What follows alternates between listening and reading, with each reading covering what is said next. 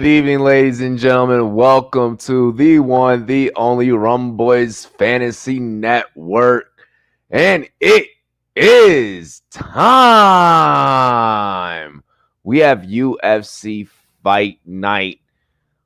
Derek Lewis versus Oleinik. It's going to be a battle of the ages between these two heavyweights. I'm so excited to call this UFC action. It's going to be an absolute bloodbath. I love it. I love when we get to call fight nights, when we get to call action sports here on the Rumboyz Fantasy Network. Countdown to fight night. Oh my gosh, they're saying it's going to be another 3 hours. Are they going to talk for 3 hours, or are they going to get into some prelims? I hope that they don't talk for 3 hours. If they choose to talk for 3 hours, that's going to be a serious issue. I'm going to personally have a problem with. Man, I'm hating that there's like this little like fade here. Hang on, you guys. Let me adjust this light.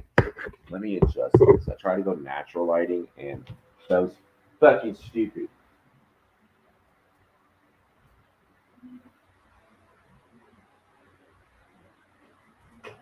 There we go. Alrighty. See, that's a lot better. That's a whole hell of a lot better now. Now we don't have as much fuzzy and static.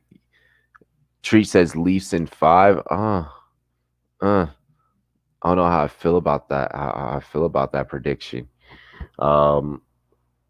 Derek Lewis is gonna absolute beast of a man. This is going to be sick. Another great night of fights. UFC Vegas 6, I guess, is what they're calling this. So that's going to be the hashtag that's being utilized on Twitter. So excited. Akinmov and Weeder, they'll be fighting. And I believe that we've called one of their fights before. Let me just double check here on good old ESPN.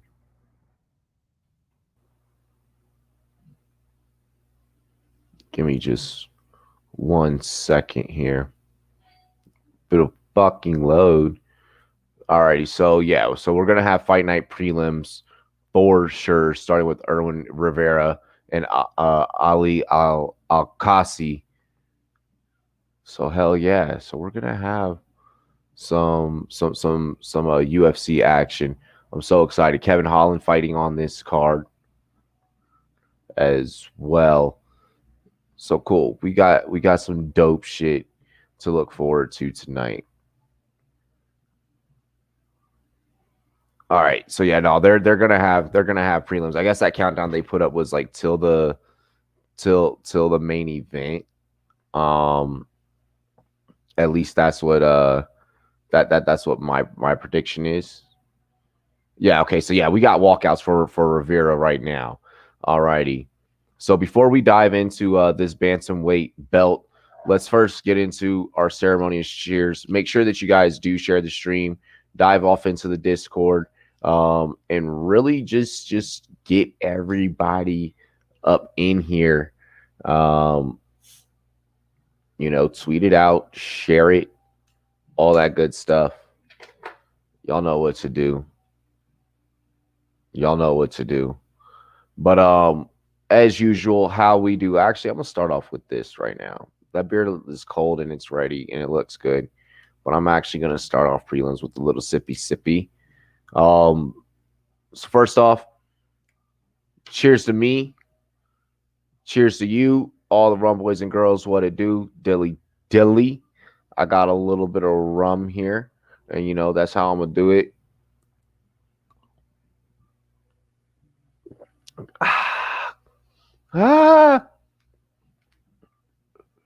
Ooh, Sailor Jerry's, give me money. Oh, hell yeah. Oh, I'm alive.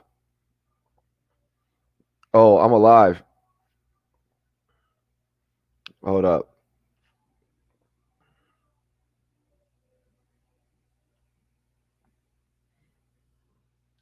Texting that man Bogart really quick.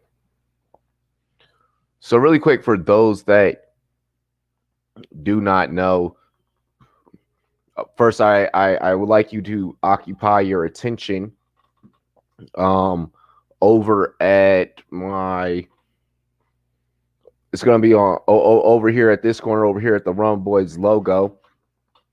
I want to take the time at this moment before fights begin to pay some bills. And the way that we got to do that, first, I want to shout out our very first sponsor, Blake. This is not pay-per-view. This is on ESPN Plus. So if you got ESPN Plus, boom, you can watch it. So those that are trying to watch UFC Fight Night with me, UFC Vegas 6, Lewis versus Oleinik, it's live on ESPN Plus. You could just mute it, and I will do all of your play-by-play for you. Very first sponsor that I want to shout out, sponsor/partner that I want to shout out is, of course, Sportscaster. Make sure that you guys head over to sportscaster.com and also download the Sportscaster app if you have not already. Sportscaster has hundreds, damn near thousands, honestly, of other sports commentators and users and sports fans just like yourselves that they call play-by-plays for events. I'm calling play-by-play right now over on Sportscaster. Make sure you guys check it out. Sub-zero latency. We're up to date, matching with the action that is happening on your screen of the fight. And you can just mute your TV. You can pick your favorite commentator, and we will run your play-by-play for you. So make sure you guys head on over to sportscaster.com, or if you have an iPhone or an iPad, anything Apple, download the Sportscaster app in your app store if you have not already. Go get Sportscaster today. Pick your favorite analyst, pick your favorite commentator, pick the Rumboyz, and we're going to have you covered on all your sports needs. Tons of podcasts over there as well. So lots of great sports podcasts over on Sportscaster. I would also like to take the time to shout out monkeyknifefight.com. For a lot of you, the quarantine may have gotten you in a little bit of a rut, and you're like, damn, I miss that feeling of making cold, hard cash. Well, you can do so over on monkeyknifefight.com. Make sure you use promo code Rumboyz in all caps. We're going to match you on your very first deposit all the way up to $50. You might as well deposit 50 bones because we're going to match you with 50 bones. It's going to give you 100 bones to play with. Go get that money over there on monkeyknifefight.com, and make sure you use promo code Rumboyz in all caps. And then finally, this one is a brand new sponsor. I know that we have a fight getting ready to kick off.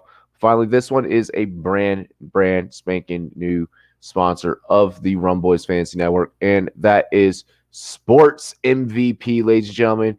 Be sure to check out Sports MVP for those of you guys that are into Bitcoin and you like getting paid out in Bitcoin. Sportsbet MVP is a great service for you.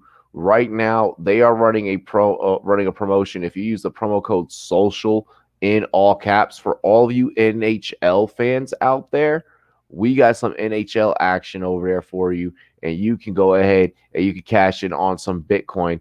They're doing a 200% deposit bonus over there at Sportsbet MVP. So make sure you guys head out to our new sponsor, and we have round one action here on the Rumboyz Fantasy Network as Rivera in the white, or I'm sorry, Rivera in the black, Alcasi in the white. Alcasi with a nice fresh shave, probably got that shave to avoid coronavirus.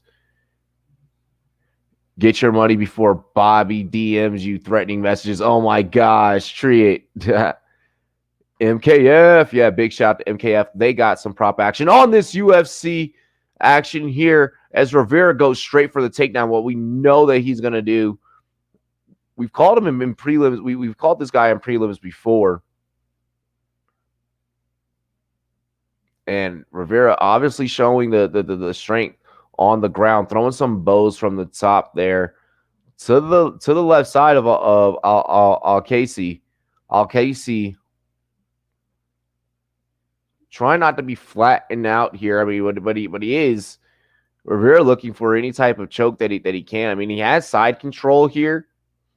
I mean, as he's not in Al Casey's guard. Rivera now in guard. Al Casey goes with the heel kick, and then gets back up on his feet. Al Casey Bobby and weaving it, and Rivera comes in with a 1-2 punch, leading with that right hand. Rivera said, listen here, son. I'll show you how to do this, son. That's what Rivera said in his Jay-Z voice. Ooh, raises the knee there, brings that one back down. Goes ahead, checks that high question mark from Al Casey.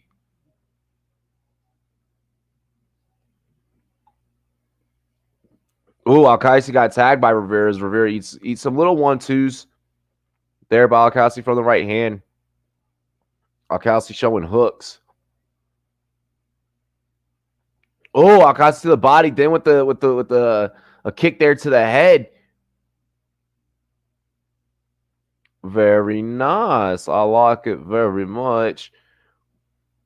Nice question mark kick there by Al Casey. Bald head and all. Al Casey really working the outside of the ring here with 2:30 left. Catches the leg kick there by Rivera and gets a beautiful takedown. I mean, that was a great slam. Rivera trying to hook on for dear life. Thought that he was going to fall into a guillotine there on the ground. Well, usually that position does not work in your favor.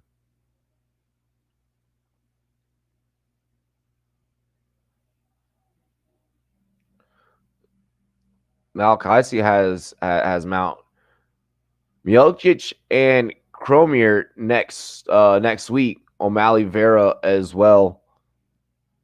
Be sure to check that out. We'll be calling that fight next week as we get a roll here by Rivera. Rivera trying to roll out and avoid the choke here. And my biggest question here is how effective does Al Casey think that he's being right now? I feel like he knows that he doesn't want to stand with Rivera. As Rivera gets back to his feet, Rivera goes for a leg sweep, and that is avoided. UFC Vegas 6. Al Casey leads with the lead front hand. Flying double knees there by Rivera. Connects with one of them. Al Casey wins his, says, I felt that one.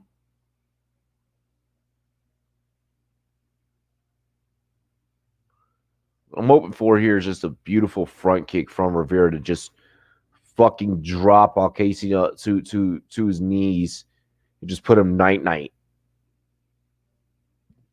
Rivera really just filling out the situation here. Rivera comes in with the uppercut. Both fighters entangled. Knee there by Al Casey.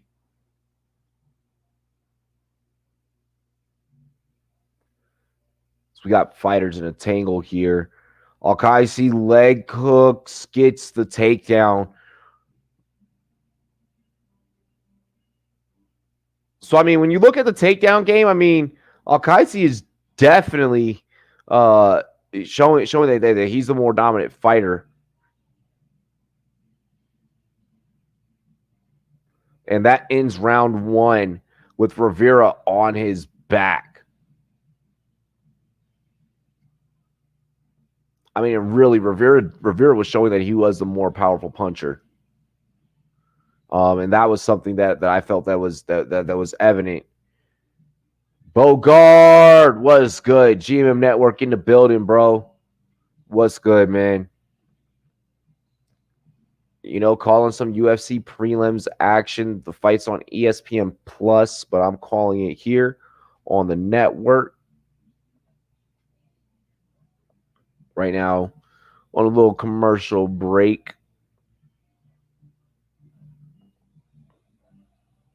And we'll be streaming here for a good portion of the night. Honestly, we'll be here streaming for a hot minute. Hang on, let me hop up off in this mini fridge really quick.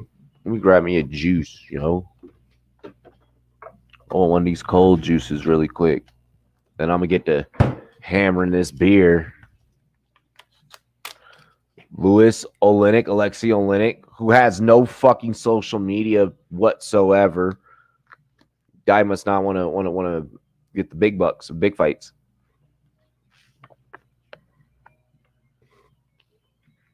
Mmm. 1-2 combo chicken and a biscuit there by Rivera as he comes out with the flying front kick. He's some ninja warrior. He's an MMA fighter, somewhat of a ninja warrior. Front kick there by Casey. There's that front kick that I was looking for. Just wrong fighter. I mean, Rivera's explosive and he's showing it. Casey's just definitely focusing on his breathing. This Voldemort-looking motherfucker right here, man. Dude legitimately looks like Voldemort. What the hell is this? UFC in the Chamber of Secrets?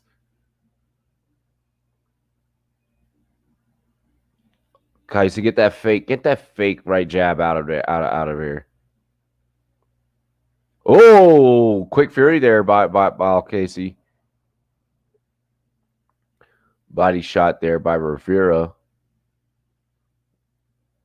And Rivera needs to find an opening to maybe see if he can shoot and just get a takedown. Even if he does it for the points. Whew.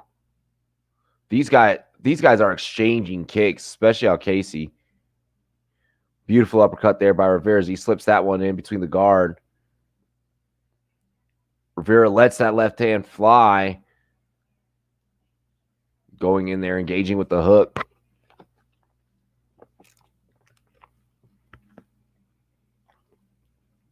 Capri-Sun, give me money! It's so fucking refreshing. Yo, that right hand by Casey is landing flush. He's coming awake now.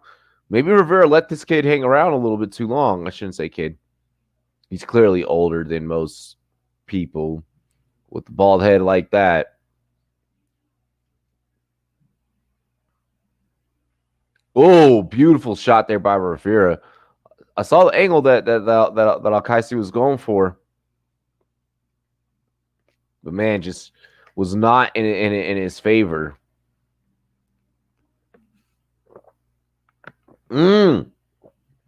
Alkaisi catches the question mark kick there by Rivera.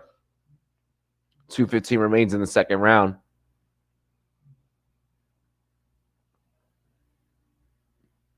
Rivera, charge in there. Don't let him know that you're going to respect his power. Ooh, Casey goes for the single leg takedown, gets the takedown. And this man is winning the fight. Head to the mat, but taking some dinks right there. The bald head just so easy to tee off on.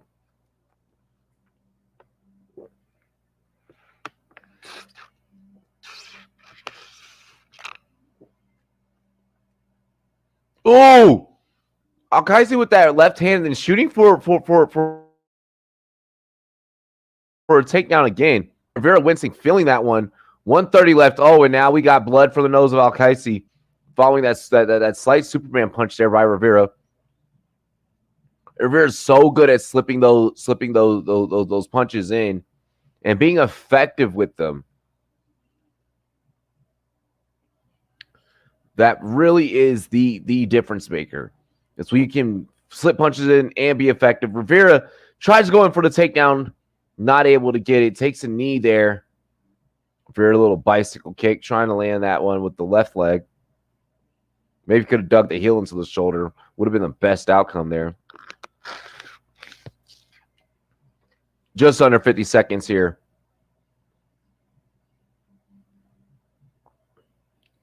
Both fighters. Uppercut to a jab. A little right-left action or left-right action there. By Alkaisi staying focused in the fight. Got rid of the nosebleed quick. Bled quick and then got Rivera going for the hips. Ends up throwing a knee. Beautiful, beautiful. Rivera couldn't fully get the takedown, but still inflicts damage, which is important right there. Oh my gosh. And then another takedown by Alcasi. And this man is winning the wrestling. He is winning the jiu-jitsu. Rivera's gotta land something powerful. As both fighters kind of smile and shake it off.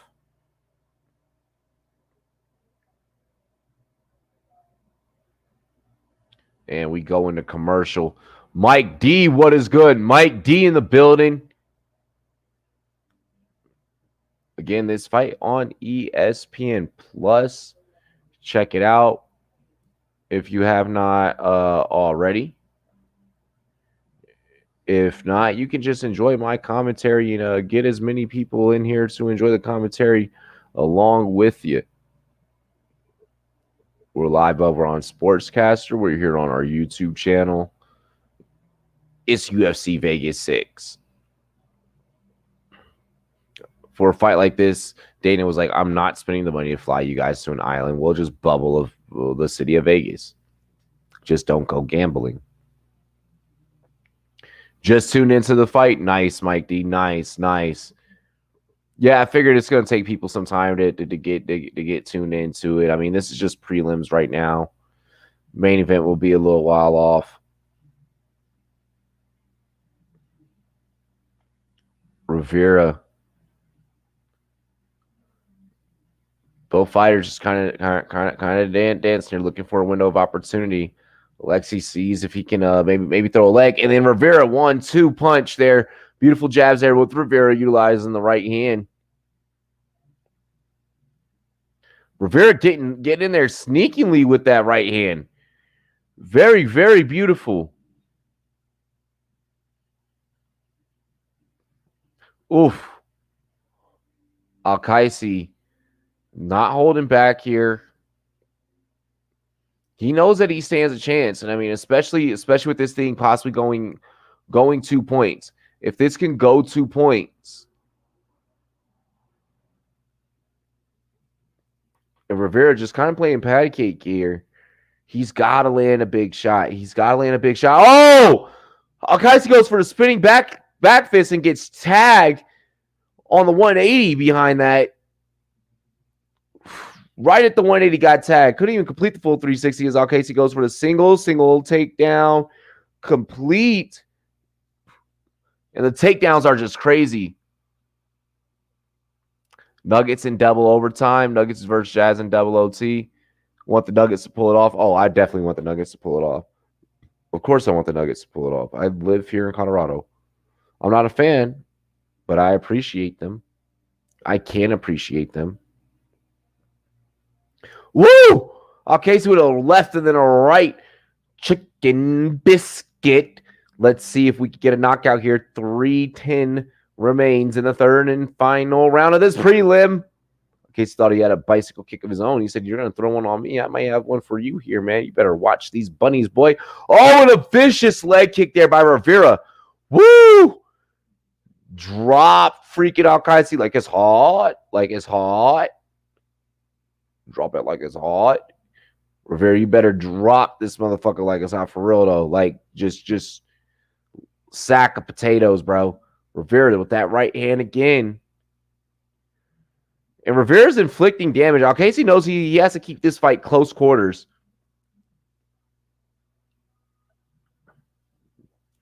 Oh, I know it's your home team slap.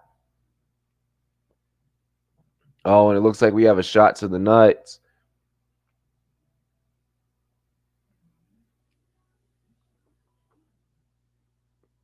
Oh, Dom and the Spider Mitchell, he's always going to play hard. So I don't believe that it was a shot to the nuts. It looked like that more so it hit like above. Rivera with a blessed tattoo across his back. Yeah, this is a good fight. This is a good fight. Both fighters are definitely evenly matched.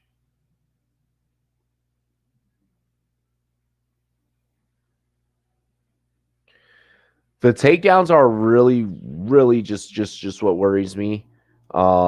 in Al-Qaisi's defense.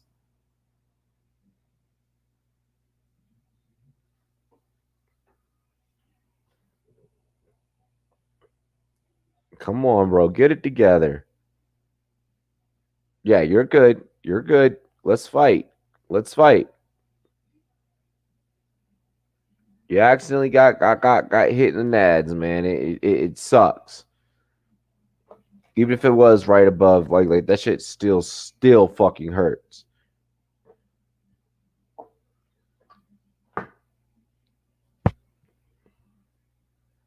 Man, here we go. Fighters touch gloves.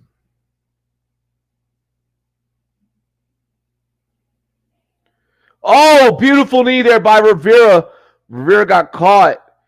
Al-Qaisi was shocked by that one. He had no. It became fight or flight at that moment. He definitely had to charge and put Rivera up against the cage, but Rivera's good. He fights back. He definitely stung Rivera enough with that one. Perfect timing on that flying knee. Just now, you got to result those into knockouts, man. Knockouts are heavy damage. That one, I mean, didn't do much more damage than what's on the big beaker that Al-Qaisi has. This guy looks like Sloth from the Goonies, says Mike D. Yo, he definitely does, actually. He looks like Voldemort, man. Like I said, what is this? UFC in the Chamber of Secrets? Just under a minute 30 here. Rivera, you need a big hit, bro. You can't really let this go to the scorecards. You got to land this right on this guy's button, man. Woo! Those uppercuts by Kelsey appear to definitely not be no joke.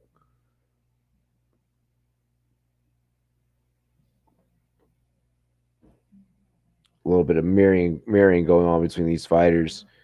50 seconds. Rivera shoots, get a much needed takedown. That's huge for Rivera. That's huge. Now you can only hope that he can work the ground and pound here. Al-Qaisi probably in his head knows that he has the lead. Beautiful knee there by Rivera as both fighters back up on their feet. Whew. Rivera landing some serious kicks here. Al-Qaisi almost off balance. Just about 20 seconds.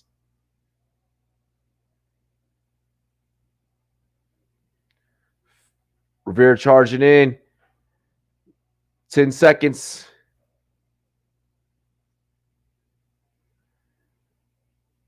5, 4, 3, 2. That's the fight. Might be, I'm saying, man, UFC in the Chamber of Secrets, bro. Rivera was in there fighting like he was fucking Harry Potter. I don't know how to feel about that one. Both fighters were evenly matched. That can go either way. This is why you don't leave fights in the judge's hands. Al-Qaisi could take some damage. Dude's a pit bull. Oh, yeah, bro. He was taking some heavy hits, especially towards the end of round 3. Like, round 3 got serious. Serious.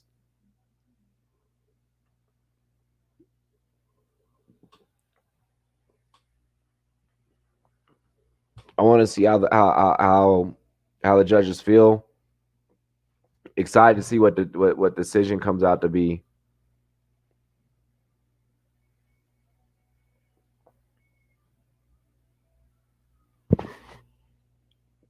Fucking fly got in? No.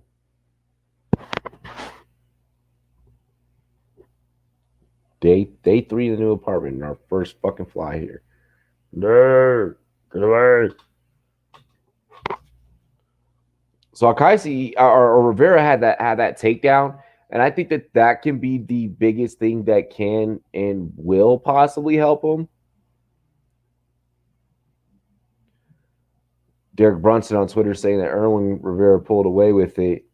We'll see. I mean, both fighters fought like champs. As one of these bantamweights looks to move up the rungs. Climb the rungs. Move up in the ranks, and Rivera wins. Rivera pulls it off. So I'm guessing he did. I'm guessing he did indeed have enough, have what it takes.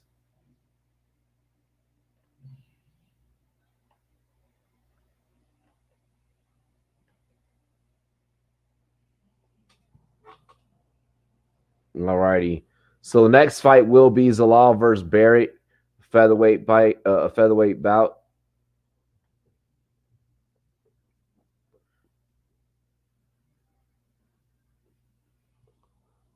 Okay, so these guys were from the Contender Series. Peter Barrett. Did he fight Ricky Simon? Was that Ricky Simon? Peter Barrett, aka Slippery.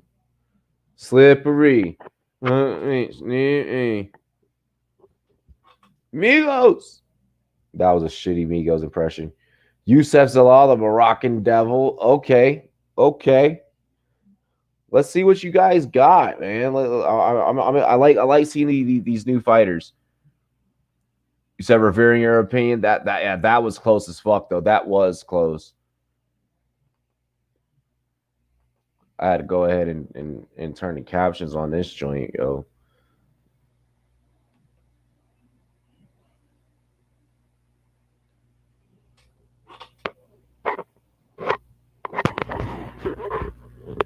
I'm using my second laptop to like stream the fight.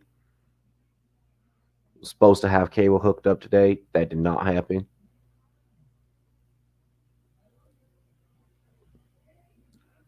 Barrett looks like he's hungry and he's fired up for this one. He looks like he's going to put on a show. We'll see. We'll see.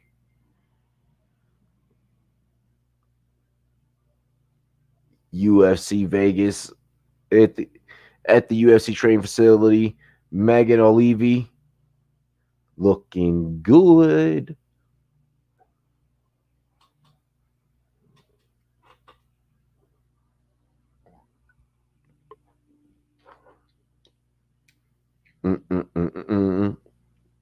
All righty.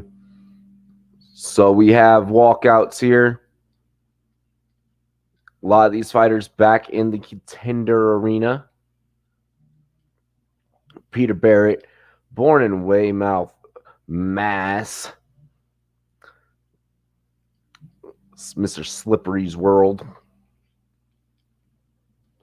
Let's see if he's going to be able to slip his way out of any potential bad harm or situations representing the Boston area.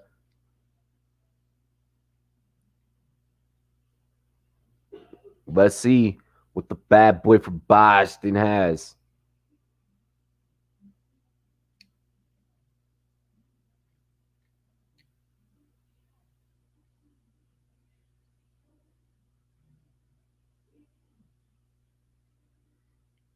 Barrett getting suited and booted. Back-to-back wins in his UFC debut.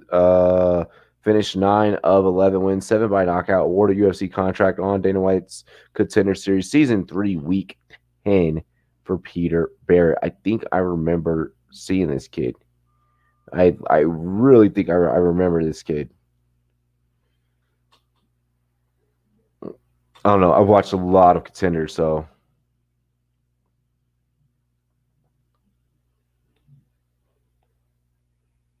Alrighty. Kid looks healthy. Kid looks like he's coming into this to this match healthy.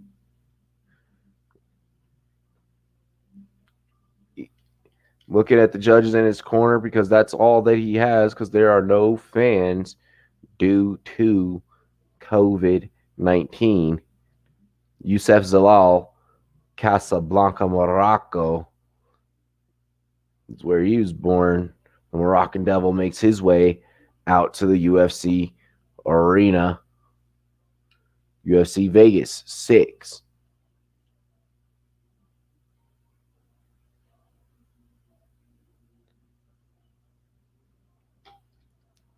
This kid burst onto the scene earlier in the year, and now is really going to try and keep once again climbing that ladder.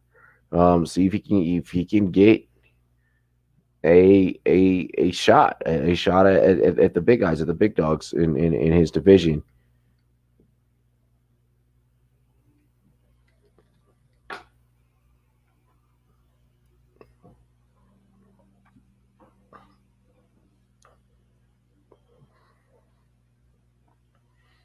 So a 3-fight win streak, 2 wins in 2020, finished 7 of 9 wins, 5 wins by submission.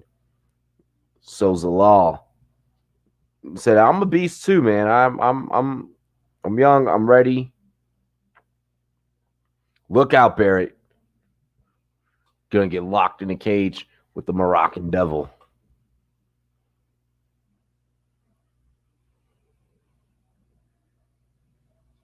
I just need a knockout. So age 23 in Zalal versus Barrett, 33. Both fighters at 5'10", 146 to 145 and a half.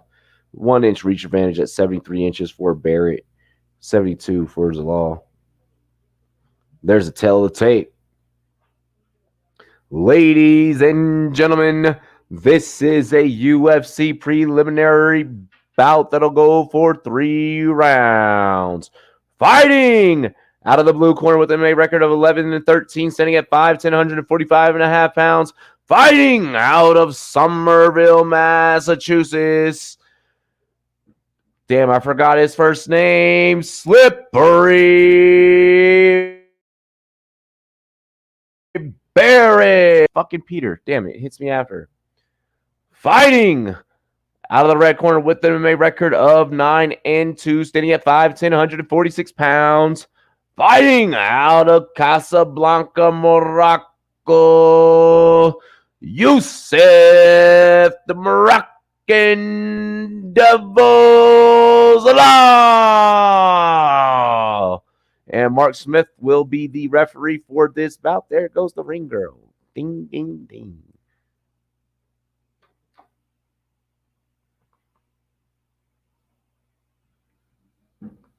He's like, it's RJ, LOL. I know. I'm alrighty. So Peter Barrett catches that first leg kick, then catches one to the back of the ankle of that lead right foot. Zalal moving side to side, working that octagon, seeing if he can get an angle. Comes in with that flying. God damn, a spinning back kick. Oh my goodness. Zalal with the spinning back kick just put Barrett on his ass and is now just teeing off. And now we are just only waiting to see if Zalal has enough to finish this. And Barrett got dropped like a sack of potatoes. Zalal with the standing guillotine, seeing if he can hurt Barrett again. Zalal coming in with the flying knee. Barrett back up on his feet, clearly. Barrett throws a weak-ass fucking question mark kick after that. Oh, my gosh. I cannot believe Zalal did not finish the job right there. Do not play with your food, Zalal. Ooh, Zalal coming in with some power. He has cement in those gloves. Big body shot. Barrett is feeling every single one of these hits by Zalal. Zalal almost had a quick finish there. 22 significant strikes to 1 already. And it's, oh my goodness. Zalal has power. Zalal with the left hook. Oh, those flying knees.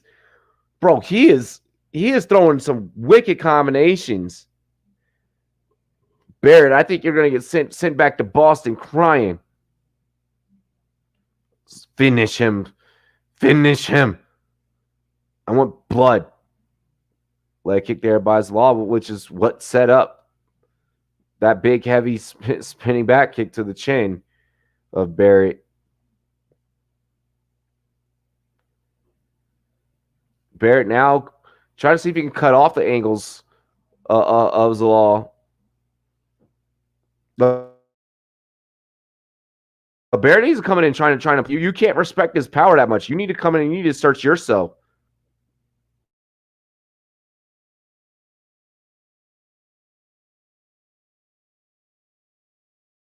Right now, you're not putting any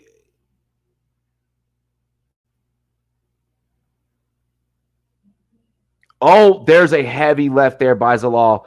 Zalal checking with that left jab. Come on. Zalal tries coming with that right hand, checks with that leg kick again. And when you can be effective with the leg kick, I mean, it really does just really sway the fight more so in your favor. Barrett now trying to see if he can go ahead and just maybe close the distance here, put in Zalal up against the cage. Zalal taking some knees to the body. A minute 50 here. I don't even feel like Barrett deserves to be out of the first round after that, but Zalal, you're letting him hang around right now. As Zalal's going to try to see if he can break those break the grasp of Barrett. Barrett trying to go for a takedown. He knows that he needs the points and he needs something to sway the judge's opinion. Following that damn near knockout, we were about to throw up a smoky meme of you got knocked the fuck out right there. Treat up in the chat. What's good? Mike D, he hanging around. He's like, man, I'm hanging with my favorite commentator, bro. I know who's going to cover this UFC. As Barrett breaks the ties following that knee. Barrett spinning back fist. Got to be careful with that. Youssef just takes that kick onto the back there.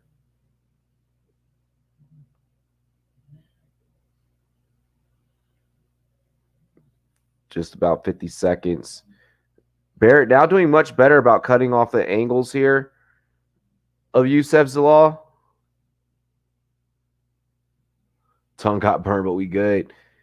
Be careful, man. Them hot wings. I might end up ordering myself some fucking hot wings at some point. I think, Oh, and Zalal got clipped and it looked like he was gonna go night-night. Then Zalal comes forward with the right hand.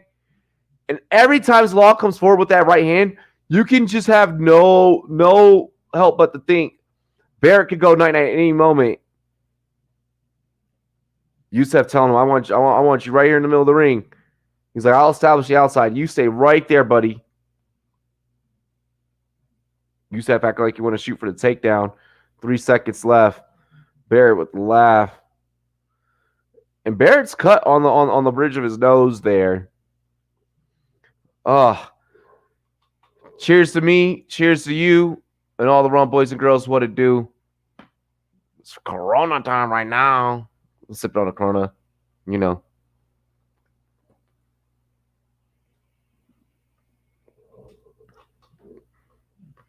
Mike D in the chat says Robbie was right on with the playing with your food comment, bro.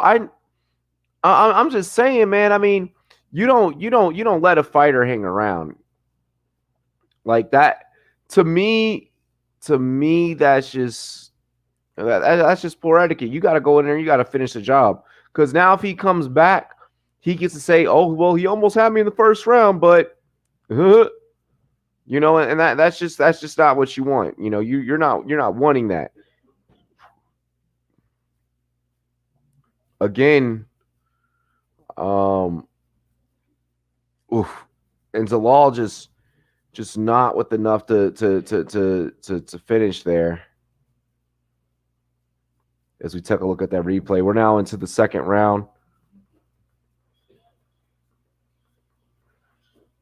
1 second, y'all.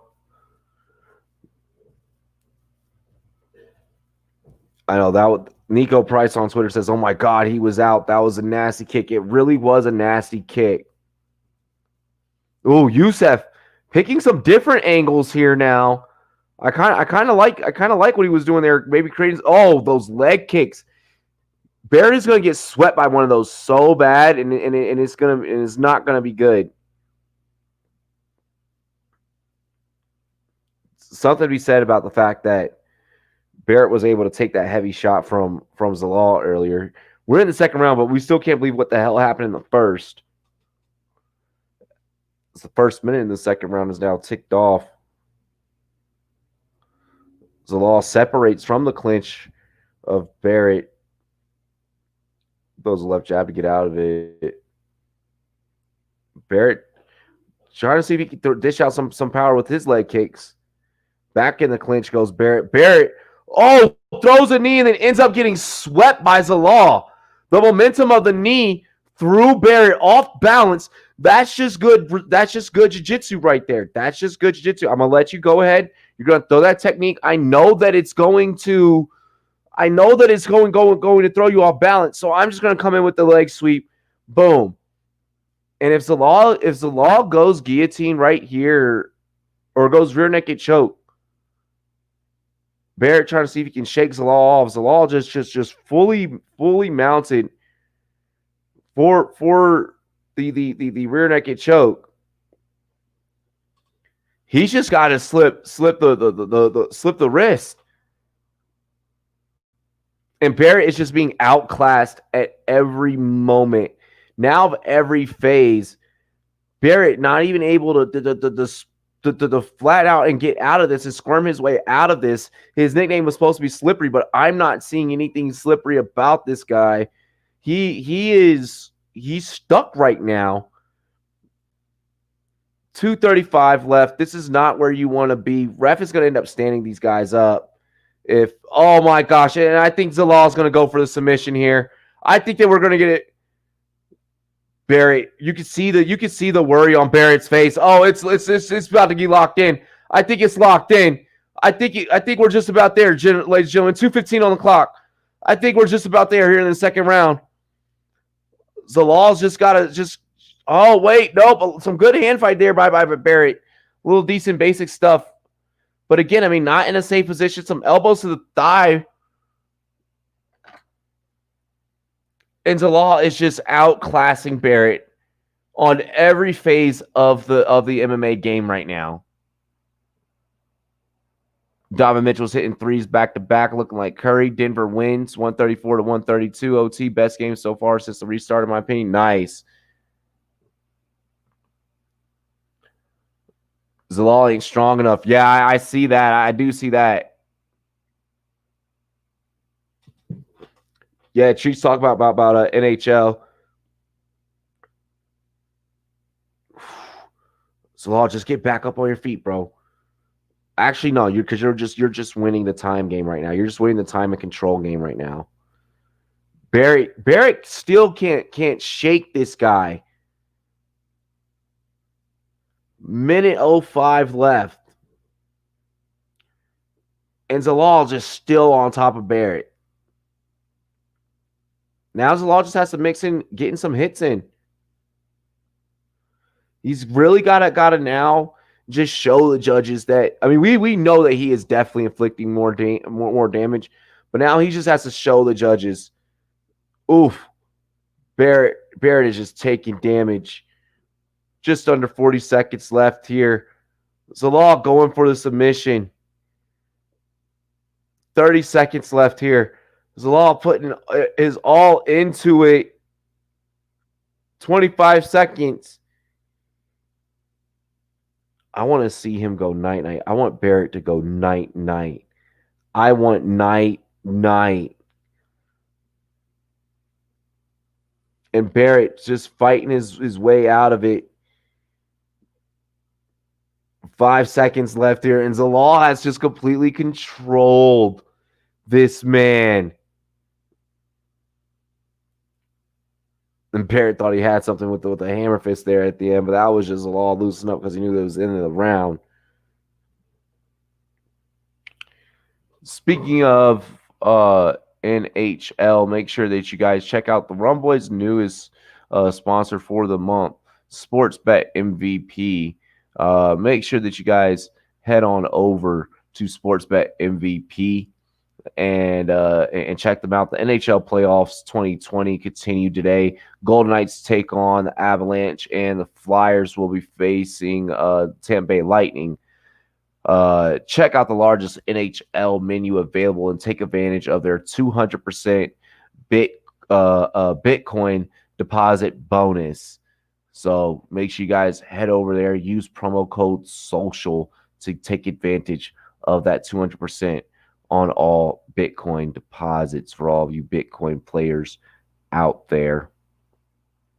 And then also, for you guys that like to win the cold hard cash, I'm talking the US dollar. Go ahead and check out monkeyknifefight.com. Again, monkeyknifefight.com. Promo code Rumboyz whenever you sign up. And we'll match your very first deposit all the way up to 50 bones. Let's get back into the fight, ladies and gentlemen. Zalal throws a front kick there. Barrett almost caught that one. Oh, Barrett with the takedown now of his own. But no control with that as Zalal is right back up. And you can tell that Barrett is fighting out of desperation, knowing that he's lost the last 2 rounds. I look for Barrett to really trying to exert himself. And he's really got to he's got to put the heart. He's got to put the heart in. He's got to put it all on the line here.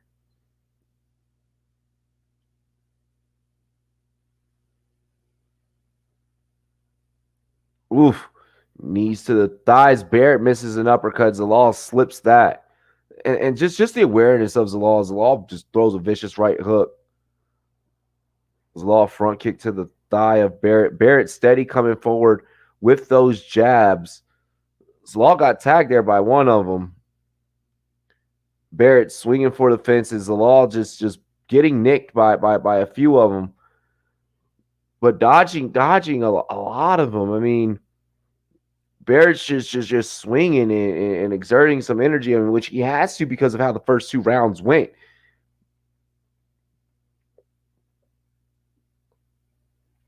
But this sends a signal to every fighter in the division that Zalal's not powerful enough to finish guys off.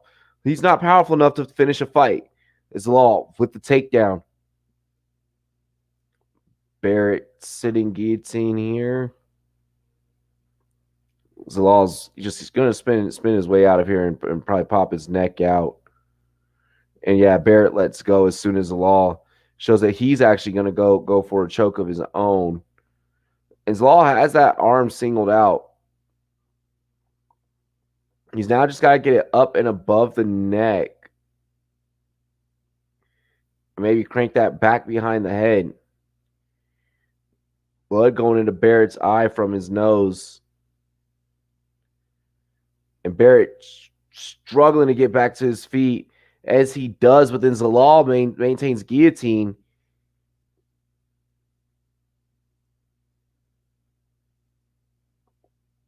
And Zalal just has to be able to finish it. Zalal snaps down to get Barrett back down to the ground, and then Barrett's back. Barrett escapes with a spinning back elbow.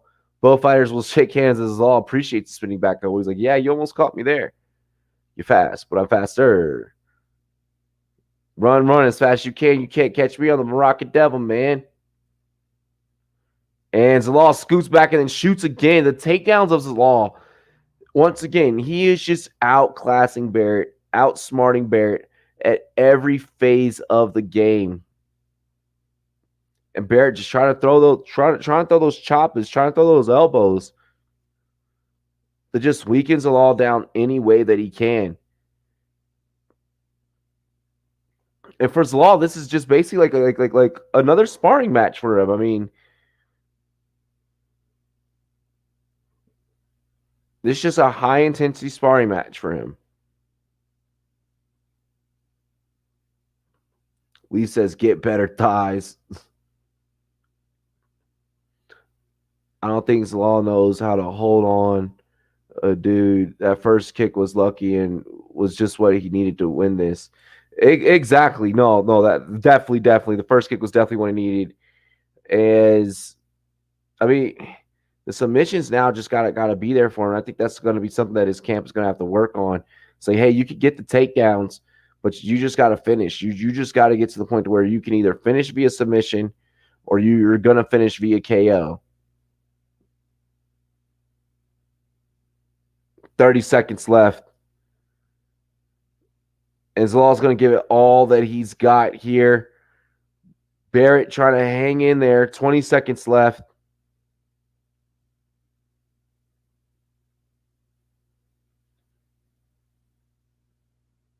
Zalal just knows that he's won the fight already, so it doesn't even matter. Oh, Zalal tried to spin it into an armbar. A lot of up kicks there by Zalal, and that'll end it. That was a damn good fight. That was a damn good fight. I just wish that the knockout happened sooner. Oh, Barrett's hurt. Barrett got up holding his ribs like, fuck, dude.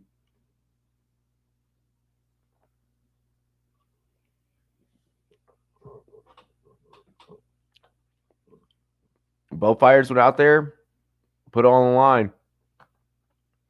Be sure to check us out on sportscaster.com, or you can download the Sportscaster app on all Apple devices if you have not already. Again, go check us out on sportscaster.com and make the Rumboyz your sportscaster today. Alrighty. Janie, what is good over here on Sportscaster Leafs? Thank you for dropping a view over there. Really appreciate it. You know, we love it.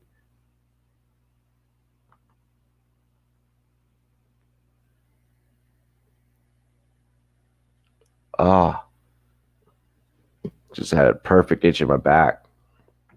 Mjokic Kromir 3 will be happening August 15th. We'll be calling that fight. UFC 252. Excited about that one. Zalal kicking like a bitch, trying to avoid taking it in the pooper. Bro, right? Because that definitely was a lot of kicking, bro. Make sure you guys spike the like if you have not already.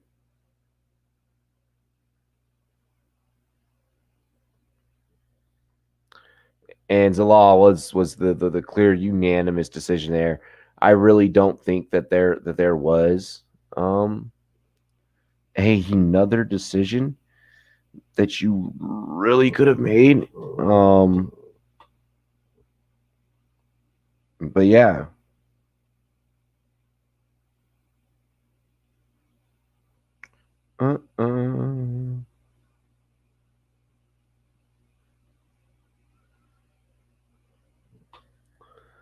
Man, and then Zalal just relentless. I mean, there's something to say about Barrett being able to continue through the fight, continue fight through the pressure.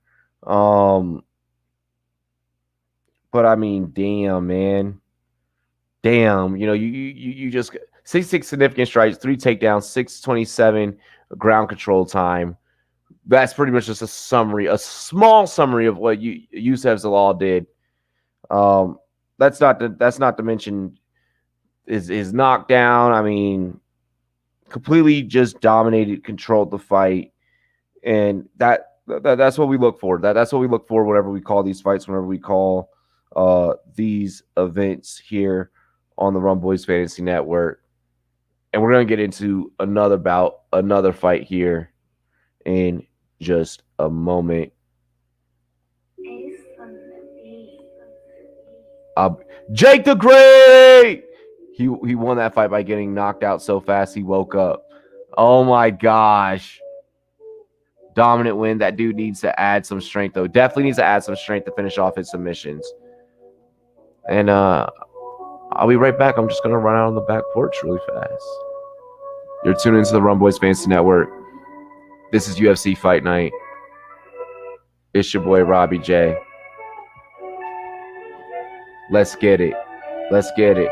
Let's get it. Jake is in the chat.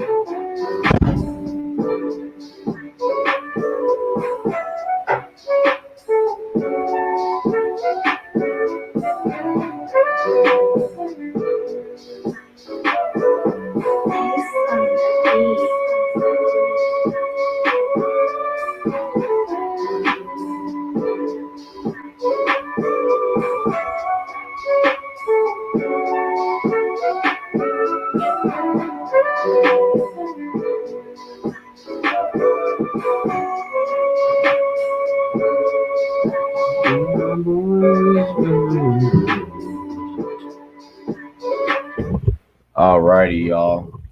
I bet Derek Lewis and Chris Weeben going heavy on the underdog today, bro. I think them too. I think that too. The problem with Lewis is that you know that he can go to distance, but you know that he'll take like a lot of damage on the way. He's not going to dish out a whole lot.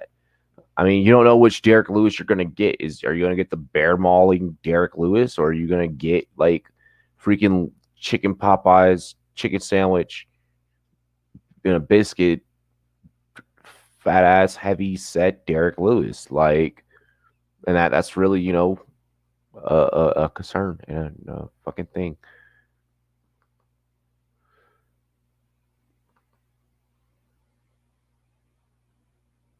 All right, so we're gonna get into Tucker versus James, this featherweight bout.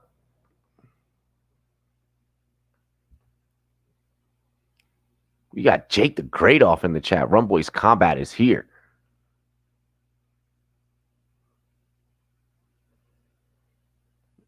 Oof.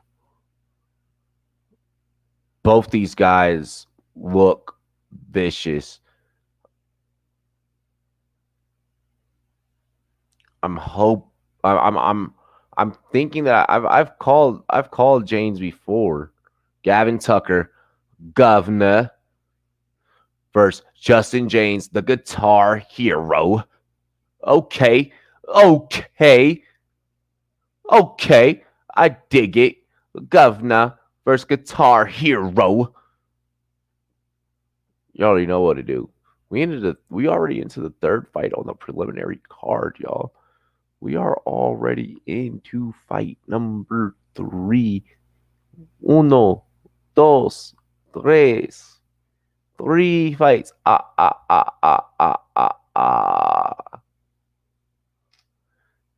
Cheers to me. Cheers to you, all the Rumboyz and girls. What it do? Dilly, dilly. The Pacers are up 3 against the Lakers in that game. No score in the Beltway battle. The battle of the Beltway. Orioles, Nationals at home.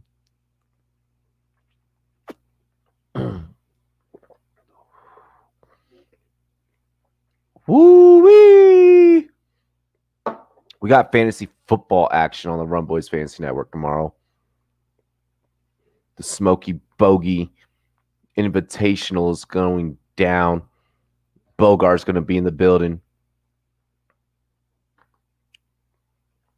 We'll be live for the draft, and then we will have a recap show with everyone, the full cast.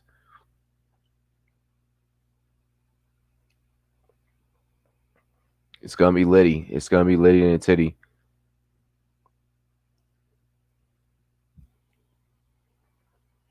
Woo! That rum just made me so warm in my tummy.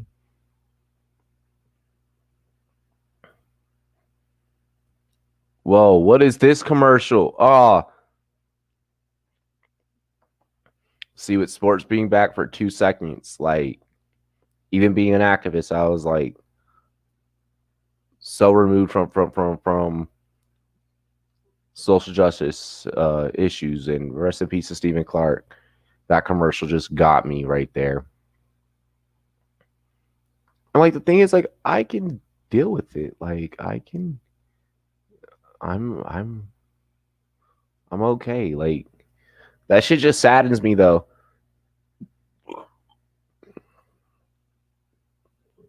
Because now when I see it, I'm just like, damn. All right, so checking in here on the ESPN Fight Center. Justin James just an inch taller. Whoa, whoa, whoa, whoa, whoa. I don't want to hear that person's voice. Yeah. Anyways, both fighters coming in at 146, 2-inch reach advantage for James at 68 inches. Tucker fighting southpaw against the orthodox fighter in James. The significant striking accuracy that's going to be in favor. Like that advantage is going to go to James here. Submissions are going to go to Tucker. It's Canada. It's America in this battle of North America between Gavin Tucker and James. 11-1 for Tucker, 16-4. We prepare for walkouts.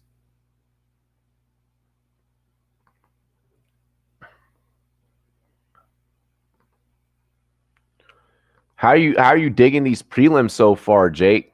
So age 34 in Tucker to age 30 James. Once again, 5'6.5" to 5'7", 146 for both, and that 2-inch reach advantage I was talking about for James. And James again, powerful fighter. Ladies and gentlemen, this will be a preliminary UFC bout. Fighting out of the blue corner with an MMA record of 16-4, standing at 5'7", weighing in at 146 pounds.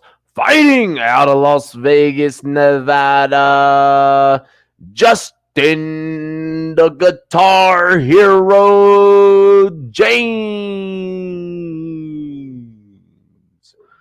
Next up, ladies and gentlemen, fighting out of the red corner with a record of 11-1, standing at 5'6.5", weighing in at 146, fighting out of Halifax, Nova Scotia, fighting out of Canada, Gavin Governor Tucker, Nova Scotia. That's how you say it. All right, Governor, let's see what you got, Governor. Pip, pip, cheerio, mate. So Herzog, the referee. So they got a vet ref in this one. Oh, and James just coming out like a pit bull. He's ready. We're going to get the first leg kick there by Tucker. Tucker in the white, James in the blue. Blue trunks. Gavin, it's had it up like a subway in Harlem. Gavin stumbles there, following that shot by James. But he's good. He's still on his feet.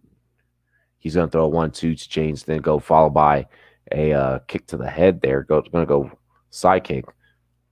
Or I'm sorry, a roundhouse kick. Ooh, Tucker trying to mix it up there. A little windmill. Body shots there by James. And then Tucker dishing out body shots of his own. Then a kick to the body. Back James up to respect the power of James. And you really got to utilize that front kick and that jab. So to just let a fighter know, hey, I respect your power. I know what you can do. I'm going to keep you at a distance. I'm going to keep myself safe. But I'm also going to come in and I'm going to inflict my damage when need be. And James comes in and inflicts a very heavy overhand right.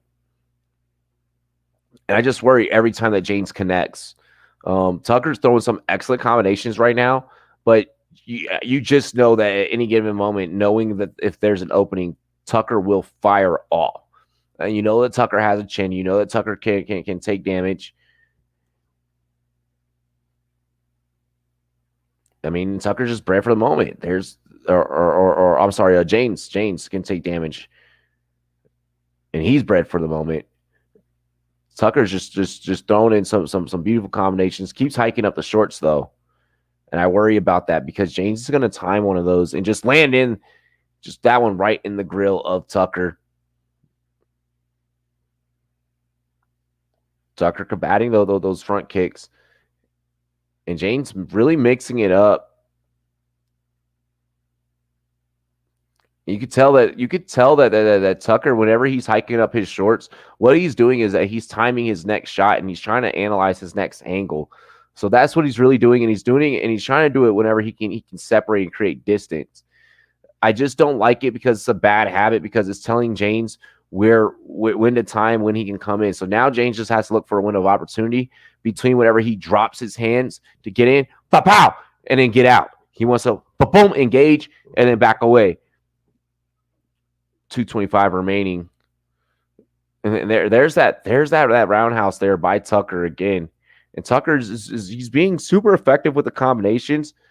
But I wonder if James is just letting him do that to where he feels comfortable to lure him into his power. Poor K. I did that, but the cameras were off. Neither fighter going for the takedown here.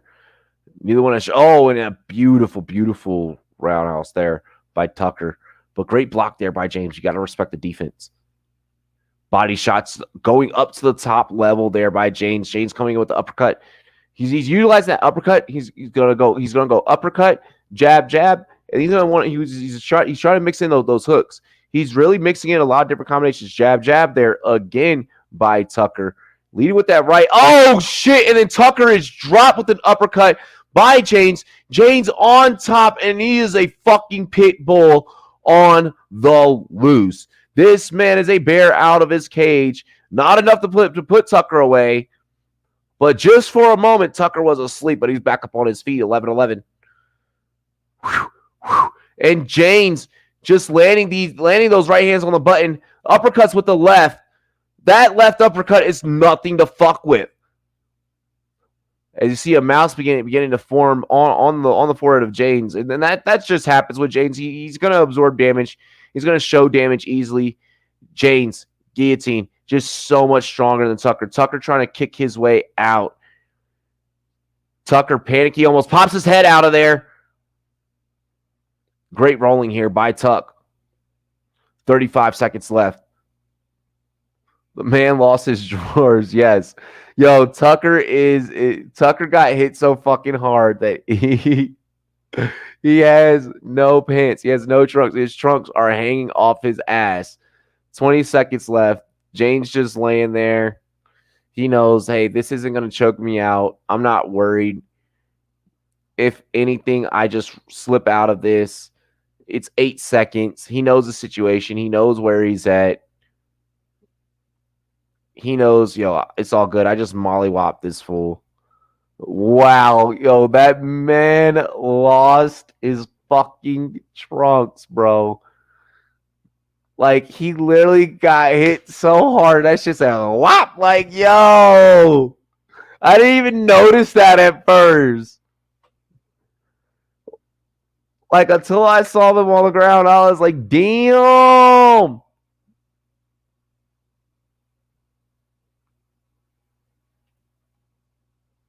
Just James, you can tell, a little bit winded after the ground game towards the end of that bout.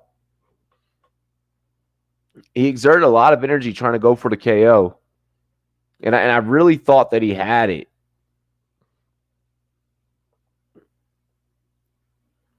And it was the left uppercut that just slept Tucker.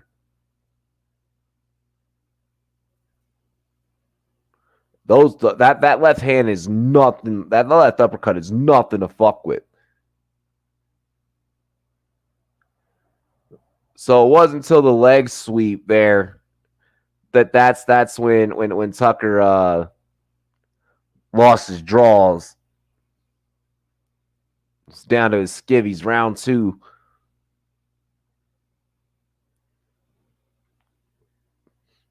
I don't know if I'd let him motherfucker hit me that hard. Tucker haymakers with that left hand.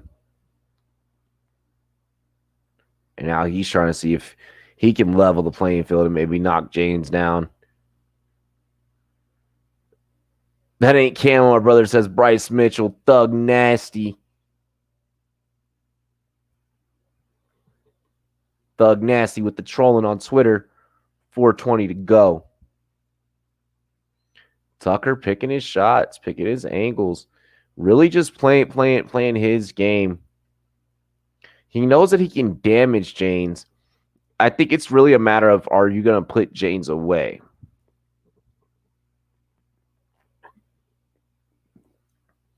I think that's the biggest mystery. Tucker, big steps, walking James down. Front kick. Roundhouse, 1-2.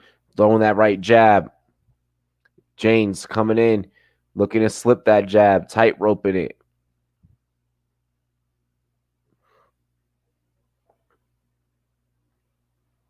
And James, oh, perfect knee there by Tucker. Way to line that up.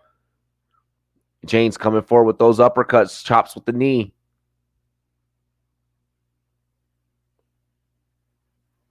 And James may not throw the most strikes, but he's definitely effective whenever he does, and he's going to make sure that you're alert. Beautiful kick to the body there by Tucker. Tucker leading with that elbow to bring in that jab. Be careful. Watch the elbow to the back of the head. Tucker got away with that one.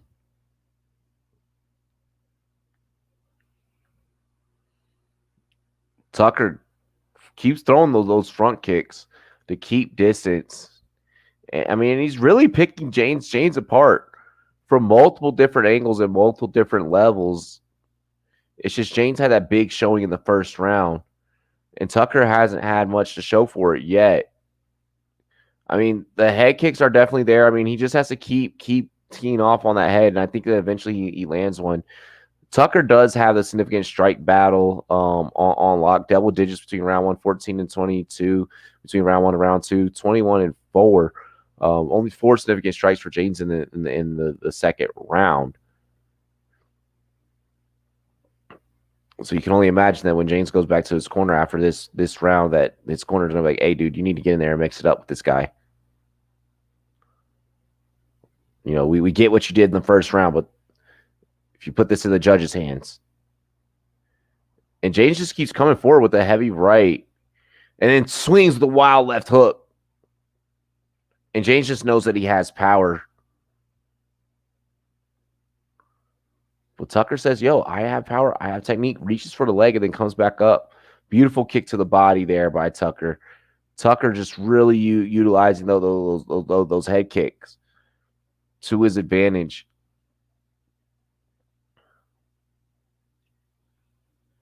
Tucker almost shook James with that left hand. And he's really just landing these 1-2 doubles with the left and the right. Tucker fighting his fight, playing his game. He knows that James is exhausted in this fight. Those front kicks are just killer for Tucker. He just has to get a knockdown at the very least. Beautiful knee there by Tuck. James just knows he has to stay up on his feet, but I mean, he is definitely feeling those shots. There just goes that left uppercut again by James. And the governor is really putting in work here. Oh, beautiful right hand by Governor. Almost slept James. Those head kicks are there all day for Tucker. Tries to slip a left uppercut there with 34 seconds left. James in trouble. I feel like James is definitely in trouble. Oh, Tucker slips trying to throw a knee. Tucker was putting on a clinic and still gets back up and goes back to putting on a clinic.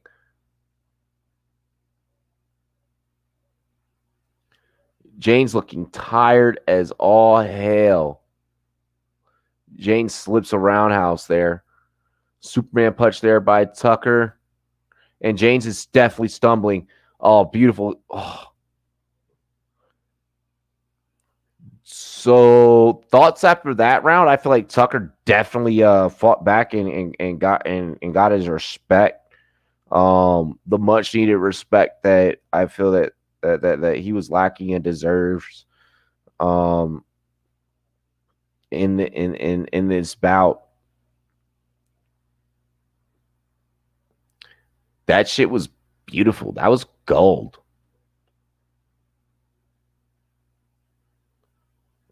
Like that was really good.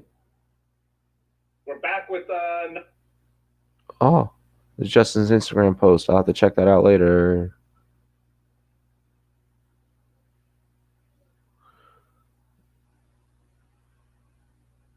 Uh, uh, uh, uh,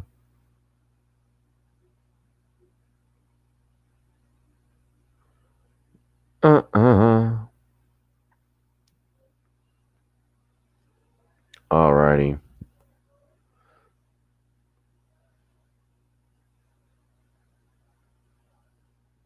And we are back, third round. And here we go. Round 3. Tucker leading off with that right hand. Uppercuts there by James. That Tucker's able to slip. 1-2 combination by Tucker. Tucker throwing in a front kick there. 19-19. Great comeback by Tucker. James needs something similar. Big third round. Yeah, definitely.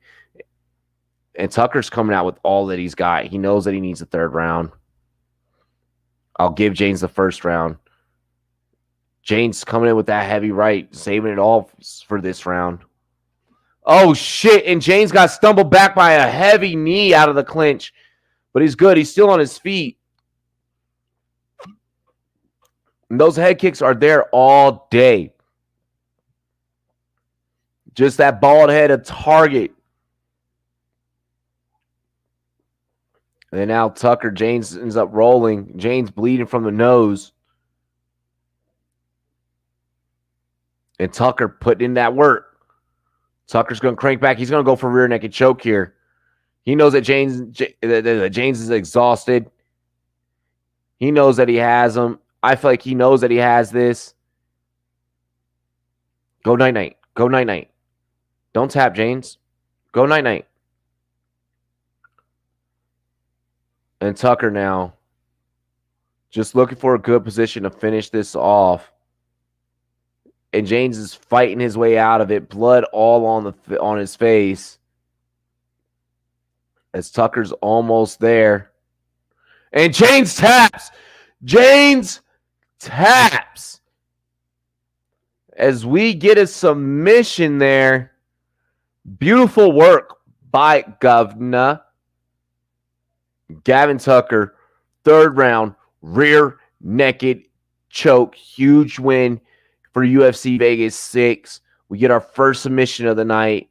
Picked his opponent apart. Played his game.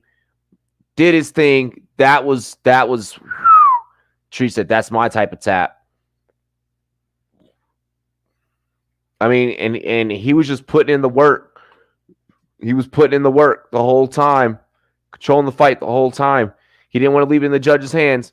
He knew that right when James rolled over, hey, this is my chance. I can put him to sleep right here. I don't have to hurt him anymore.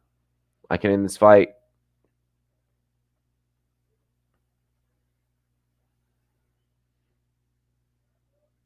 And what a great fight. What a great fight. What a great victory. That's how it should have came down. That was a damn good fight. That was a damn good fight. James, you should have put him away. This is why I say do not play with your food.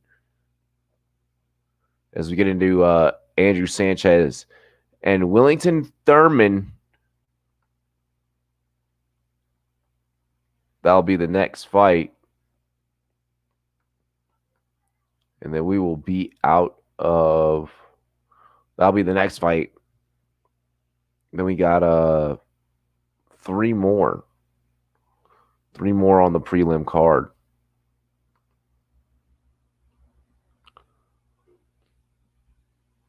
Hope everybody's hanging in there. Having a damn good time. Can't believe that tap.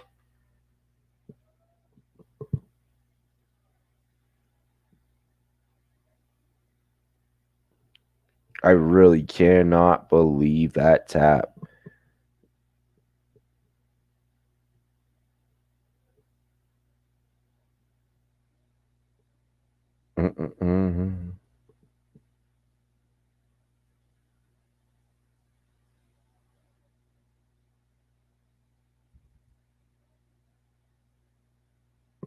Mm-mm-mm-mm. Yo, people are still picking up. So winner by submission, round 3, a minute 43. Good shit to Governor Tucker. Gavin Tucker with the W.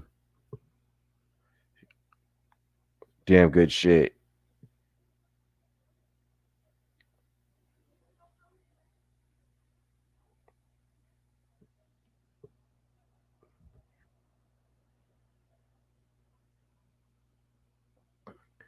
Nick Foligno tears that salty. Nick Foligno's tears that salty. Wow. What's good, Triple M? Dilly Dilly. You know, just calling some UFC.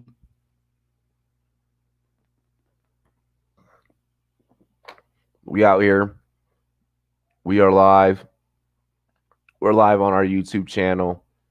We are also simultaneously live over on sportscaster.com. Make sure you guys check us out over on sportscaster.com. Download the app if you have not already.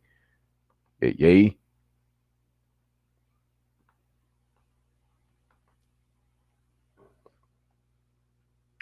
Triple M with the what's up, Mike D? Hey, Mike D.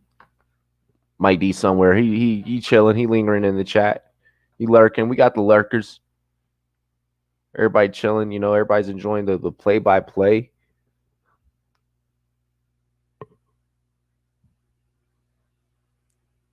Yeah, James really had to have known that.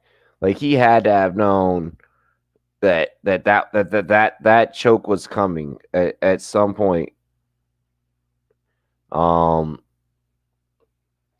Tucker got rocked and came back and finished with the choke. Triple M, I appreciate it. Gotta get the subs back up to where it used to be.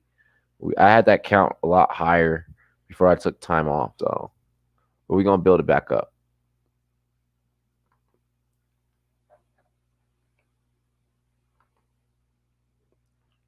We're gonna build it back up. I'm here to stay. I won't take like another long ass break like that again. That was crazy. That was crazy. But had it not been for that break, I would have never met a new girl, and you know, wouldn't be in the nice apartment that we're in now, and this nice ass studio that I have now. So, you know.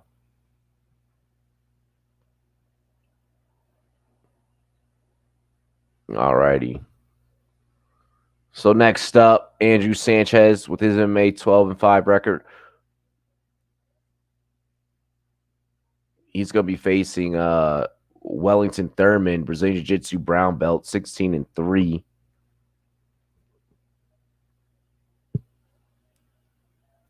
Shit's about to get litty.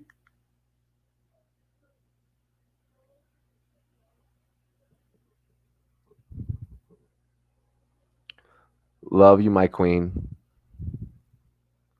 Love you, my queen. You know, gotta hook the missus up. Gotta let her know how much I love and appreciate her.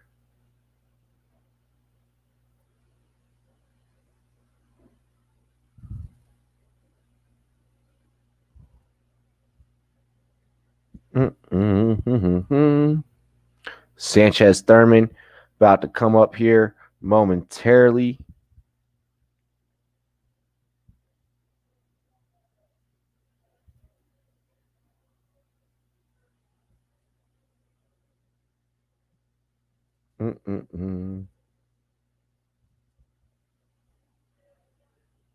One second, y'all.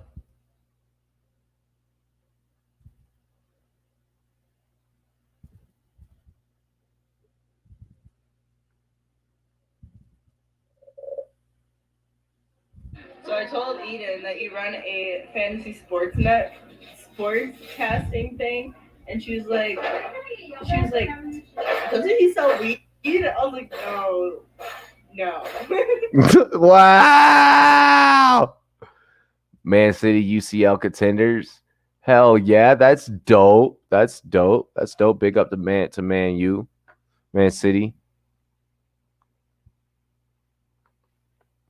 Alrighty, so let's talk about this next fight that's coming up. 6'1" in height for Sanchez. Thurman, Wellington, 6 foot. Both fighters coming in at 185 in this middleweight bout. 74 inches in reach for Sanchez with his 12-5 record against 16-3. 72 inches in reach. Thurman. Orthodox stance for both guys. Significant strikes going to be in favor of Sanchez. We saw him warming up. He looks like a beast. The takedown advantage is going to go to the Brazilian Jiu-Jitsu brown belt and Wellington Thurman. So we'll see how he's going to mix that up against someone that's clearly going to come out, try and strike, try and be the dominator, try and put you on your ass with these bangers right here, with these hands.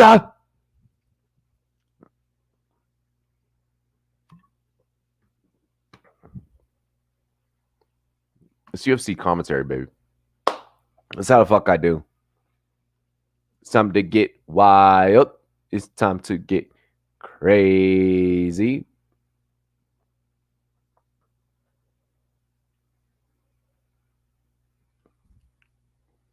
I mean, I used to. If they need, let me know. Thought about going back to it.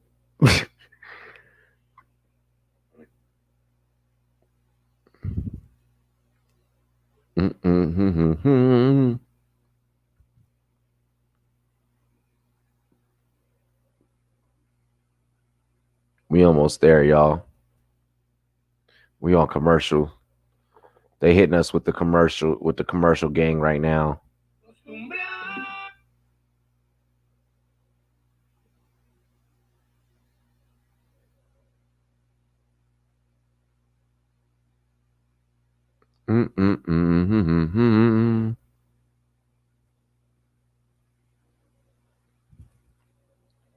But let's go. You know, we really out here.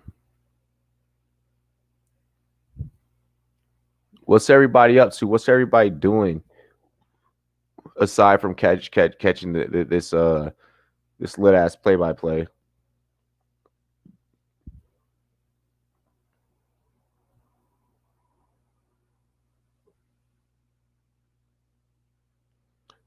Miocic, Cromir next week. That shit's really going down, y'all. Like that's really gonna be a thing here on the Rumboyz Fantasy Network. I could not be more excited to call a fight between two fighters who are clearly going to be, well, one already is a Hall of Famer, and I say that you got to put Miocic as a Hall of Famer as well.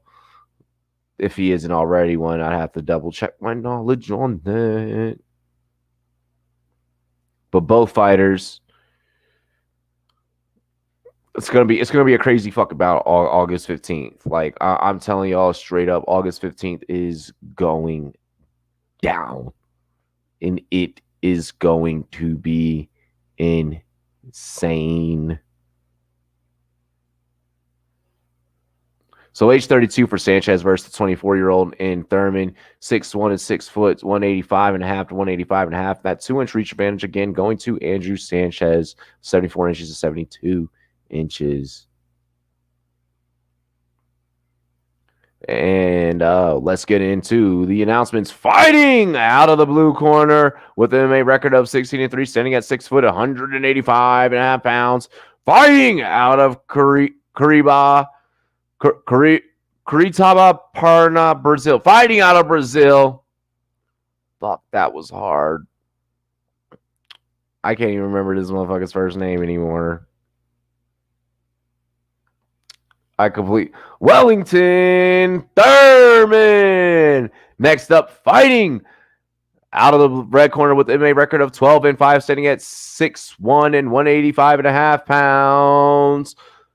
Fighting out of Quebec, Canada, with the mullet, Andrew Sanchez. And the legendary Herb Dean will be officiating this fight, baby. Just done film stuff for my documentary. How's your day been? My day has been wonderful. My day has been great, and I can't complain. And I love that I'm calling UFC action right now. This is the happiest that I'll be like all day until my girl gets home, because that's how the fuck we do. All right, so immediately Sanchez and Thurman clinching up. These guys clearly they're gonna go back and forth with it in the clinch. As Sanchez with the mullet has Thurman in the clinch, trying to show that he's a stronger guy. He's more dominant. Thurman looked a little bit more filled out, though, so I'm expecting him to reverse this at some point. Madison, what's the documentary on? Entries tidbit of info. Wellington Thurman's main training partner was Augusto Saki. Okay. Mike's MMA picks on Twitter. A lot of close quarters damage here being dealt. I see that's clearly probably what Sanchez's game plan. Sanchez wanting to get in, get up close, wanting to keep this fight close quarters. 335, and Thurman will separate out of that clinch there. Sanchez backing up as Thurman now advances. Thurman, heavy right hand, comes forward. Thurman meets with that left and tries to go to a leg kick. I really want to see who's going to have the better chin. I mean, we know that Thurman is like, yeah, I could go to the ground with you, but I want to see some chin work here. Woo! Thurman is landing some nice shots here. Nothing too crazy. It is a middleweight bout. That front kick by Thurman. Oh, Thurman's like, come on, let's mix it up, bro. Let's exchange blows. Let's see who's gonna be more powerful. Thurman wants the action. Sanchez staying loose on his feet. The coronavirus. I want people in the future to understand how serious this is and was. Yo, that's an awesome documentary, Madison. I love it. I love it. If you want any insight on how it affected, sports and from being a business owner and the sports industry standpoint, I'm down to drop a piece and say something.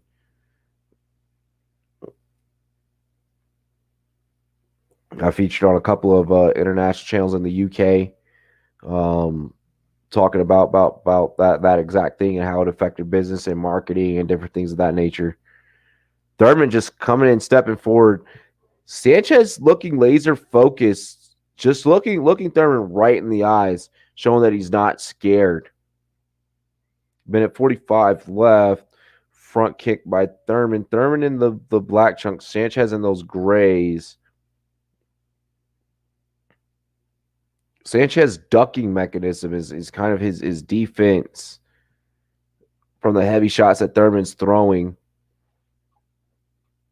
Of course, Madison. Just let me know. Shoot me a message. And I will gladly do it. I'll gladly.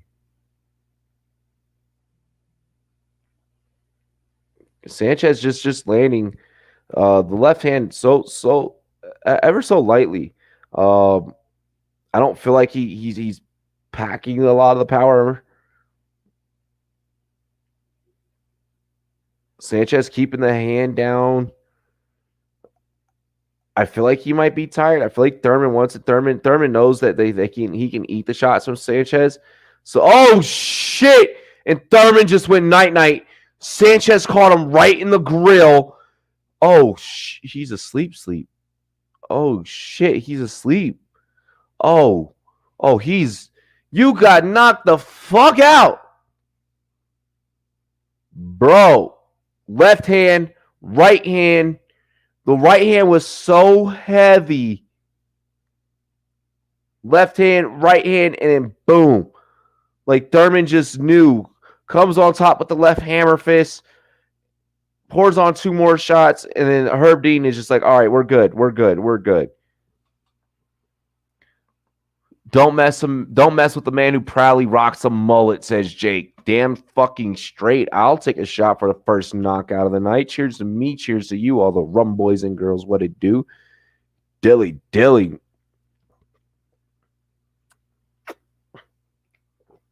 Oh my gosh. 7 wins by knockout. Woo. Yee. That shot's getting to me. Are you filming me for that? Yeah. Can you not like that? No. Oh, I'm saving that forever.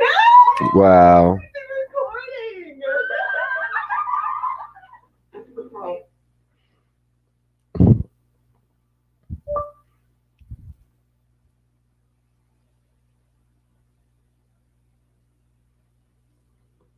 Glad to see that you're having fun at work. I am enjoying my day as well. As you see, got the chat, got the fight streaming over here on your laptop, and we calling some action. Dilly motherfucking Dilly. Rumboyz.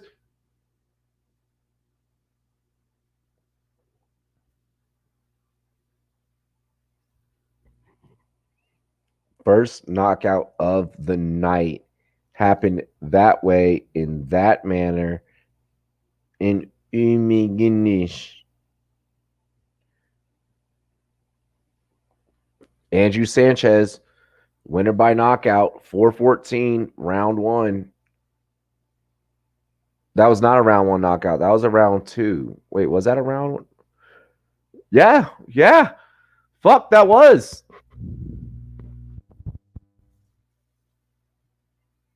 Damn, son. I tell you what, I'd never, ever.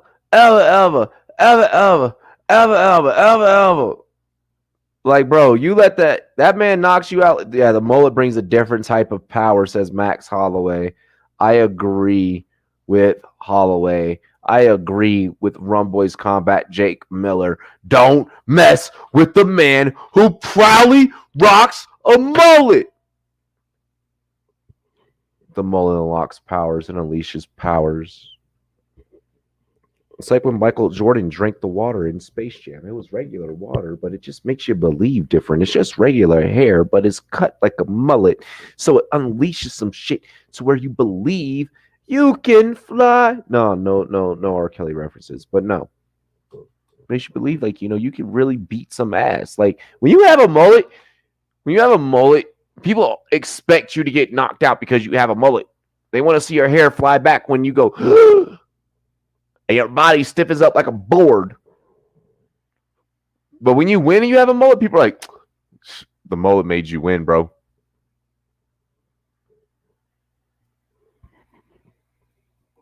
Yo, Wellington said, eyes rolled in the back of his head.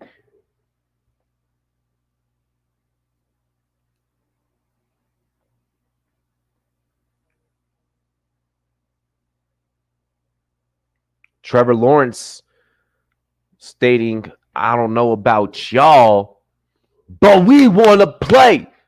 He said, we want to hit the field. We want to play some football. So big shout out to Trevor Lawrence. I just retweeted that. You guys need to see the tweet. I got that joint from Shefty himself.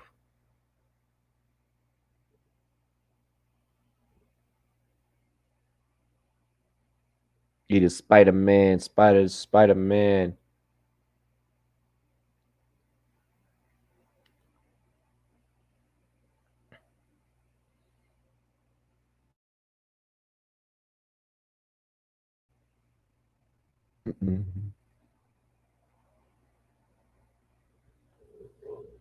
So damn good fight. I'm impressed. I can appreciate a good KO. Tim Means, Laurenino Starpoli next. So we about to get in that joint. Y'all, this is, or I'm sorry, we're getting into Nasrat Hakparsat versus Alex Munoz, fifth highest strike differential in UFC lightweight history for Nasrat. Alexander Munoz 6-0, appeared on the Contender season 2, week 6, defeated Newell. So that fight is what we got coming up next here on the Rumboyz Fantasy Network. Make sure that you guys are staying tuned. Make sure that you share this stream on your social media if you haven't already. Copy the link and send it to the people in your text contacts. Like just send it as a random link and be like, click it.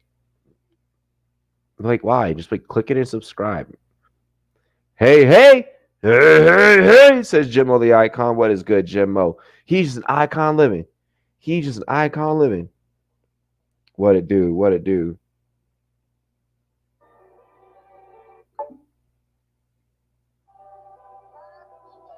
Oh no. Oh no. Hold on. Why? My Google Home wants to be a Google Home.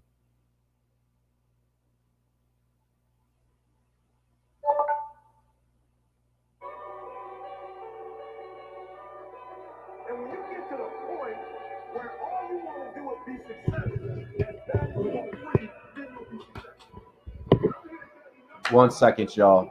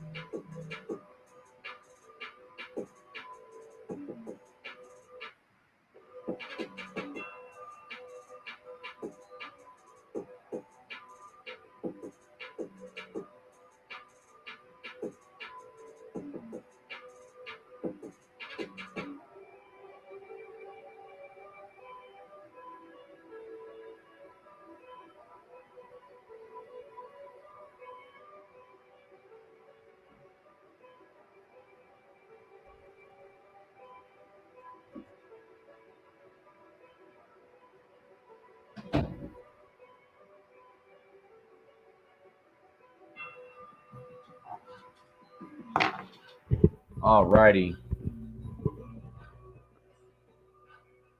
Let's go. Let's do it. Said it's Robbie and the Rumboyz. Yeah, we getting lit. Pouring Coronas and Sailor Jerry's in this bitch. Yeah, you know what's going down on my channel. Yeah, you know what's going down on my channel. Now, break out the box, nigga. Shut the box, nigga. Right about that trap, nigga. You don't want no scrap, nigga. Uh, uh, uh, uh, uh, uh. So I'm just rapping, having fun, spitting these words on top of my mind. All y'all niggas talking shit, man. I get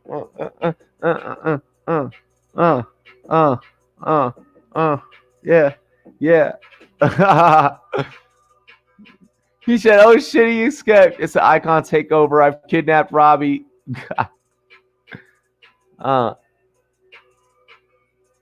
Yeah. It's the Rumboyz Fantasy Network. And we get your network on monkeyknifefight.com. And I'm steady dropping bombs. Like my name was Saddam. I'm killing this shit. Blowing up rumboys.com. Yeah.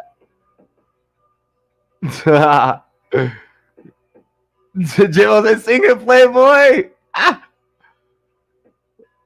Lisa, was that money back? Yo, dog. Hell no. Since I feel like it's me versus me, I don't see competition, so why would I compete? Nah, it wasn't money bag.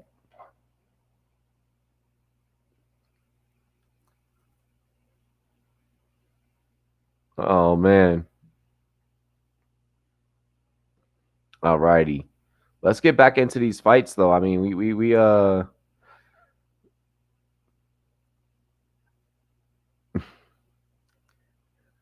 gotta get back into these fights. They on this commercial break like oh mad long. Like mad long.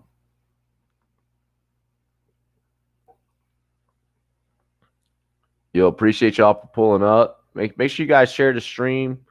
Spike that like. Like if you have not spiked the like already, you're committing a crime against humanity.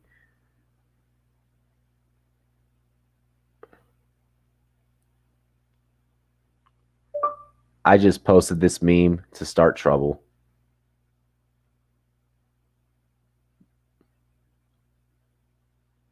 Mm-mm-mm.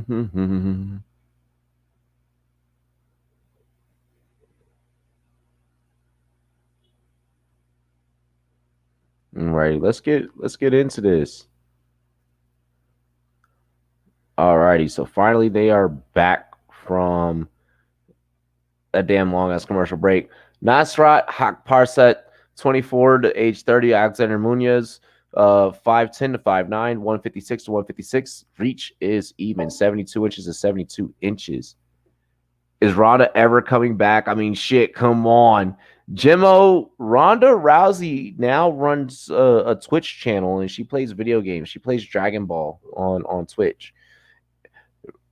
Fighting out of the blue corner with a MMA record of 6-0, standing at 5'9", 156 pounds. Fighting out of Sacramento, California,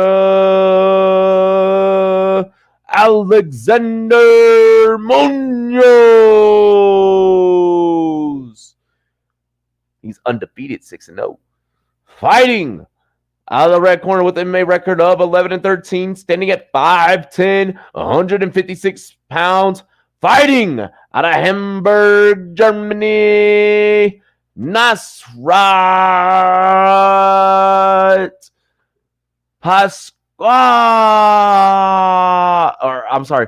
Hakparsat. Oh my god, that's really fucking hard. That's really hard. At work, Admiral peak time in the restaurant. Hell yeah. As Jimmo loves treats, comment about AEW over WWE. Ding, ding, ding. First round here. Munoz in the blue trunks. Hakparsat in the white.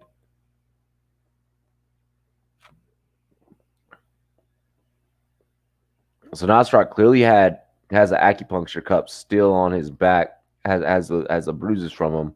As we get a takedown here from Munoz.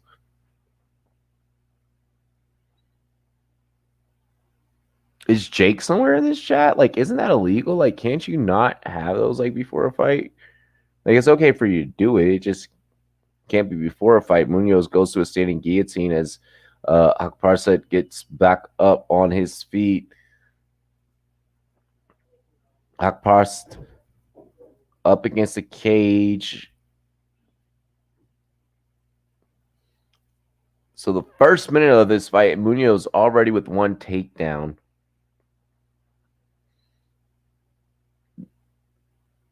Munoz showing that he has the grappling, he has the wrestling. It's on point. We're gonna get an interruption here. It looks like there might have been a little nut tap, a little cup tap there. So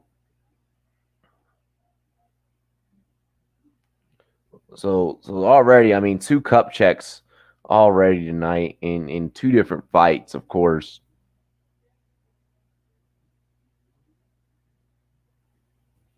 As we're still in this first round.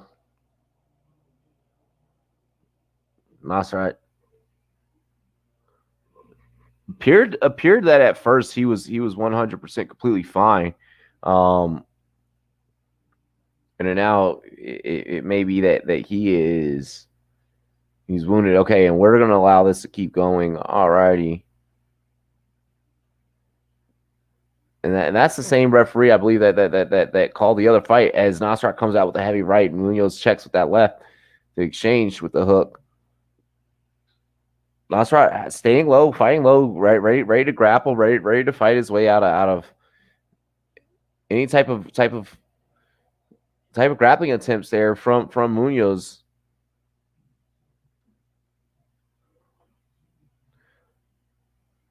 Nasrat landing some blows, definitely making Munoz crunch up a little bit, ball up a little bit.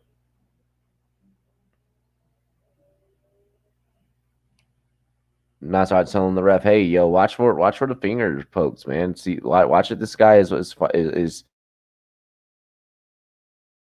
punching open hand. Make sure he's punching closed, not coming in like this." And beautiful. I love the left hook on the Nasrat has. Beautiful left again by Nasrat. Nasrat right and left. Every time that Munoz crouches down, that's when Nasrat is just right on him. Bow, bow, bow. Checking in, checking out. Checking in, checking out. Oh, and Munoz got tagged with a heavy right hand, dropped his hands. I think he almost went night-night. Nasrat just having him follow up on those. When you sting them and you get them on the button, just continue forward. What's up, Triple M? So best ball, it pretty much it takes the points for your best lineup, and then boom. Long story short.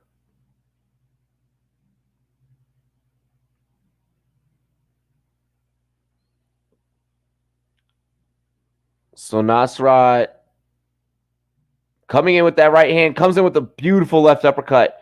As Munoz thought he could shoot there. Munoz trying to rely on that wrestling technique. Munoz comes in with the flying knee. Nasrat avoids it.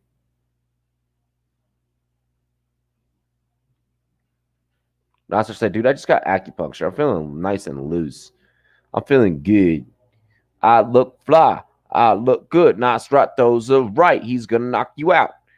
Munoz better play it safe here. Minute 15 left.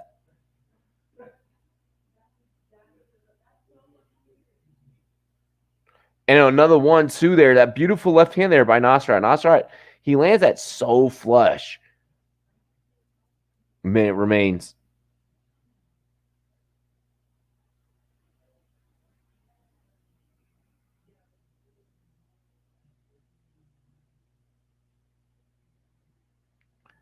Munoz tries to shoot. Every time that Munoz tries to shoot, I feel like he's gonna get caught.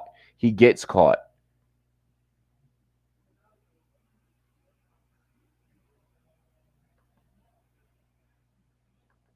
And those knees by Munoz.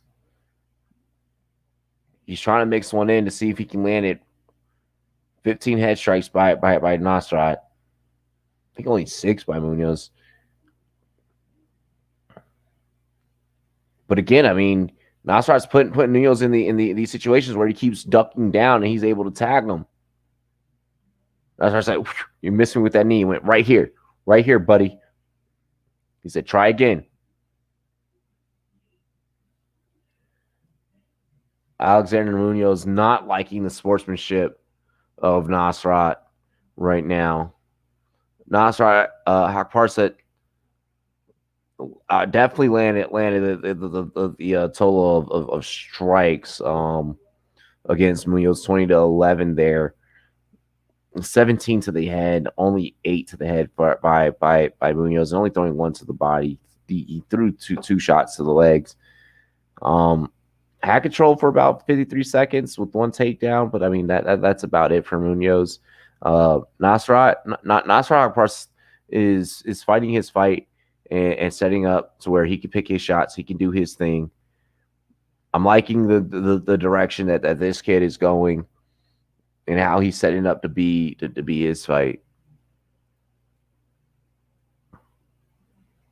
And shout out to you guys for viewing, checking in on the stream. Make sure that you spike that like, Spike that like if you have not already. Alrighty. So good takedown defense so far by Munoz. Munoz having the takedown. Not sure I got up quick. Oh, beautiful uppercut by Munoz.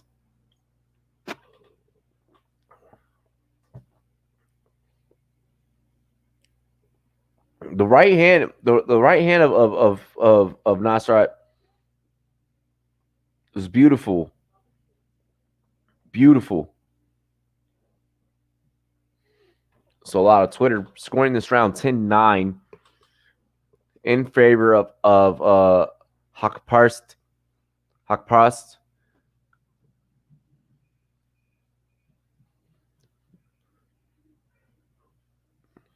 And I like that Nasrat's not worried about the takedown from Munoz. Munoz needs to find a different angle. Munoz keeps fighting mid-level, and I think that's what got him caught with those headshots in the first round. Because every time he shoot, he's already down here. So now Nasrat says, "Pink, pink, pink," aiming just at the head. That just comes with training, knowing accuracy. Beautiful shots here by Nasrat. He just has to land one that'll really put Munoz on his ass. I mean, Munoz has a chin. There's no denying that Munoz has a chin, especially when we sit back, we analyze in this fight. 3:30 remains in the second round. Munoz swings wildly there. I think both fighters swung wildly there. Is this Braden Point guy any good? What you mean, Triet? Braden Point's not on this card.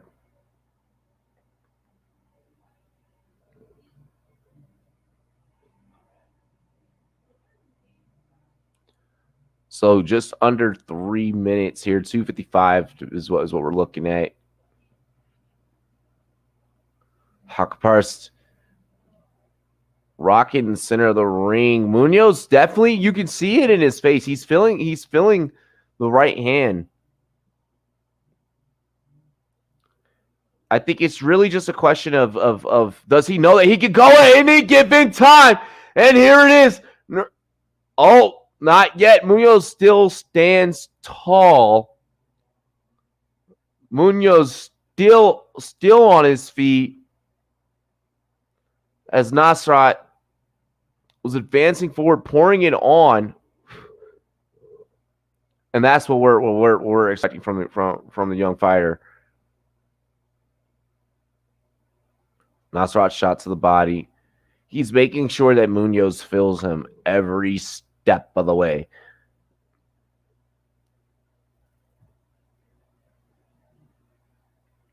Nasrat, fighter, just hanging in there, showing heart.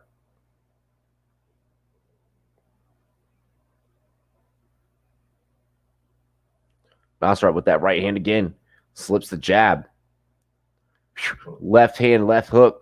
A little wildly thrown by Munoz. I think he just wanted to see if he could just get a little nick there. And another right hand by Nasrat. Munoz smiling. He's like, I know that you got power in that, buddy. I know that you got power in that. Munoz is vicious with that right hand. He is picking apart Alexander Munoz with pretty much just one hand at the given moment. Left hand. Munoz bleeding heavy over the left eye, over the right eye. I'm sorry.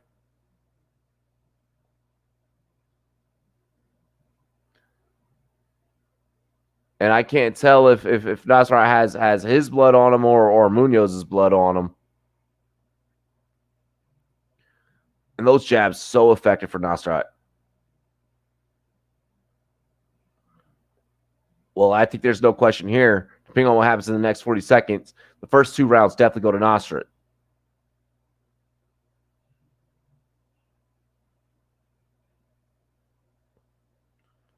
Munoz circles 17 and 20 for the head strikes between rounds 1 and 2. 8 and 10 for Munoz when it comes to hand strikes. Head strikes. 15 seconds remain.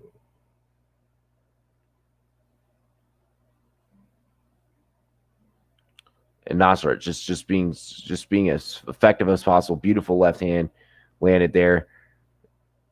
And I do believe that Nasrat is cut. We will get into the third and final round here shortly. What up, Sportscaster? What is good to all of Sportscaster? UFC Fight Night, Lewis versus Oleinik. We are live over here on sportscaster.com. Make sure that you guys check us out over on Sportscaster.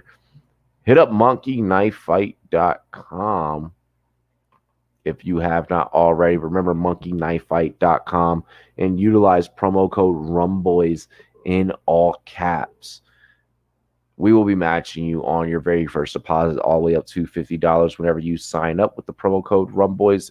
And when you type that in all caps, we have everything from the NBA being back, NFL's coming back, MLB is back and hanging on as much as they can, despite Manfred being a stooge.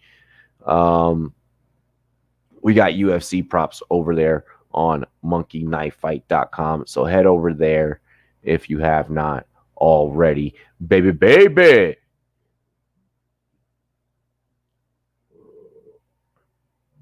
All righty. I didn't know you can win $750 from one bet. Yeah. One bet can set you straight for a week. We're here, third and final round, UFC Vegas 6. Nasrat. Ooh, takes a big shot from Munoz. But I think he exchanged one there in the counter. Munoz is going to shoot for a takedown, not able to get it. Nasrat, good takedown defense. I think that's another thing that you really gotta highlight throughout this fight for this kid. He's fought calm. He's fought smart. He's fought his fight. Left hand there by Nasrat. Checks in with the right elbow. Misses with that overhand right. Throws that right again. That right jab is right there every single time. Old Reliable is right there for Nasrat. Old Reliable being that right jab. Oh, shit. And Munoz on the ground. Munoz gets a little leg sweep there. Was able to maybe create a takedown out of him being knocked down. Third and final round.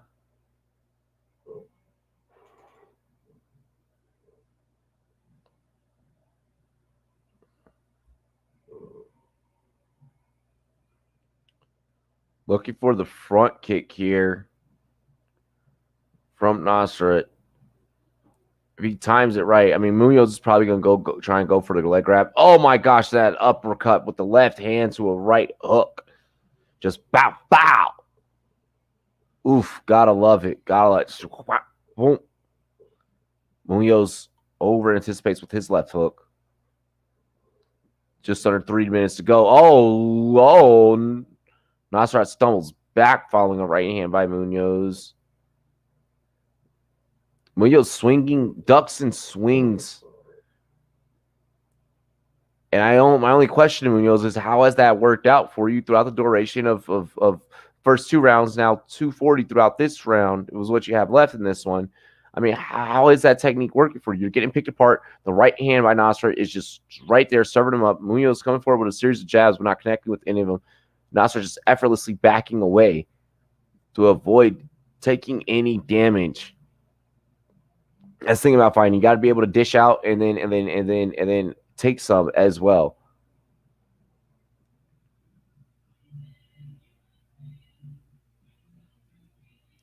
Munoz steady looking for a grappling opportunity. Steady looking for a takedown opportunity. Oh, 1-2 there by Nasrat.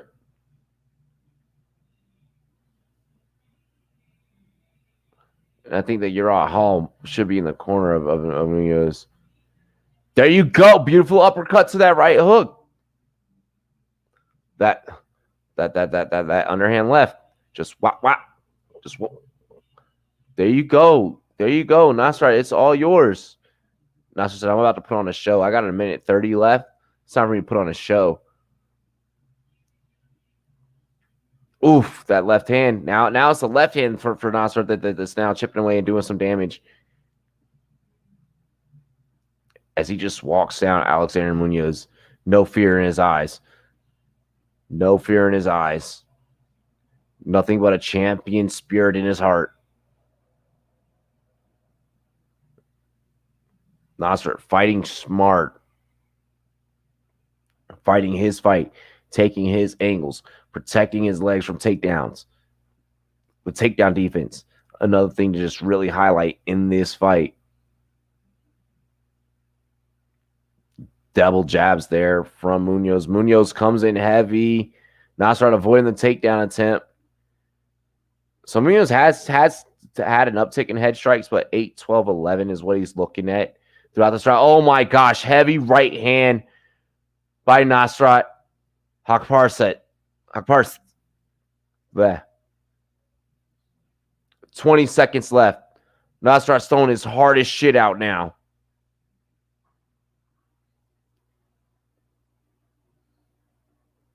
Nasrat charging forward, almost headbutting there. Left, right. No good. 3, 2, 1. And that ends. And that's that fight. That was good. That was good. That was good. We're going to get an official decision right here coming up.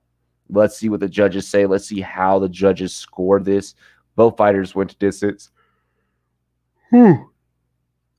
Gotta respect it. Gotta appreciate it. Always gotta always gotta appreciate whenever fighters are able to go to distance and lay it all on the line.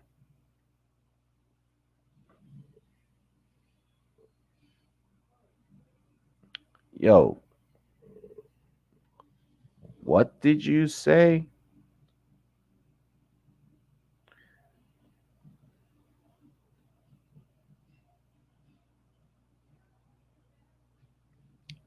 No one was even thrown. Are you saying when you can roll and throw someone? Like that would be pretty satisfying if you're able to do it, but I don't think that's ever happened in a UFC ring.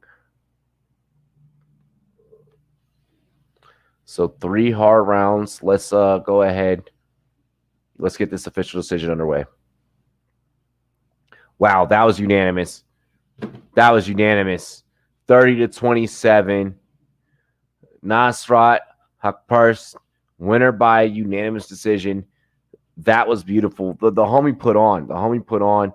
He did his damn thing. All the Rumboyz and girls, we're happy for you, Nasrat. That was a huge win. And Olivia Lily, you're looking freaking gorgeous, darling. Gorgeous. Let me drink your bathwater.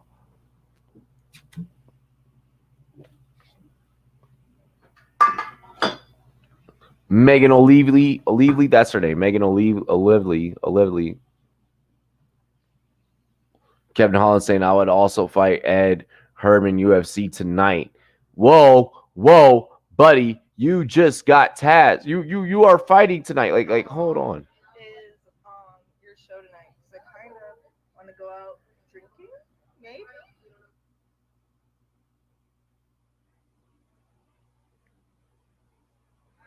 Maybe. Alrighty.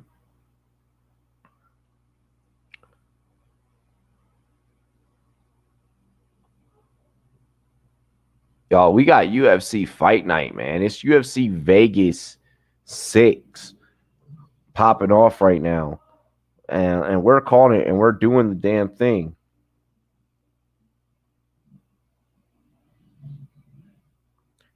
Hold up. Let me share this joint on Twitter again.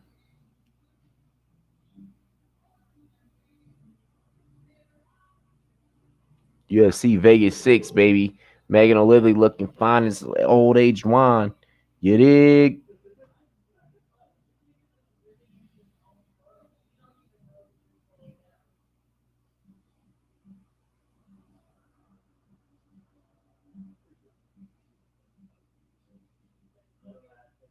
Mm-mm.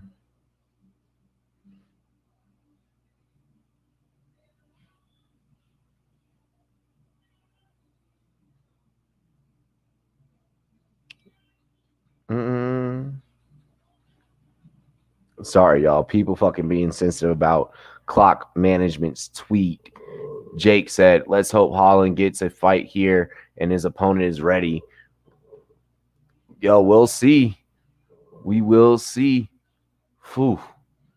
This next bout's about to get fucking intense. I can tell. Kevin Holland, Shaquille Buckley. Holland looks. Yo, this is about to be insane here on the Rumboyz Fantasy Network. I'm excited to call the Trailblazer versus the new Mansa. It's UFC Fight Night, UFC Vegas 6, and only this channel can get it this fucking lit for you. Dilly motherfucking Dilly.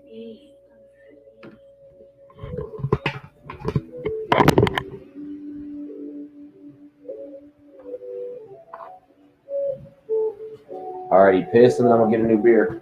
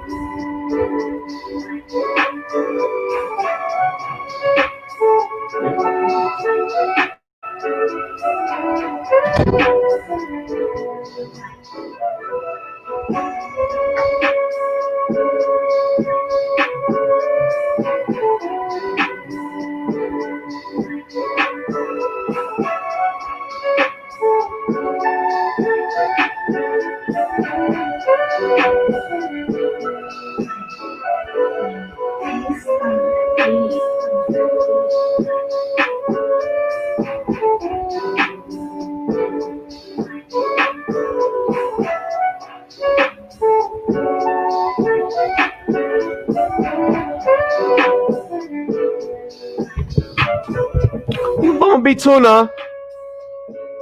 Alrighty, so we are back here. Age 27 for Holland, Buckley 26, 6'3 to 5'10 in height, 183.5 to 185, 81 inches in reach for Holland to 76 inches. Ladies and gentlemen, let's dive into this bout. Alrighty, so first up, fighting out of the blue corner with the MMA record of 10-2, standing at 5'10", 185 pounds. Fighting out of St. Louis, Missouri, Kevin Holland.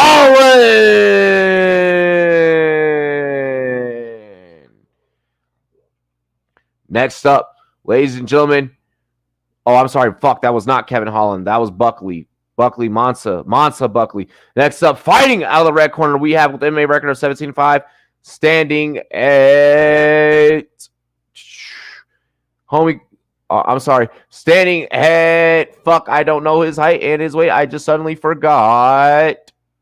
Fuck it, I fucked up Kevin Holland. Someone can chop that, edit it, post it, because that just happened live on air. And fuck me running. But you know what, though? Cheers to me. Cheers to you. All around boys and girls, what to do. Dilly dilly. Kevin Holland looks like a fucking freak. Ready to go. Oh, he was going to touch gloves. Then or not. Buckley comes immediately out. Holland puts Buckley on his ass. Woo! Buckley throws a high kick and then just damn near busted his own damn ass. Holland comes out with a front kick. Not able to land that one. Woo. Well, now let's take the shot.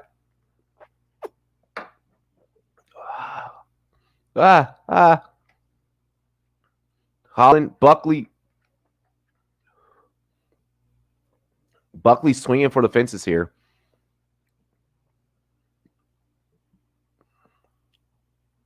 Oh, shit. Holland knocked on his ass.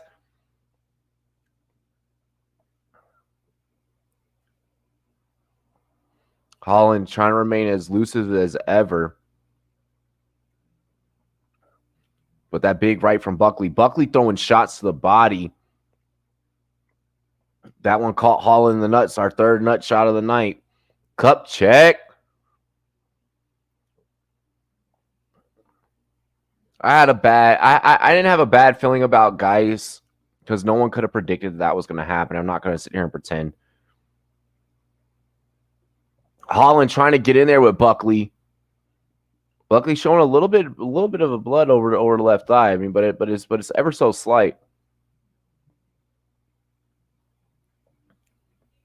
Buckley coming in like a fucking cage, like an uncaged animal, just like a rabid dog. Buckley knows he has to throw his most powerful stuff against Holland. Holland in the black, Buckley in the white. Woo! Holland coming in with some serious right elbows. Oh, your Yankees lost? I know my Nationals better not lose to the Orioles. I know that much. Tomorrow, 10 a.m., Capitals are on. Make sure you guys check out some fantasy football action here on the Rumboyz Fantasy Network. We're going to get Sunday started a little bit early for you guys. The Smoky Bogey Invitational SBI League is underway. I'll be hosting that league for Bogard. GMM Network. Big shouts to the GMM Network. We love the GMM Network. Buckley and Holland are just throwing wild here. 2:45 remains here in the first round. Both fighters. I don't even know how to score this.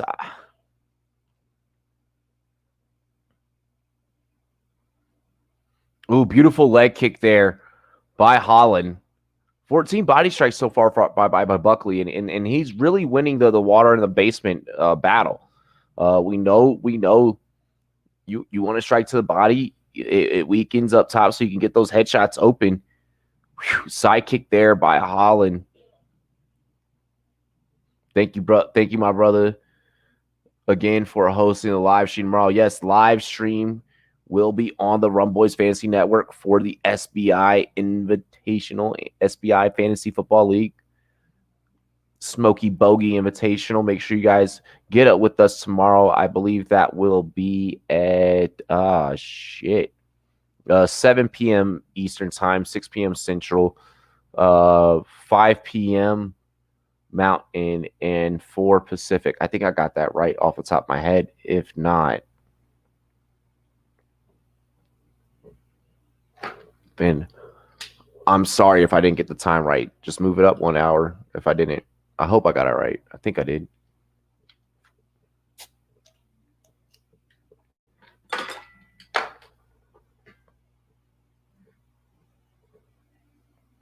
So we get another nut check here, another cup check here. And this time again, on Holland. I mean, clearly showing that Buckley is coming in and not really caring where he's swinging. That's to me what that shows. That's our fourth one of the night. I mean, that's going to happen this sport. Beautiful evasion there by Holland. I mean, you gotta love that this guy really is slippery. Woo! That body shot by Buckley as Holland tries to turn around. Oh, shit. And Holland with the right hand. Holland with the right hand. A minute 15 left. Holland's going to try and go to guillotine. Holland tried to go to a knee there as Buckley then backs away. That's now the second knockdown for Holland.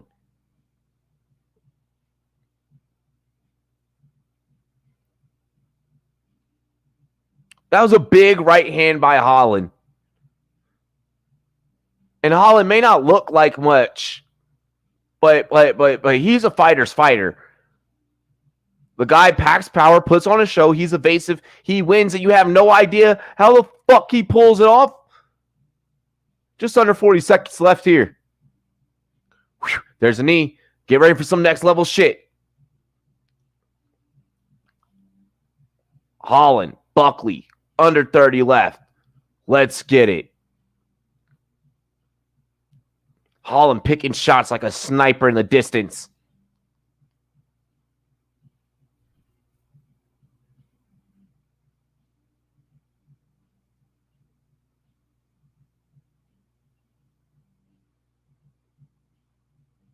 Holland elbows as he comes forward. Flying elbow to it. Oh my gosh! Way to end that first round. With seconds ticking off the clock, knocks the mouthpiece out of Buckley. He said, listen here, little motherfucker. This fight is on fire! I'll never do that again, and I promise, and I'm sorry.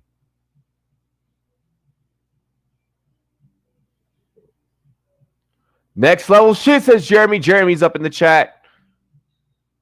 I was like, yo, Jeremy's not here for UFC Fight Night. And that is some crazy shit. So I had to hit him up on the Snapchat and be like, let's go.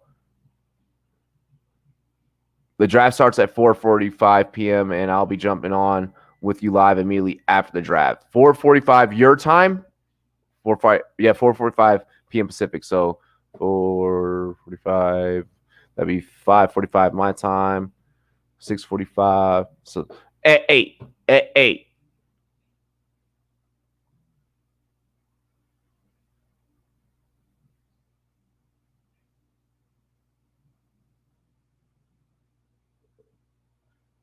Alrighty.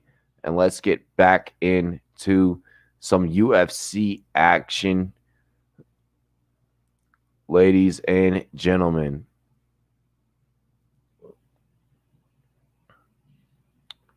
The big fight tonight is Derek Lewis versus Alexei Oleinik.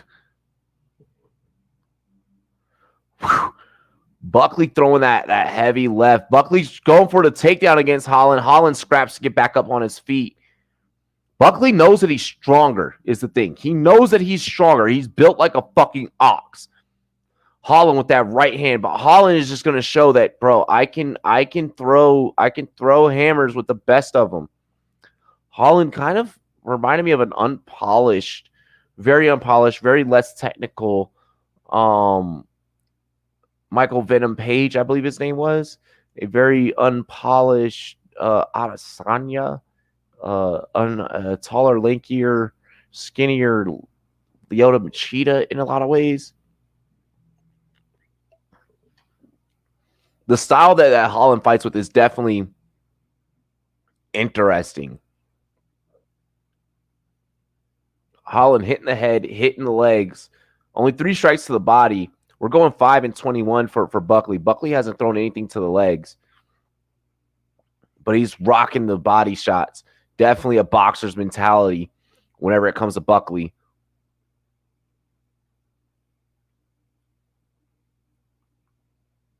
Buckley eats a left jab.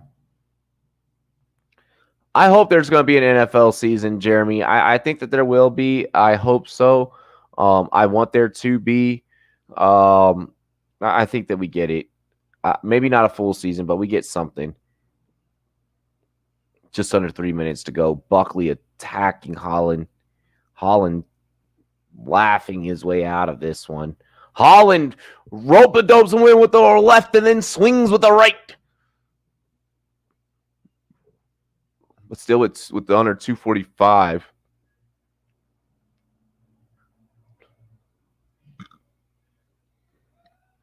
Holland knows that he has power too. Snot dripping out of Buckley's nose. Oh, I'm sorry. That was his mouthpiece again.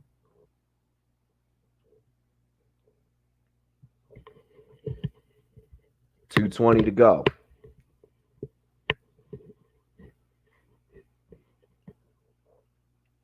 Oh, beautiful knee by Holland as Buckley wanted to try and come in.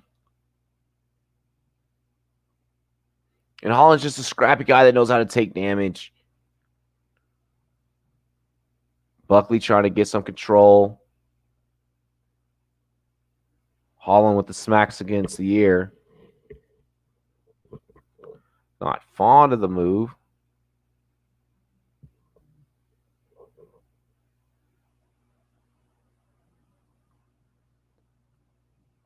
Buckley overshooting with that left hand. Holland, coach, avoid the overhand left. Holland, okay, coach. When he throws it, I'll throw my overhand right and exchange shots. Yeah. That's essentially what's happening. In many ways, I feel like Holland is winning the fight, but then I feel like Buckley is also winning the fight as well. This one's so hard to score. Beautiful uppercut with the right there by Holland, utilizing the left to wave Buckley into the action.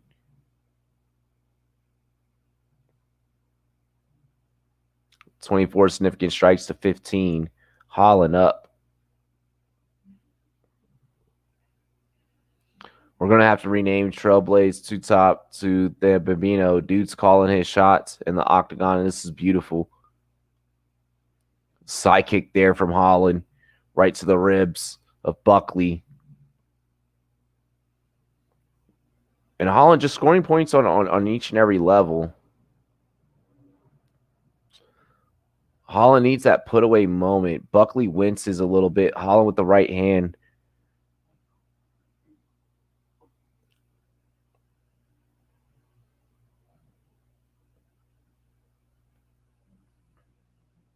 Holland trying to mix it up with everything he has. 10 seconds left here in the second. Side kick again to the ribs. Holland just throws that one a little bit high, but then clinches and gets some knees. Buckley wants to go for, oh, shit. That one ending with a flying knee as Buckley wanted to try and go in and go for a takedown.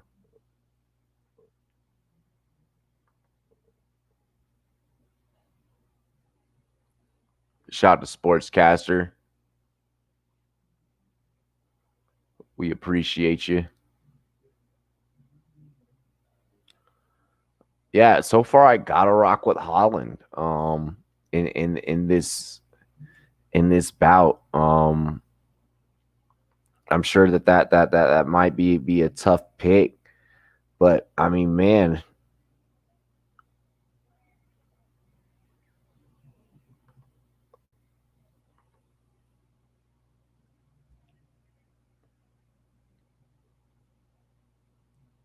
Fight of the night so far. Okay. I could see that. This one is electrifying. This one is definitely electrifying. We're about to get back into the third and final round. Kevin Holland, Jacqueline Buckley.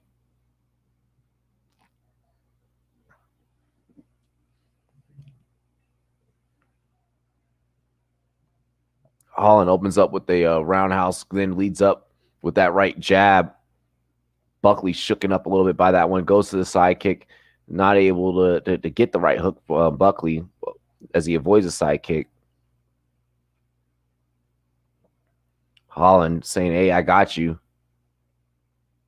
He's saying, I've been there. I'll be okay. Oh, fucking and Buckley just out. That's it. That one's waved off with the right hand by Kevin Holland. Holy shit.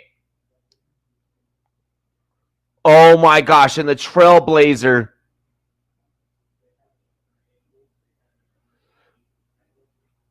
Just waiting for that moment, picking his shots, and then finally he sees the open door and busts that bitch wide open.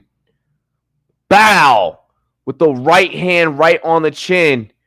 Buckley not even able to get up. Holland not even wanting to inflict any more damage. He just knew. He just knew with the way that Buckley snapped back. The way that Buckley got, oh my gosh. You got knocked the fuck out. Damn. Wow. Woo! Man. Damn, you lay somebody out like that, bro. You gotta go hit the club afterwards. You gotta go hit Magic City after you knock a motherfucker out like that. Damn. And down goes Buckley. Just with the right on the chin. Buckley's awake though at the very least. Winner by TKO with 32 seconds into the third. 32 seconds into the third round. And he had knocked him down twice before. Like, he was fucking Buckley up.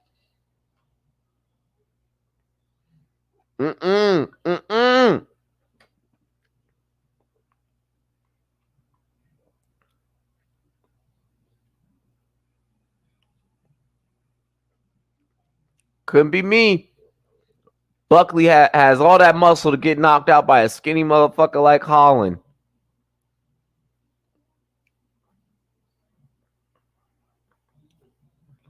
That man was flapping his arms like he was flying to heaven after that right hand, bro. He was like, he was done. He was done, bro. That's the third time that he got knocked. Like, bro, when you get knocked out, when you just get, and that right hand came right on the chin, just right on the chin. Love it. Love it. Love it. That was fucking sick. Oh my gosh. Damn.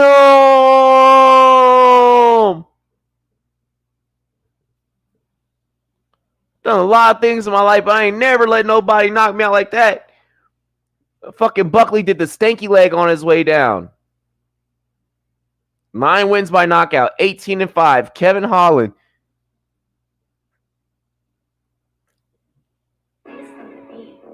Putting in that wizark.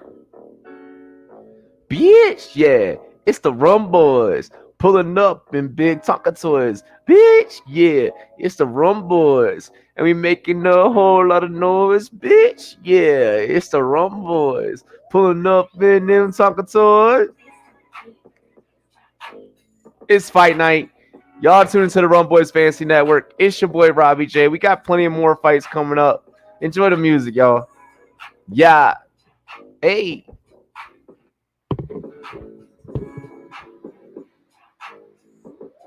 Cheers to me. Cheers to you. All the Rumboy girls, what it do? Hey.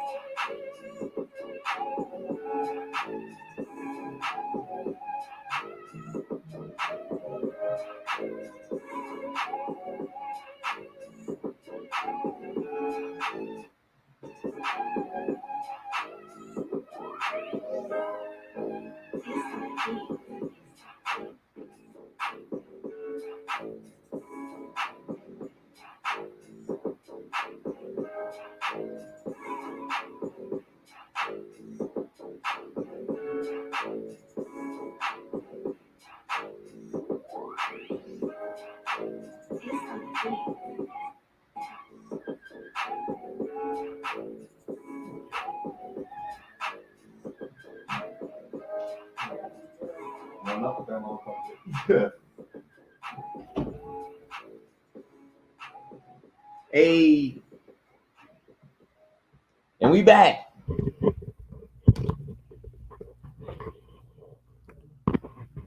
Let's go, y'all. Let's go. Premier Mircic next week is going down. I might have to enlist Jake's services and be like, you want to call this with me? I'll buy the fight, motherfucker.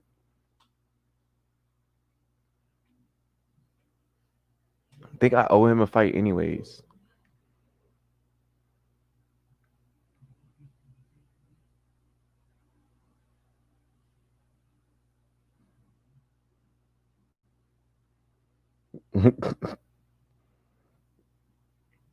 Yo, I love posting stupid debates for people to fight over. It's great.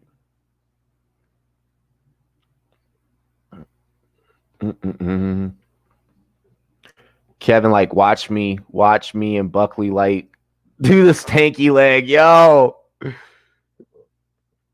Homie did the stanky leg on the way down. Like, I don't know if y'all realize like how serious that is to get knocked out to the point that you have to do the stanky leg on the way down. Not even like it's just an involuntary motion, an involuntary action, you know. Like, damn. Age 36 to age 27. Strapoli means Strapoli 6'2", 6'1", 171 to 174 and a half. 75 inches in reach for Tim Means. 71 and a half for Loreno Strapoli. Cheers to me. Cheers to you, all the Rumboyz and girls. What to do? Dilly, motherfucking Dilly. I love y'all. We are Liddy on Fight Night, baby. And now, fighting out of the blue corner with an MMA record of 9-2, standing at 6'1", 174 and a half pounds. Fighting out of La Plata, Argentina, Loreno Strapoli. Now, fighting out of the red corner with a mixed martial arts record of 29-12-1 non-contest, standing at 6'2", 171 pounds. Fighting out of Albuquerque, New Mexico, Tim Means. He has one draw, one no contest. Okay. Let's see what you got, Dirty Bird.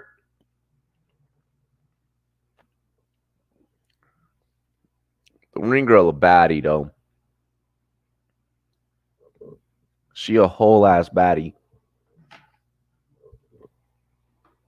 Both fighters will come out, not even touch the gloves. Strapoli opens up with his left hand first. Going to go jab. He's going to go kick to the body. Opens up with the kick via the right. Strapoli's clearly showing that he has power, but then is taken down immediately by Means. Means wraps him up. He said, we going to go body to body. Means still with a wrap on Strapoli. Strapoli not with much control over his body. Now broken up as Means throws a knee front kick after the breakup. Ties up again. Means puts Strapoli up against the cage. Strapoli needs to find a way out. Strapoli looking like one of the fucking singers from NSYNC. When punk rock meets a boy band. Finesse. Tim Means looks like he could be Tom Brady's brother. He kind of does. Just a little bit stronger and athletic looking, I guess, you know?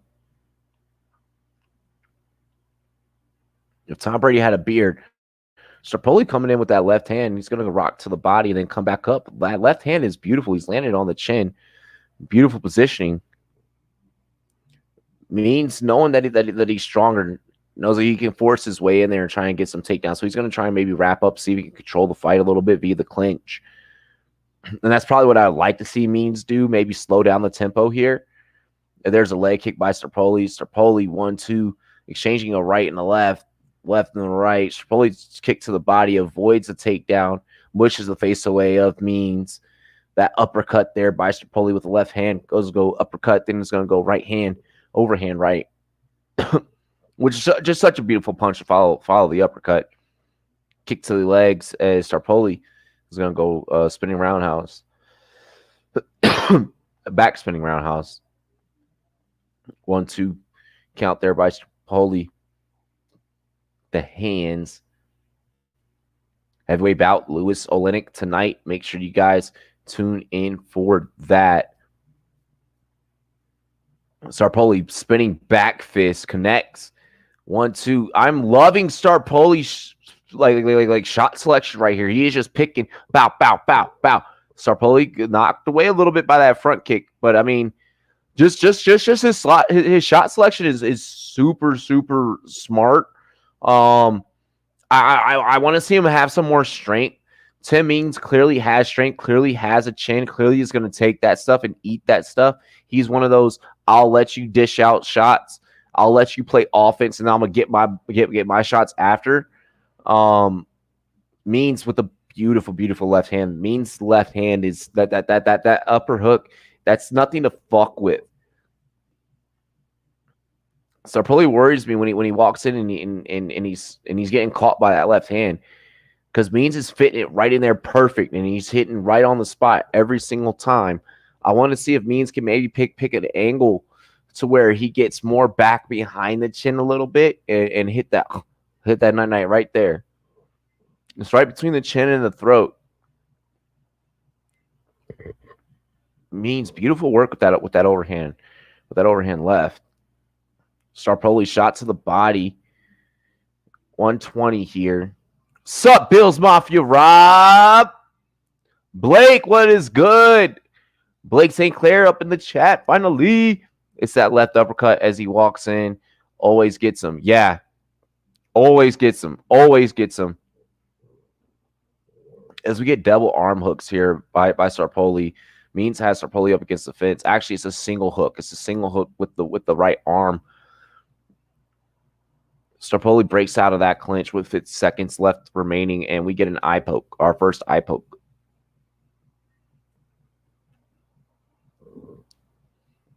Made him wary of walking in. Oh, absolutely. Yes, I will be streaming NBA playoffs for sure. Bills Mafia said, how was that comeback, Leafs? Oh, that right. Or I'm sorry, that left hand by Means. Spinning back fist by Starpoli as Means just throws a left to the body. And Means just so accurate with just that one weapon. And Means probably one of those fighters that can use that one weapon and baby puts you out. Then that left elbow. Like, he's gonna come in. Something is coming with this, and Starpoli just really has to be ready.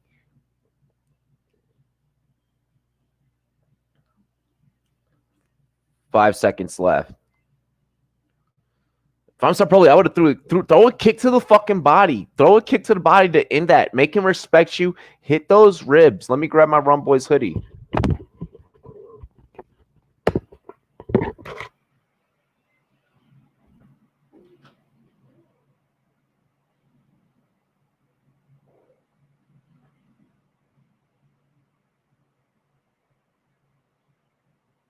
So, I mean, super interesting stuff happening in this fight.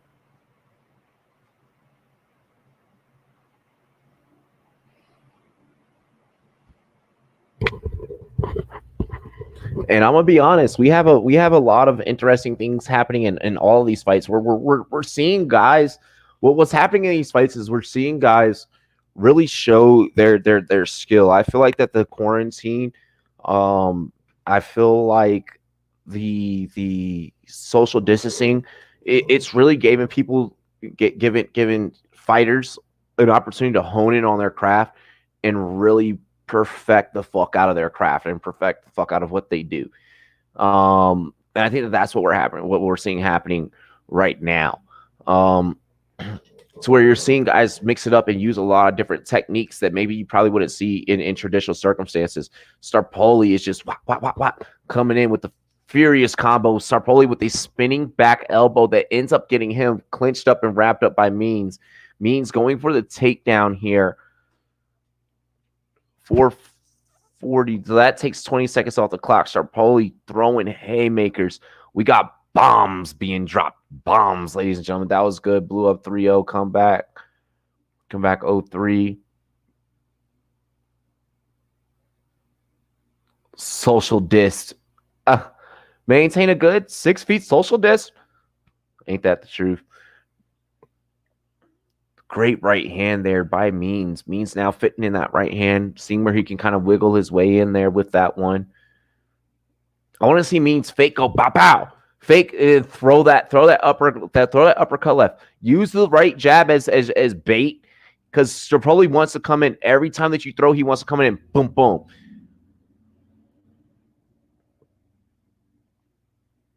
Leg kick there by Memes. So yeah, leg kick. Use that leg kick. Use that leg kick. Use that right. Boom boom. Then come in, hit that motherfucker with the left. Oh, Starpoli wanted to come in with a forward elbow there. I like that. See, that's what I'm saying. You're seeing guys right now do things and do little techniques that you probably wouldn't see on your average fight night. Oh, shit. It means baited him with the fucking front kick. Starpoli got caught. He got. Now it's just a matter of the ground pound by Means to see if that can be what puts Starpoli away. No fighter has, aside from Kevin Holland, has really put a guy away with the first shot tonight. And we're seeing that now as Starpoli gets back up on his feet.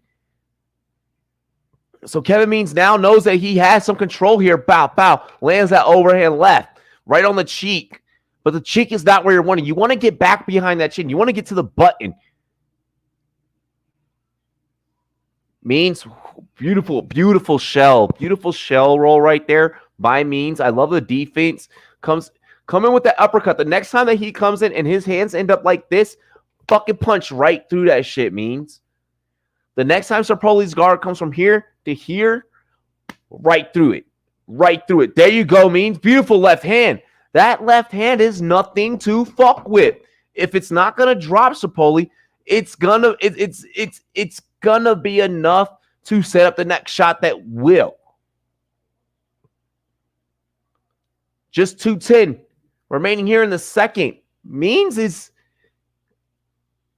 he's showing he can rock with them. He can rock with Starpoli. Starpoli's throwing some vicious shit. If I Means mixing a hand slap right on the ear. The next time he comes in, bop, bop. Come in, boom, boom, boom. Smack the ear. Hit him with that right again. Come in with that left again. Ring his shit every single time. Beautiful left hand by Means.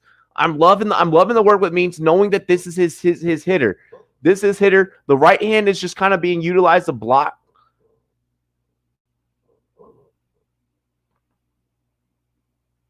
Buffering. YouTube tank stock. Oh gosh.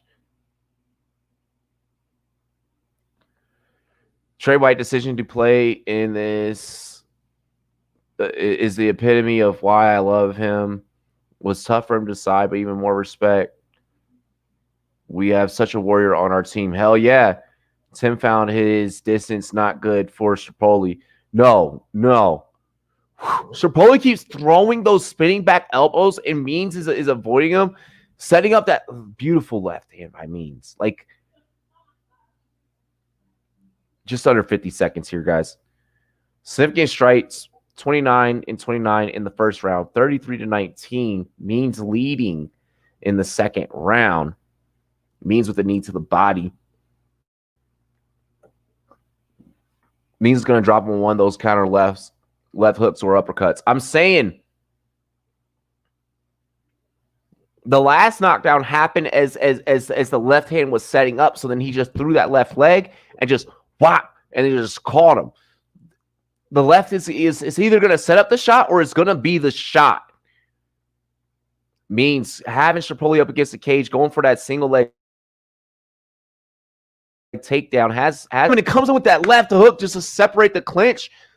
Final second gets in a leg kick, and that's how we end the second round, with Means getting the final blow. Hey, keep spiking that like, guys. Make sure that you spike that like. Matt said we at number 10. We at 10. Make sure you guys share the stream. Show that love. Pull up. You already know it's good. The grind is real. The hustle is real. Yo, let's get some donos flowing, man. Let's get some donos going. I got a shot of rum right here. Let's go. Elbow bump. Loreno Strapoli's corner, probably telling him like, yo, you need to be careful with those spinning back elbows. You can clip them with one, but it's not working out so well throughout these first 2 rounds. Maybe eliminate that move out of your toolbox. I mean, I completely understand needing to throw something. Lewis Oleinik, that card just about to start here in moments.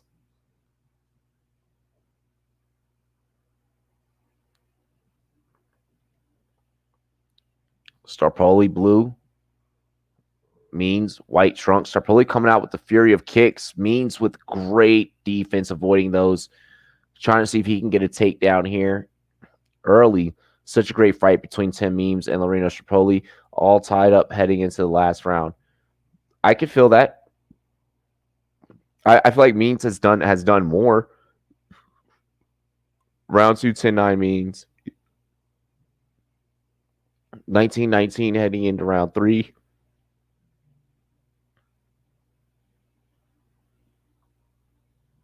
Just some tweets coming in from Twitter about tonight's fight.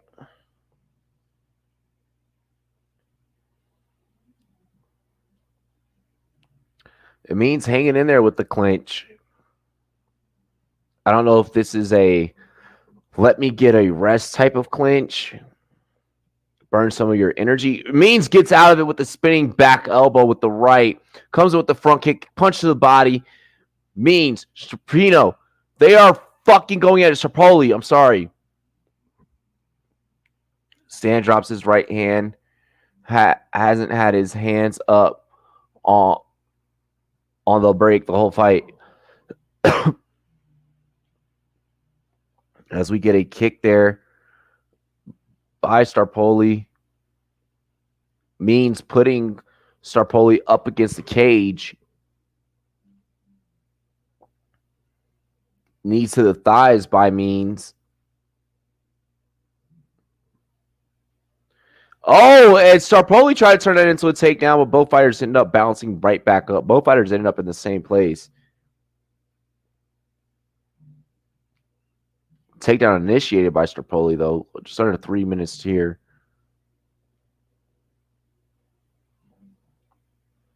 Hammer fist to the thighs. Means then gets a separation. Strapoli eats some jabs and then goes back into the clinch with his back up against the cage. Means trying to go for a double leg takedown.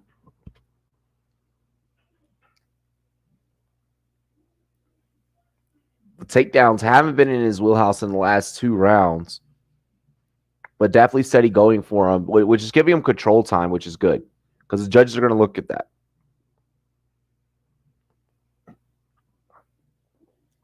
Oh, almost drops Strapoli with the takedown there. Almost had a full sweep. Phase to the sweep.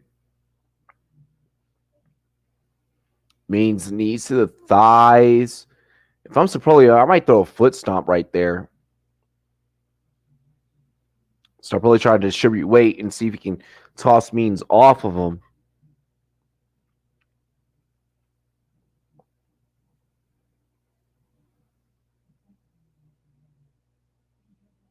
Hammer fist to his thighs of Strapoli. Means with the minute 35. Ref is going to separate them. He said, yo, I've seen some knockouts. I want some bloodshed now. 1-2 to the chin of Strapoli by means. And both fighters are now just about to start teeing off on each other, it looks like. Knowing that they know what the ref wants to see and what the judges are probably wanting to see. 1:10 left as we get back into the clinch. Strapoli kind of just hanging in there in the clinch. I think that this one definitely goes to decision.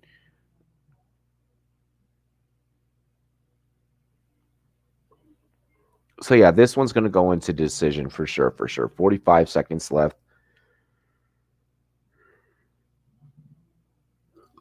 Both guys fighting in the clinch right now. Final fight for prelims.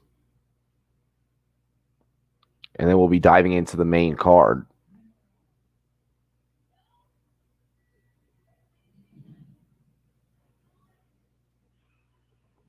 Strapoli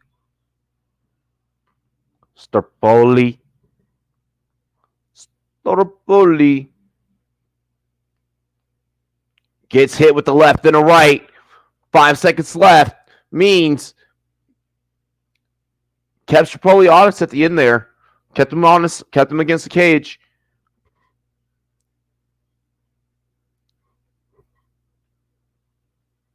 Lafreniere, isn't he on your team? Lafreniere.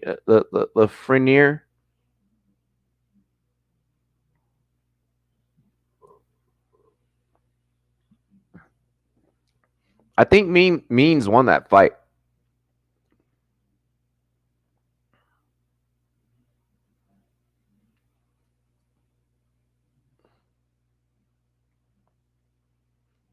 I'm going to say that Means won that fight.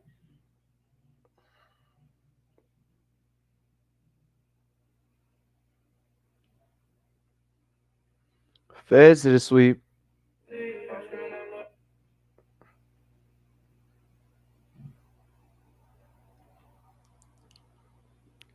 Yeah, it's definitely Means. 29, 43, 11 in significant strikes. 29, 23, and 11, or 29, 23, and 11 for Strapoli. 29, 43, and 17 for Means. Yeah, I'm definitely taking Means in this bout. Like, I don't think there's really a whole lot that we could say as we go to the decision. Gentlemen, after 3 rounds, we go to the judges' scorecards. 30-27, 29-28, 29-28, with Means the winner. Told ya.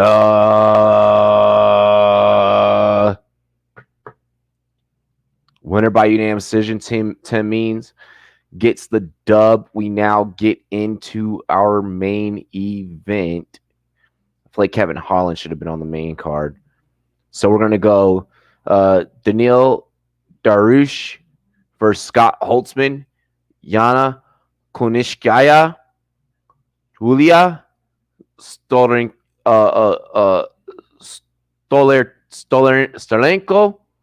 Makai Pitolo, Darren Stewart, Omari Akhmedov versus Chris Weidman, and Derek Lewis, who we're all waiting for, versus Oleinik. So main card will have 5 bouts on it.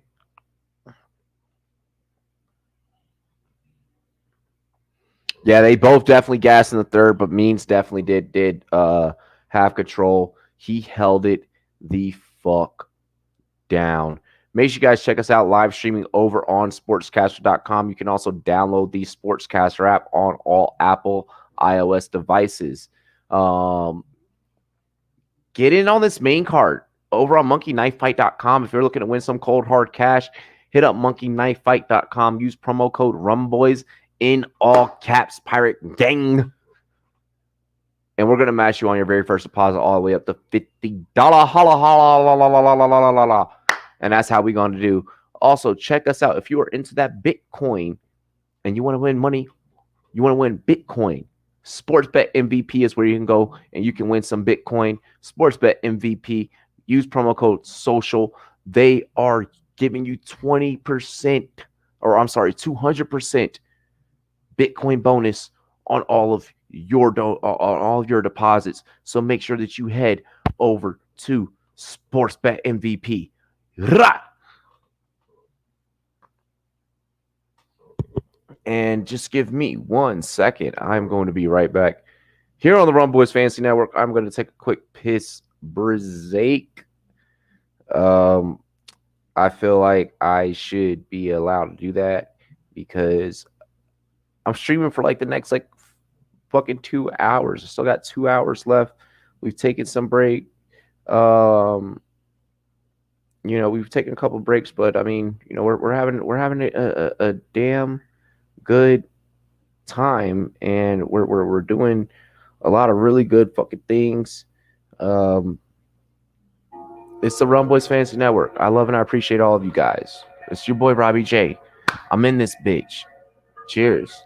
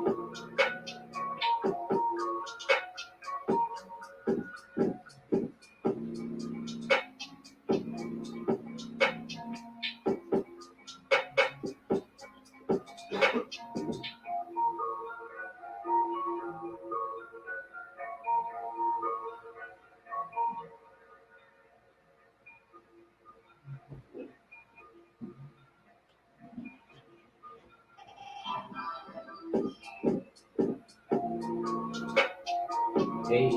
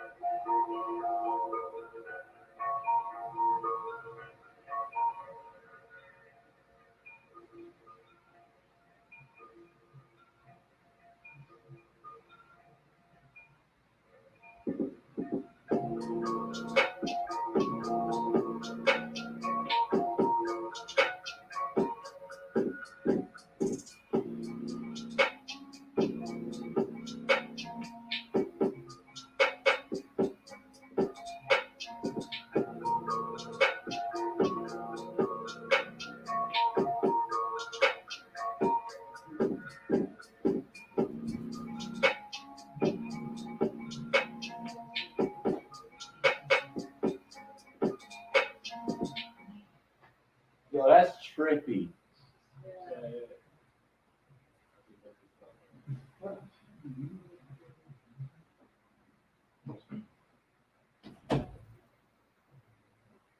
Alrighty, y'all. So let's get ready for the next set of walkouts. Heavyweight bout, Lewis versus Oleinik. UFC Vegas tonight is going down. UFC Vegas 6. Oh, shit. Miles is over here on Sportscaster. Hell yeah. Spinoli is how you pronounce it. Woo.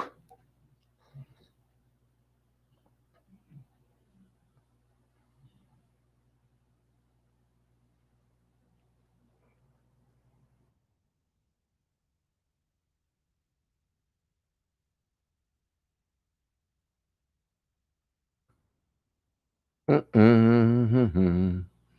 Alrighty, y'all.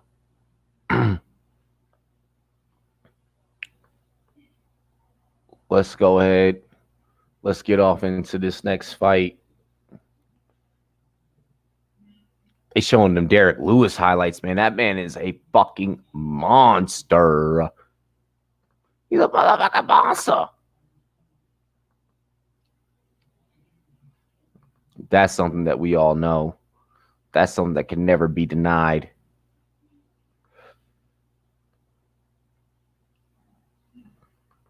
Let's rein in these views, Sportscaster. Triple M in the chat. She got the leopard print Santa Claus hat on. She said Christmas in August. We just got through with July. I'm still rocking in August. All right.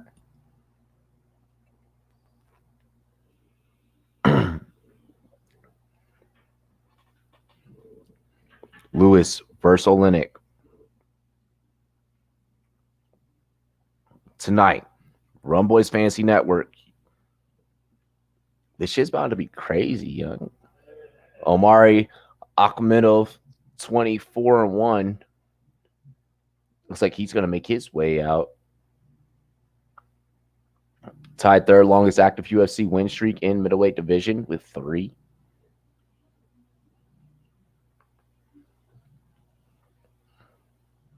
But we're going to get into these Darush Holtzman walkouts. Chris Weeben, he's walking out 15-5, former UFC middleweight champion.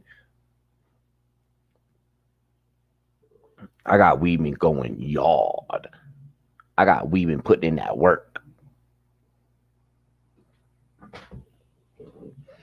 The lines are live over on monkeyknifefight.com. Be sure to go check out monkeyknifefight.com if you have not already. Darush Holtzman, lightweight bout. Next. I know I want to sell the Rumboyz mask, but it's a pretty penny to sell those things, and it's a matter of people actually buying them. If I put a product out, I want people to actually buy it. It's easier to sell a shirt, but I really want to sell the mask. I really want to do it. And I'm probably just going to end up fucking doing it, and there'll probably be an announcement coming out about it. How we can put in mask orders for you. Because I'm probably just going to end up fucking doing it. I'm just going to show up one day and I'm going to have a rumboyz.com mask over my face. And people are going to be like, what the hell is that? I'm like, I'm selling 4-packs for 40.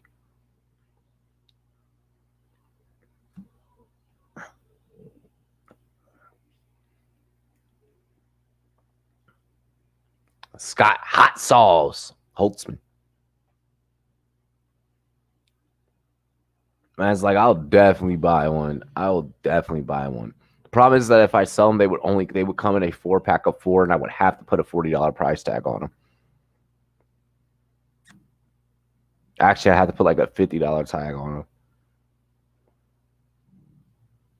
because I'd end up paying for the shipping and everything.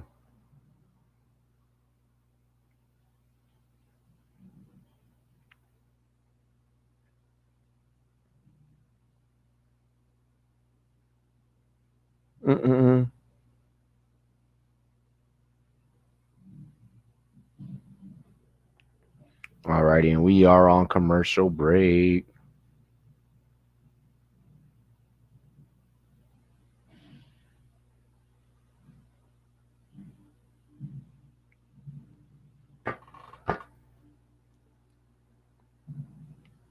But shout out to all y'all showing love, checking out the channel, doing the good work.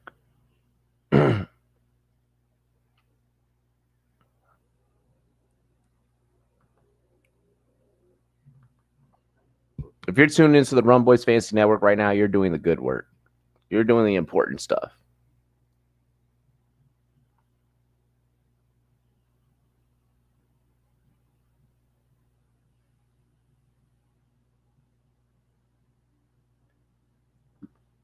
You can't put a price on life, says Madison. Ain't that the truth? Rumboyz, rumboyz.com. We're working to keep you safe. Everyone sign up for rumboyz.com, create a profile if you haven't already. It's completely free.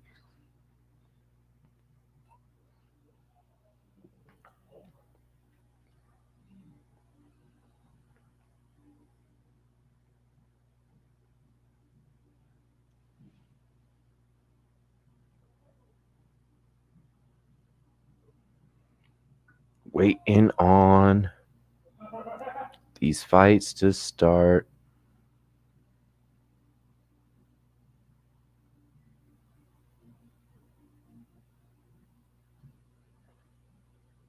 Oh, so my Lakers lost, which is really not like the worst thing in the world, being that we already locked down our spot.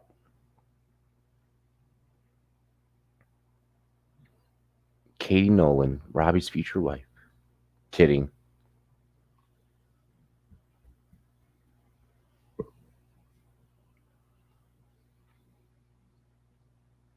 My future wife is Nikki Black.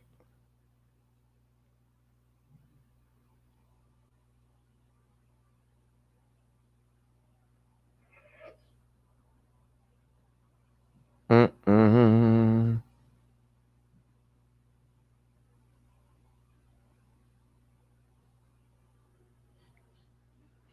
Alrighty, so Benil Darush, 31-36 against Scott Holtzman, 5'10" to 5'9" in height, 158 to 156 in weight. The reach advantage will go to Darush, as I'm sorry to not be able to give you guys reach right now. 72 to 69 inches. Fighting out of the blue corner with an MMA record of 14-9. Fuck it. He's hot sauce. Y'all know him as Scott Holtzman. Fighting out of the red corner with an MMA record of 18-4-1. Sitting at 5'10", 158 pounds. Fighting out of Yorba Linda, California. Benil Darush.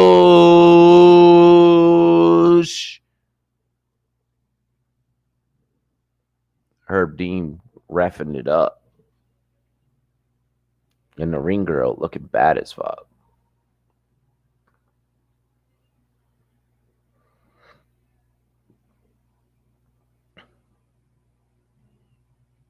Alrighty, so Darush, Holtzman, touch gloves. Darush, blue, Holtz, black trunks. Darush throws out a left hand. He's going to go kick to the body. Holtzman coming in strong. Darush, big right hand. And it looks like we're going to get an eye poke right away.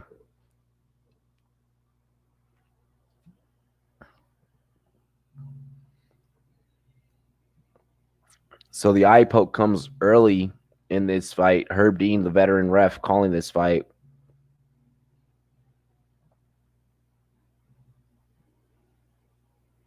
And that eye poke was obvious. And it was all because Darush was charging in on Holtzman, giving Holtzman his best work to the chin. It's the main event, people. Let's go. Just human instinct by Holtzman. Nothing intentional there on the eye poke. So that took 30 seconds off the clock here in round one. Big shot to the body by Holtzman. Darush's like, I'm good.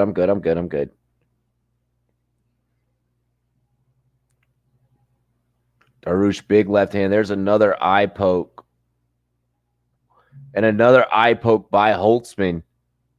So now Holtzman has now poked both eyes of Darush.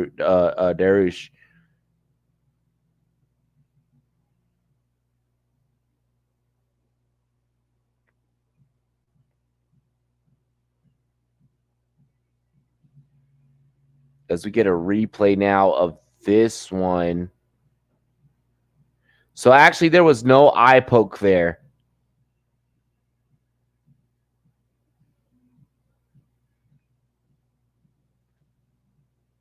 Okay, so maybe there was a pinky, if anything. Darush comes in with a heavy knee. Darush going for a takedown now. Holtzman hanging in there strong. Holtzman almost anchored up.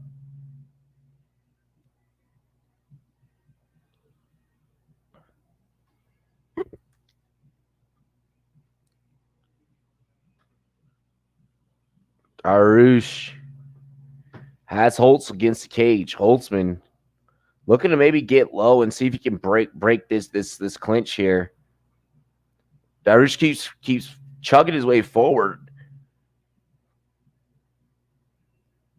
The engine that could. Holtzman really needing some way to break away here. And I'm not sure. Darush is definitely not holding on to the cage. I mean, it's just that he's just that strong. And I don't think that Holtzman was expecting him to be that powerful, to have that much upper body strength.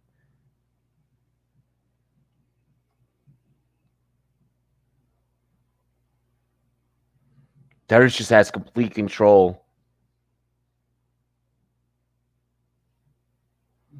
Holtzman with the break, gets the break.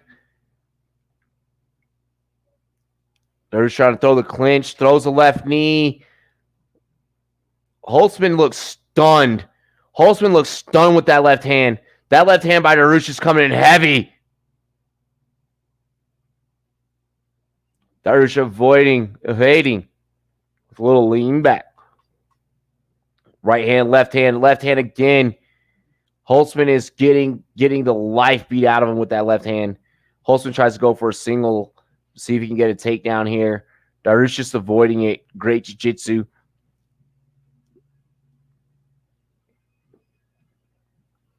Now, what needs to happen, what really needs to happen is for Darush just land a big shot.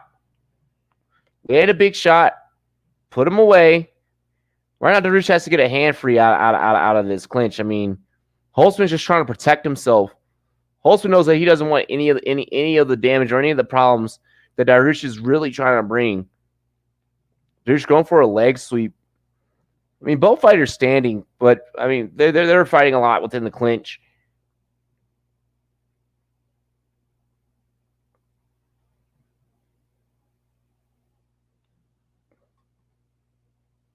Darush throws a knee. And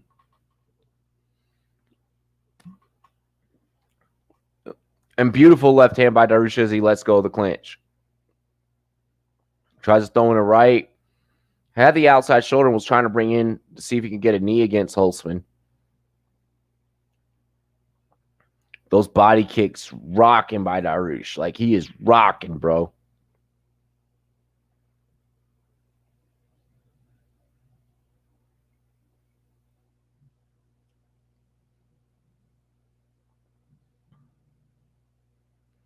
$50 seconds remains in the first.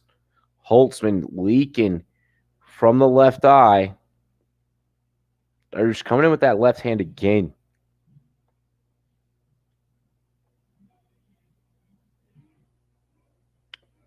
My gosh, that left hand is vicious, dude. How many more of these can Holtzman eat?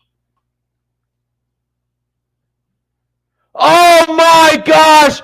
At 24 seconds, Holtzman win night-night, motherfucker. Night-night. And Beneil Dariush does it again. Wow. With just under 25 seconds left in the first round, putting it all on the line. Darush just with the...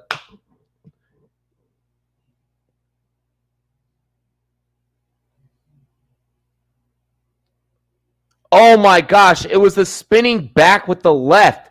Darush said, I don't even need to touch him no more. When you make this motion, when you're like, I'm good. I don't need to hit this motherfucker no more. I'm good. Homie's asleep. I'm good. Night-night. When you do this with your hands and you hit the, I'm good. I'm not going to get on top. That's how you know that you really just beat your opponent's ass. And you are not really mad at them. Like, that's how you know that this is just a fight to be a fight. That's martial arts right there. Fuck, that was amazing. That's a striker. Realized once he took 10% off his shots, he just had to connect and he went out. Yup.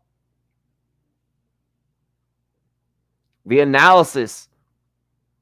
I'm running back one real quick. That shit was baller as fuck.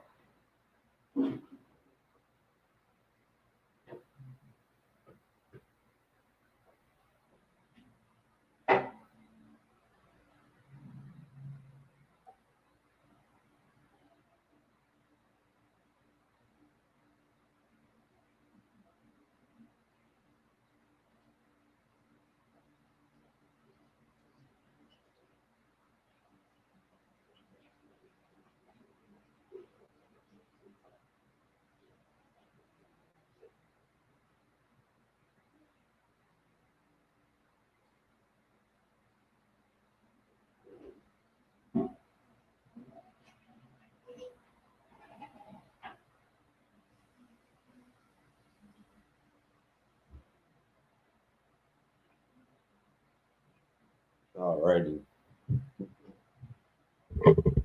So I don't feel like we have to get into the official decision because we already know how it's going to turn out, but we're going to get into the official decision. So, I mean, it is what it is.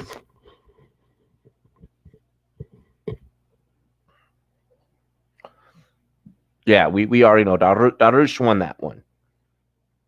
Benil Darush won that one. 438, round 1 TKO.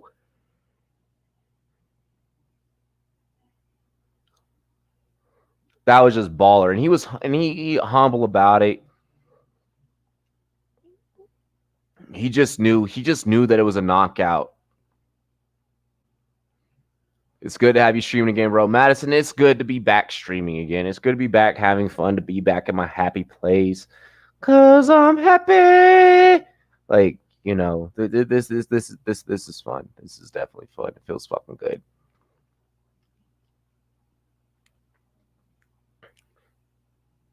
And we almost hit the 200. Whoa. We did hit the 200. Whoa. 200 views over on Sportscaster, so we got that popping off. Tomorrow, fantasy football content dropping on the Rumboyz Fantasy Network. We're gonna have a whole lineup of guests. It's gonna be freaking crazy.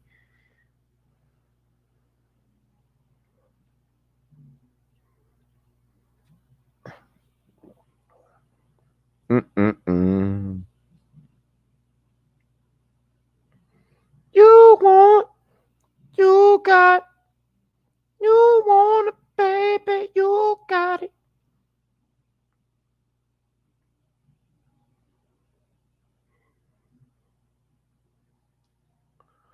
Dude was out on his feet from the knee, but that spinning forearm shut the lights out like a stun gun. Oh yeah, the spinning forearm is definitely what ended it.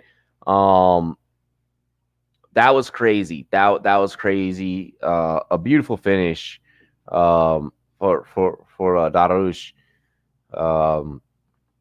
That just a beautiful finish. I mean, bang, fakes with the right and then throws the left spinning forearm. Like,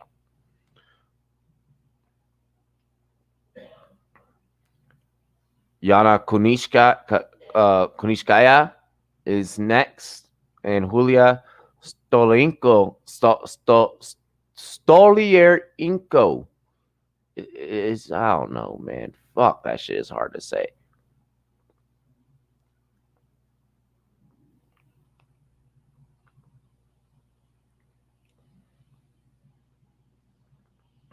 Let me fix this screen because I got lighting going down.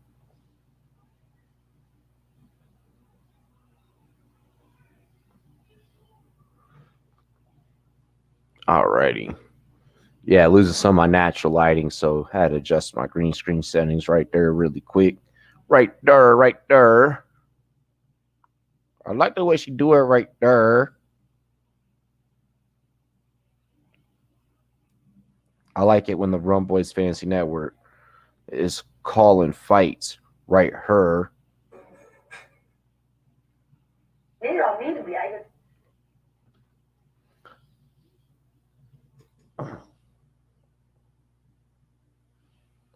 Alrighty.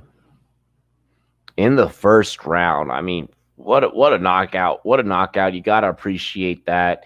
You gotta appreciate the fight in both of the fighters in that last bout. We're about to get into our first female bout, other the only female fight on this card.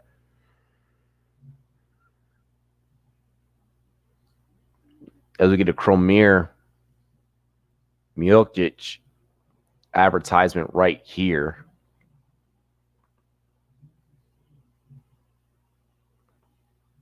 Rumboyz Combat joining in over on Sportscast. Said dazed, bloody, winded, with your back taken is not the ideal, to say the least. Ooh, wow.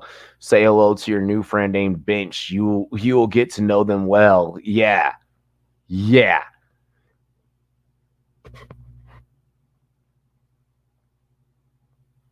Shit was lit, man. That was a crazy fucking fight. Crazy fight. Crazy fight.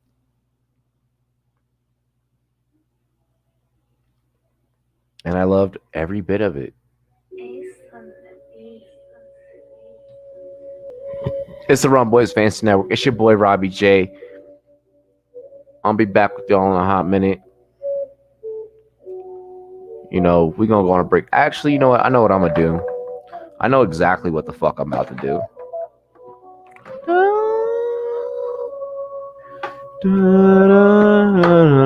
I know exactly what we about to do. We about to roll up. And for those that don't know what I mean, just relax and let the vibe take control. We had 13 likes. Nice, Madison. Nice.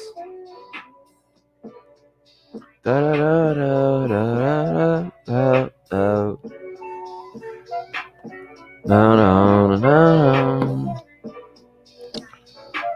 Said this is the Rumboyz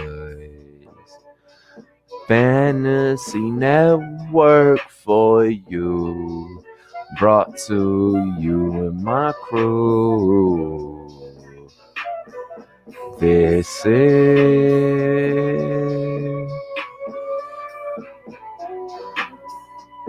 you already know, 5 hours of streaming, 5 to 6 hours of streaming whenever we doing fight nights.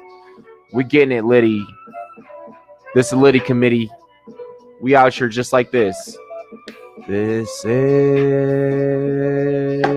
the Rumboyz Fantasy Network, brought to you by me and my crew. All for this is the Rumboyz Fantasy, the network brought to you just for you by me and my crew. Let's get it, y'all. Breaking down all this grass, sitting back on my ass, thinking about all these high class dreams and goals that I have. How I'm about to get this master craft, this master plan up off the ground. I'm doing it now and I'm kicking it loud like Luke Kane, kicking this shit like hurricanes. You feel me, man? I'm bringing the pain, blow your brains like Kurt Cobain, cause this shit is the illest, this shit is the realest, and I promise that I ain't never write this killer. Shout out to all of my yeah.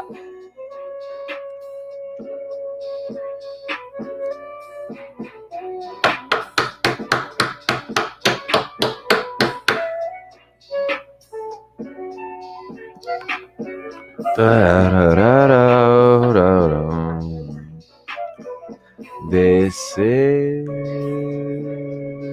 the Rumboyz Fantasy Network, brought to you for you by me and my crew. Cheers to me. Cheers to you, all the Rumboyz and girls. What it do, dilly dilly.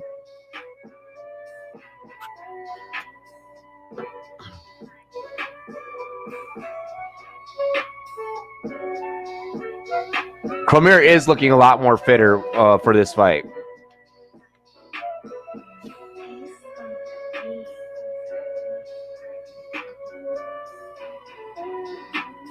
We got the Capone.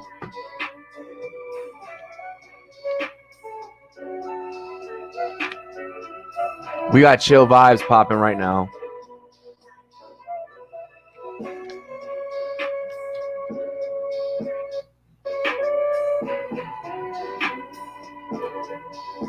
The whole shtick right now is a vibe. Everything we doing right now is a vibe. You dig?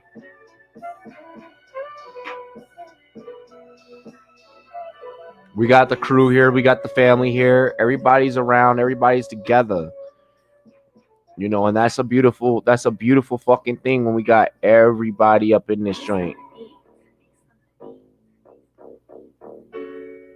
Yeah. What up, bitch? Rumboyz up in this bitch. Yeah. What up, snitch? Heard you was talking shit. Yeah. Hold on. What's up, bitch? Rumboyz probably in this bitch. Nuh-uh. I hop out, pull out, Impala 72. What's good? Holla at me. I be on YouTube making content for you to enjoy. Sitting back, making all this noise. Me and all of my Rumboyz. Plenty of rum and plenty of liquor and weed. And I promise that when you fucking with me, you gonna have a good time when I'm dropping these rhymes. I promise that I'm never ever snitching, dropping dimes. And all y'all niggas sitting back and talking them lies. But I promise that y'all gonna be it on demise. Sit back, listen to this shit. And I promise that I'm gonna get it real quick. Don't be illiterate. I promise I'll talk you lit, smart with the shit, good with the wit. They already know what it is when I'm in this bitch. VIP, very important person when I get up in this bitch. 95, I'm swerving while I'm sitting back on this fucking Durban poison. Now you see I'm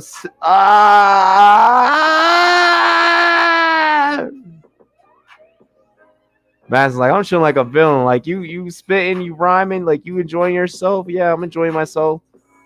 I'm enjoying myself. I'm enjoying y'all. I'm enjoying y'all's company.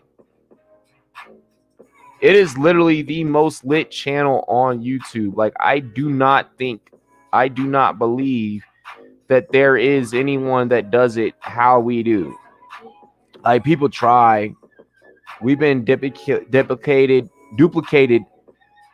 many of times, but it don't work out. We got that West Coast bounce.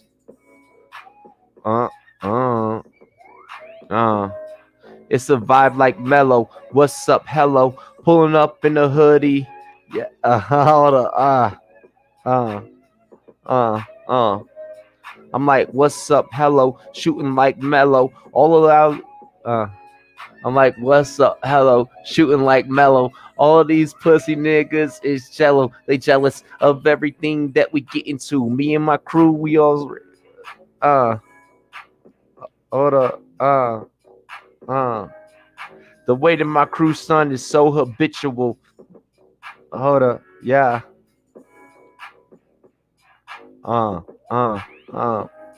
When I'm rolling the sticky, yeah, who the hell is fucking with me? You be Robbie J all up in your city. Sign my name all in your girl's fucking titties. You already know that I got the committee litty. It be ROUMBOYZ.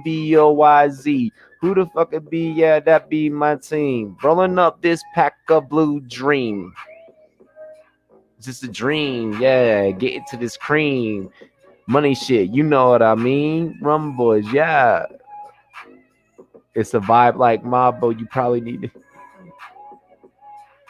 to be from the OZ to get the reference. Help me get the reference, Blake. Help me get the reference. I want to be cool like you.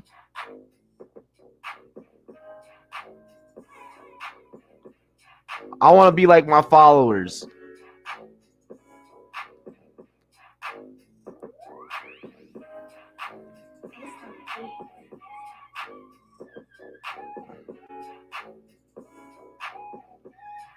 I want to live how y'all living. Every day it's a giving, feasting like Thanksgiving. None of this shit has ever been written. This the realest shit I ever sold, realest shit I ever wrote.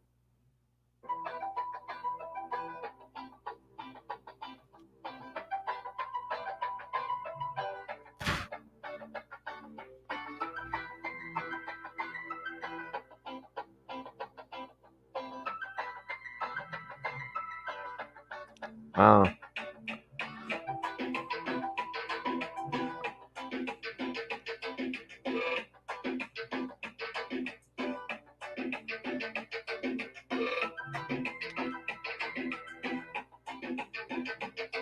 what the?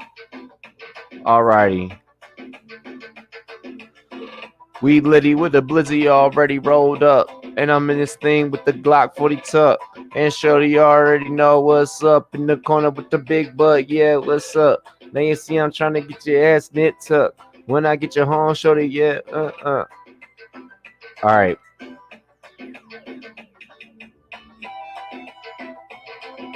Enough playing around. We're about to get into this female fight. It's time for the ladies to go at it. It's time for the ladies.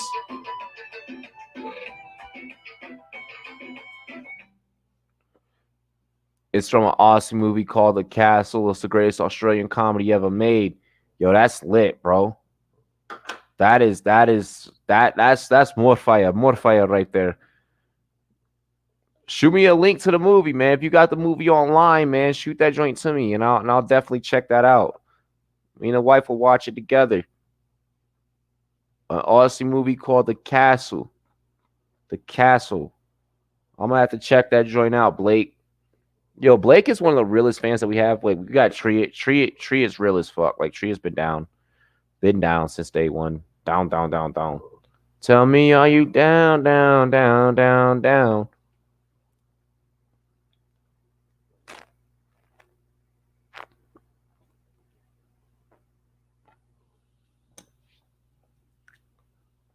Just chug that beer. Because I'm a fucking G. And now I have to pee. 1 second. Whoa!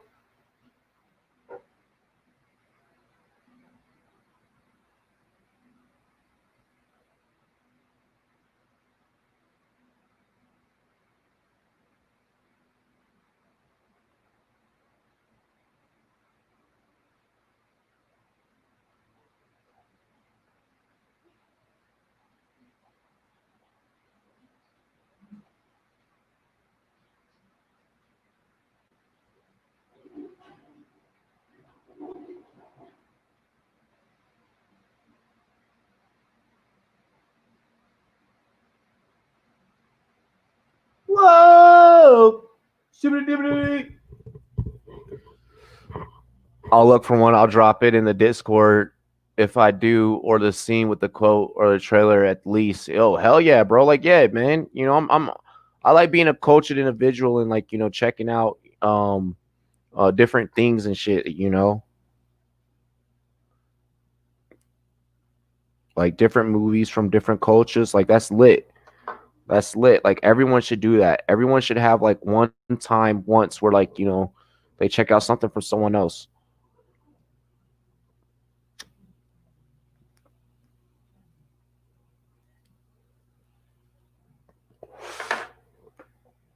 Alrighty, y'all.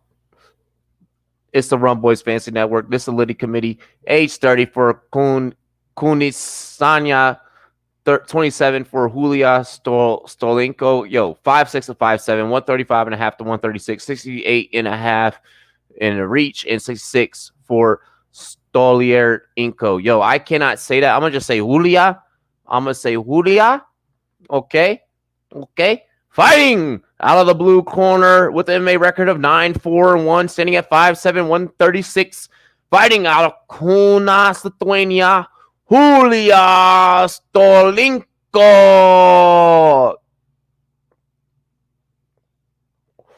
And she just hit some weird rave dance really quick. It looked really weird. She was like, what the? Fighting Out of the red corner with a record of 12-5 and 1 no contest. Standing at 5'6", 135 and a half. Fighting out of St. Petersburg, Russia. Yana Kutisanya. That shit's hard to say. So Yana and Julia. We going first names for this fight, y'all.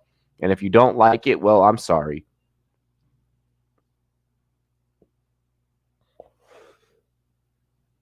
Referee for the evening is Mark Smith. Mocky Mock and the Funky Bunch. You dig? Fight. Fighters do not touch gloves. And immediately is Julia dipping and dodging. Julia in the green. Kutsanya in the black. Julia. Yana spins Julia to the cage. Julia fighting back. Takes a knee to the body. Julia taking those knees to the body. I'd love to see a female knockout. Like, I would love to see a female knockout right here, right now. Like, I'm with this shits. Like, I'm for real with the shits. Like, if they're like, psh, y'all, knock each other out right the fuck now. Knockouts are good for ratings, Dana White. Come on now.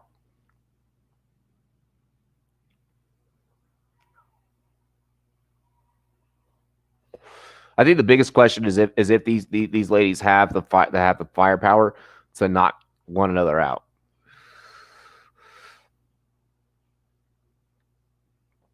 Kunitska, Kaya, Yana. Throwing those knees. Yana in the black. Throwing those fucking knees. Julia in the green. Has honestly been pretty freaking helpless so far. Looks like she's trying to maintain some type of upper body mount of sorts.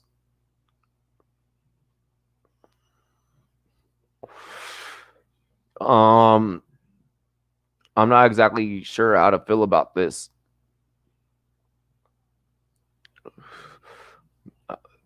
I mean, you have to be thinking Yana's ranked 8th for a reason in the division. Julia trying to throw in some of those right elbows. Yana's just controlling her up against the cage, like just expending this broad's energy. It's insane. I mean, we already got blood dripping from the nose.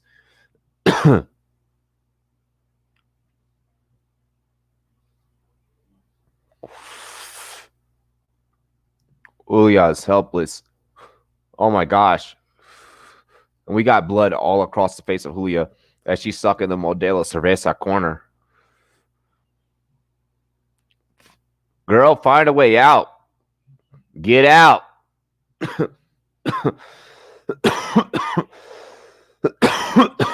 Julia is getting her shit pushed in. She is getting tormented right now. I hate to be a lot of people in the world. Bobby Sylvester is one, but Julia Stolarenko is one of them.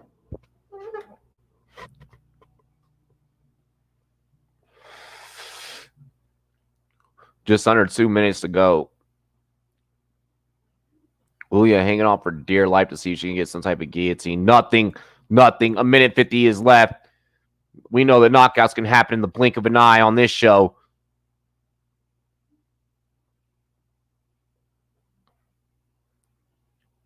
Kunitskaya not doing what she needs. As Yulia now turns the roles, turns the pages. Yana has to get her leg free. I mean, pressured up against the fence. I mean, damn. And Julia was holding guillotine and then lets it go. I mean, your best shot at winning the fight. And this is what you do. You let go of the little bit of control that you have.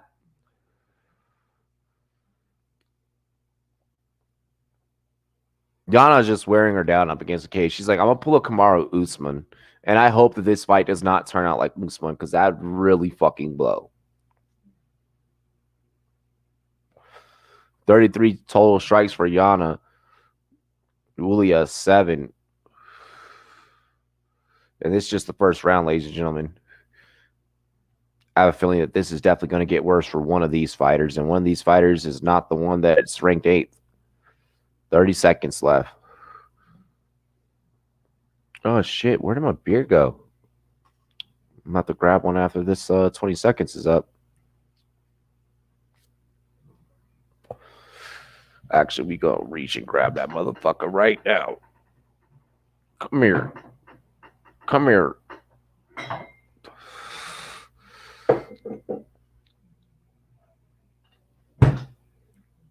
Oh, we got these brawls exchanging blows at the last 5 seconds of that one.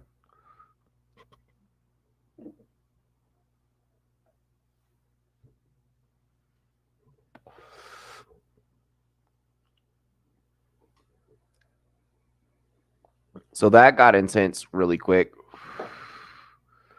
Yeah, let's take a shot. Let's take a shot, y'all. This fight was super interesting in the first round. A lot of cage work. Depending on what type of fighter you are, you may enjoy that. Depending on what type of UFC fan you are, you may enjoy that.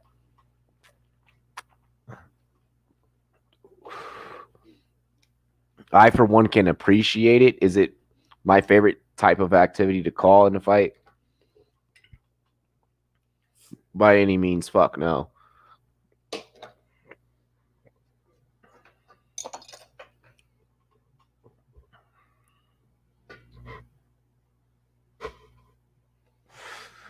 Cheers to me. Cheers to you, all the Rumboyz and girls. What it do, dilly dilly.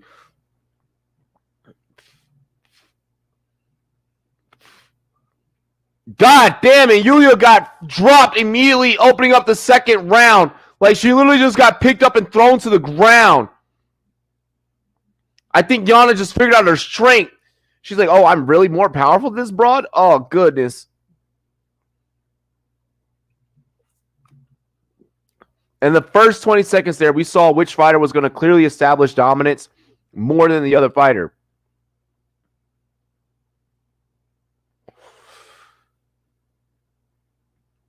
Yana working that cage again. This is very Kamaru Usman-like.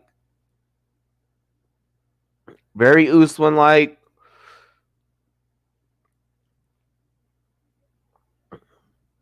Yana Kuniskaya in the black against Julia Oleinik, who has not done much in this fight. This fight was the perfect fight for us to light one.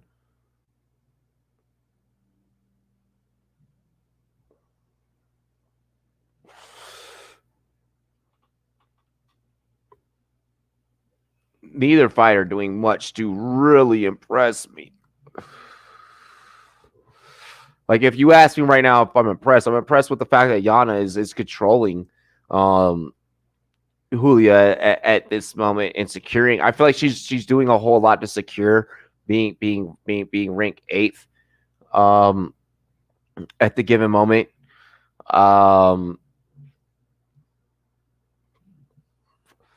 This is a bantamweight fight.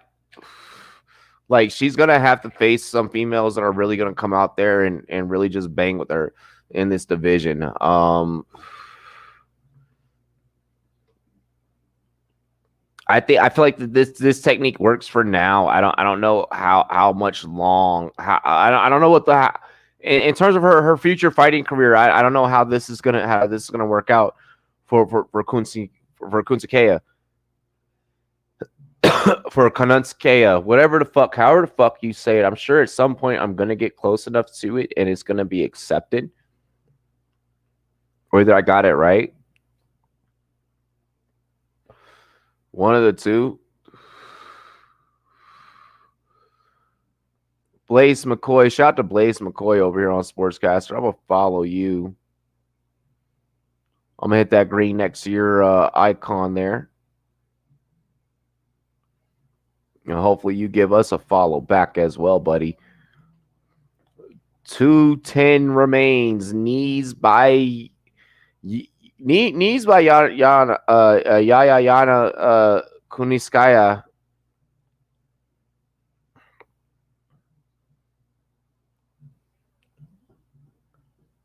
Kaya's looking for a trip takedown, it appears, but based on the clinch, I don't like her chances there. Yeah, she could definitely fight the fight a lot smarter ways, but she's fighting the smartest fight possible. Solenko has not done a thing. Solitary's not doing shit. We're gonna call her Solitary because that's what it looks like to me in English.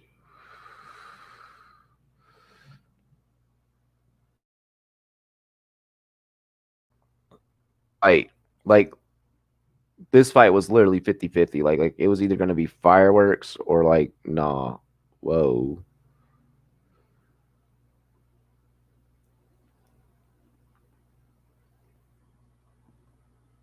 And another takedown. Yulia's on her back with the minute left in the second round. Well, this fight was not as entertaining as the other ones, guys. And I'm gonna just say that I didn't make the card. Like that's literally all that I can say is that I didn't make the card. Julia trying to pull off an armbar from the bottom right now. And if she does, that would be the most impressive shit in the UFC that I have seen in years.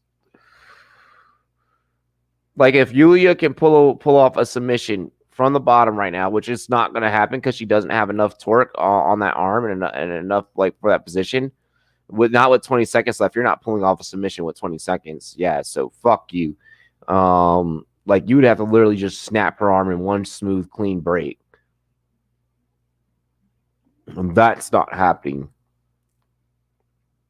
And she and Yana spins out of it. Like, no, third round.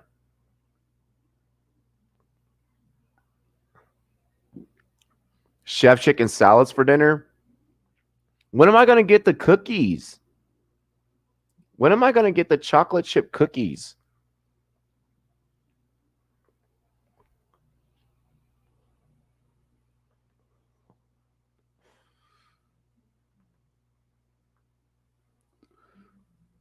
Merci. What's up, Tree? I just shouted you out not long ago, actually.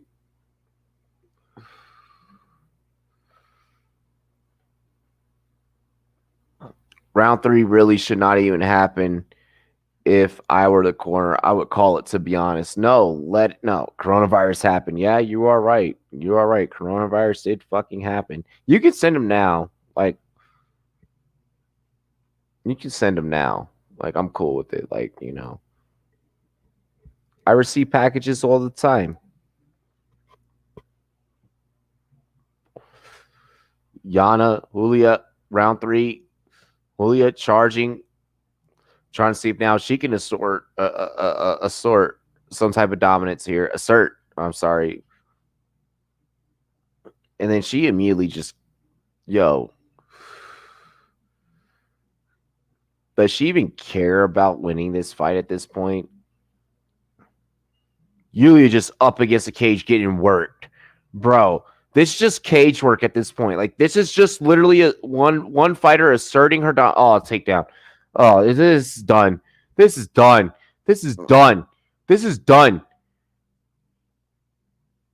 Is Julia really gonna? She's really gonna try and pull a high guard right here. Use her heel to try and pull. No, that's rookie as fuck, man. No. Oh my gosh! Just throw the towel. Just stop. This is whack.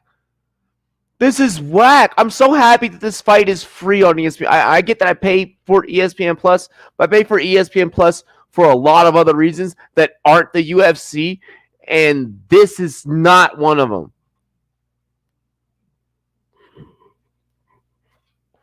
This is frustrating.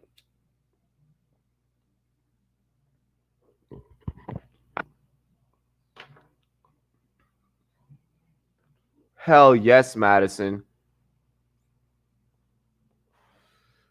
I'll have to get you my new address because I just moved into a new place.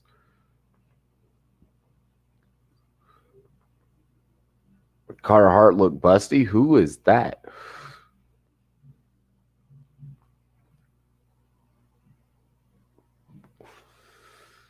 We're just outside of the 3-minute mark here.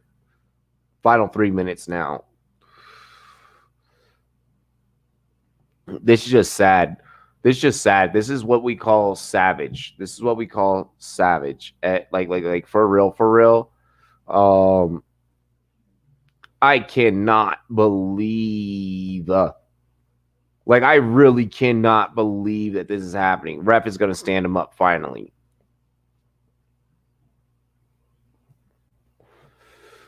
Yana just rushes right in. No fear. No fear, and I love it.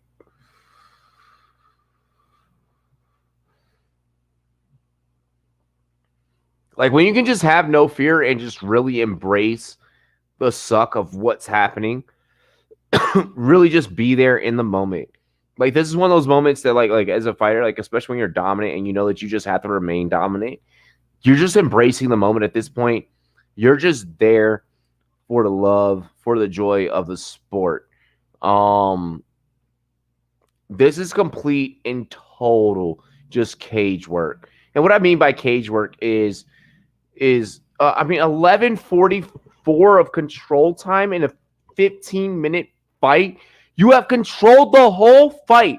You have done nothing but put this other chick up against the cage for a whole fight. She has not gotten thrown a punch. Like, no. We're going to look up the stats. 1:30 left in the third round. We're going to go to the fucking card already. We already know who won the fight. The 12-5 fighter, Yana Kunshikaya, already. Oh my God, another takedown. Oh my gosh, another takedown. This is insane. 164 strikes out of 218 thrown. The opponent, the opponent in the green, Julia Stolarenko, whatever the fuck, has landed 17 out of 54 punches thrown. How the fuck have you only thrown 54 hits? How have you only thrown 54 times? How have you been dominated 169 out of 217 of your opponent's punches? Your opponent is just picking you the fuck apart. The stats are saying 1 out of 2 takedowns. I call 2 out of 3 potential takedowns.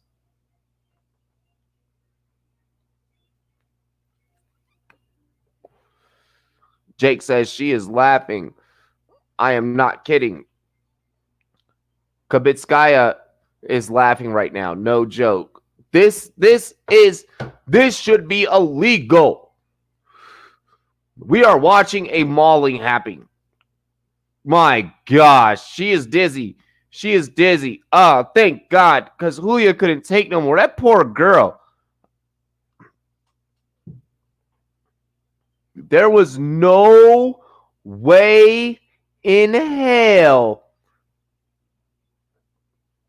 that she was going to come away with that fight. There was not a single chance she was going to come away with that fight. You have got to be kidding me if you think that Julia, in any shape, form, or fashion, won that fight. If you picked her, I'm glad that you lost your money tonight.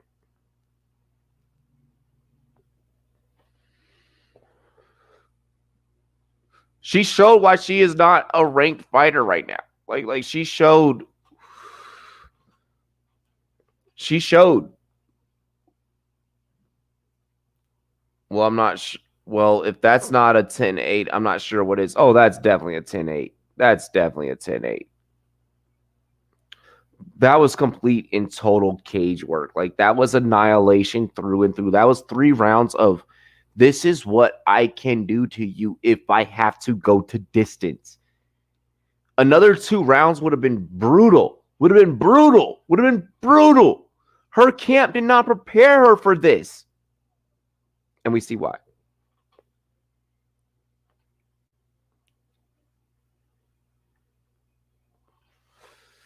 Yeah, that was unanimous. 30-27, I feel. Yeah. That's 10-8s across the board. That's 10-8s all across the board. Maki Pitolo, 13-5 in his MMA record, is what we got up next. Versus Darren Stewart, 11-5, 1-0 contest, 7 wins by knockout. God damn, we about to have us a damn good fight right here on the Rumboyz Fantasy Network. Make sure that you guys are staying tuned for the next middleweight bout. And I'm gonna take a piss break. This is how we gonna run it right here. We're gonna throw on some of the tunes. We gonna put on. You know what? I actually know what I'm gonna do.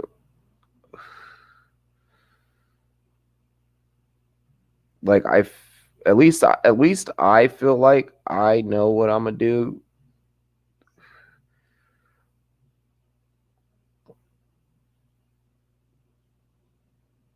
This person posts a lot.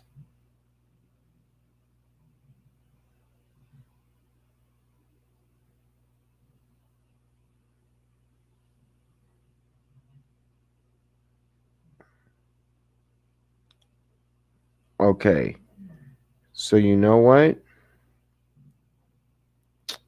I don't have it.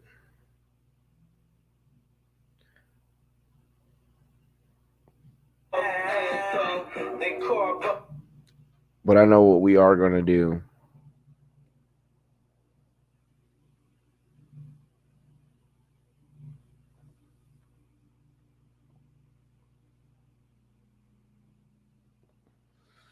We're going to play some Bogard.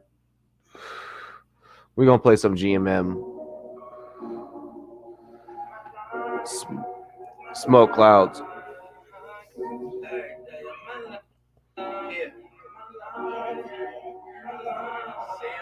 I stay hot like in the smoke clouds. Smoke clouds, I live my work, that's why I smoke loud. Smoke loud, I'm in the ocean to rock my boat now. Boat now, so much emotion, come get a quote now. Quote now, I stay hot like in the smoke clouds. Smoke clouds, I live my work, that's why I smoke loud. I smoke loud, I'm in the ocean to rock my boat now. A boat now, so much emotion, come get a quote now. Quote now. Yeah, I be smoking Vannas, drinking down P, thinking beyond David and Gandhi. While I'm on the yacht, counting G's, smoking trees. I'm about to be a billionaire, dipped in French gear, flicking $100 bills in the air. Oh God, I'm getting money too. It's what we do. We're five for our families like the Kennys and the Carters do. Like Sean and B, rhyme with D. Greatest of the all time, like Mike Tyson, Jordan, Jackson, in their prime. Y'all haters still can't take our shine, shine, shine. Like every day of my life, I stay high. Floating through them smoke cows, 3K. I stay hot like in them smoke clouds. Smoke clouds, I do my work, that's why I spoke loud. Spoke loud, I'm in the ocean to rock my boat now. Boat now, so much emotion, come get a quote now. Quote now, I stay hot like in them smoke clouds. Smoke clouds, I knew my work, that's why I spoke loud. I spoke loud, I'm in the ocean, don't rock my boat now. A boat now, so much emotion, come get a quote now.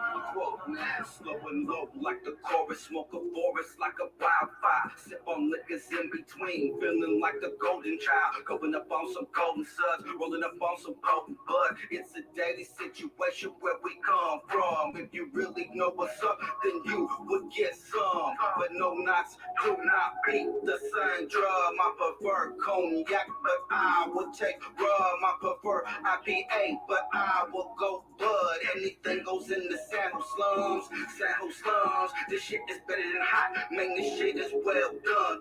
808 kick drums make the girlies get done. This is the new drink. It's smoke anthem. They call Bodie Scott free when they want smoke. I ain't talking about beef, I'm talking about that dope. Shipping out peas, flying elbows. No wrestling, but we off the top rope. Work fresh off the boat, Packs on the plane, then we back on the road, going state to state. Money, pussy, good weed, all I need is life. Call it blasphemous, I get stoned like Jesus Christ. As the Lord heal vows that we vow scratch. You hear the noise, me and my boys pushing loud packs. Getting hot to my date dance. Shiva apes, today, perfect year. In my life, I get high, I get high. Every day of my life, I get high.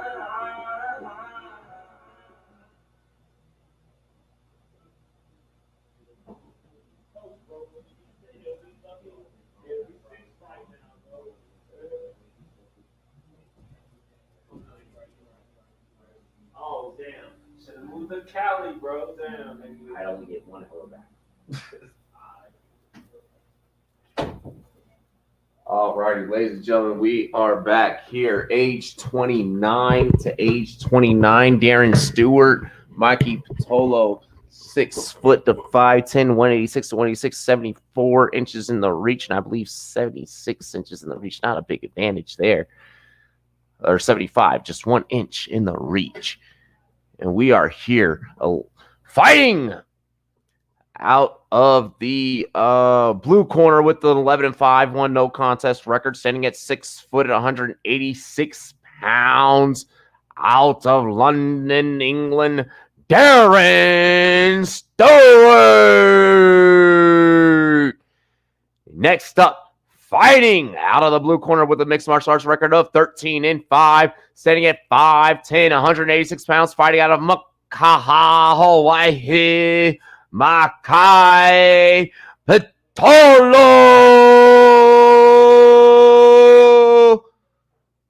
13-5, 11-5.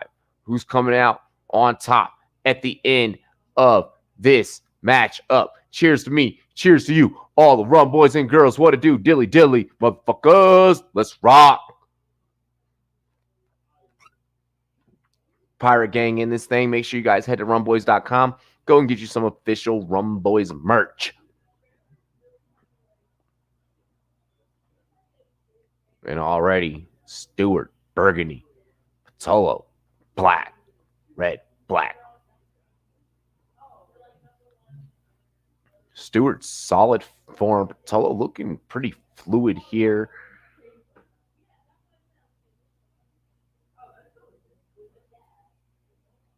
Anything here can happen now in this fight. First 30 seconds now off the clock in the first round.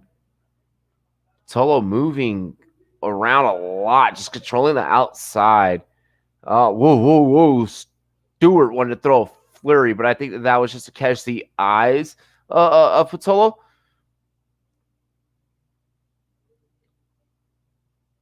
Patolo standing firm. Witnessing a lot of shadowing here.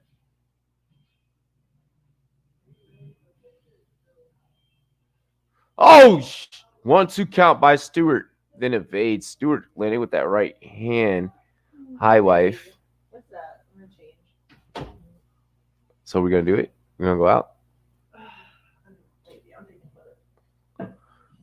Stewart, Patolo getting back down, it appears. At once early in this first round was looking like the more dominant fighter, but I think Stewart is now figuring out. Oh, Stewart's landing some shots to the body, left hand upstairs to the chin. Patolo evading.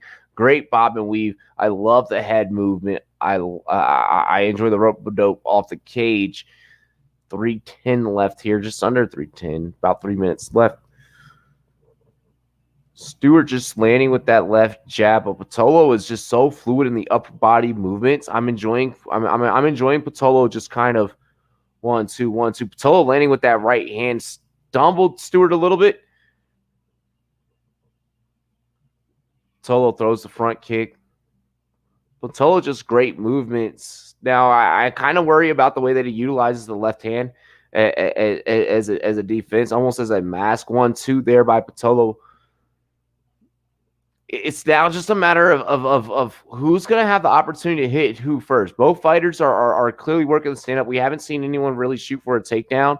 Stewart's just more grounded. Stewart's more here, more centered, more focused, whereas Patolo is just fluid, just moving, trying to fill it out. Stewart is throwing these short hooks. Bow. I love the jabs with the fucking left hand by Stewart. That's what I'm sorry, by Patolo. I'm sorry. Patolo working that left jab. Something special. Patolo with a spinning back fist does not get it. Stewart now driving Patolo into the corner, the Pyritech corner there.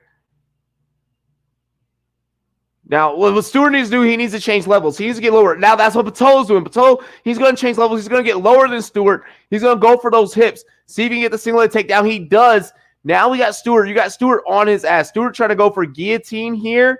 Does he have it cinched in? And did Patolo fuck up? And the ref stops it, and Stewart sinks it in.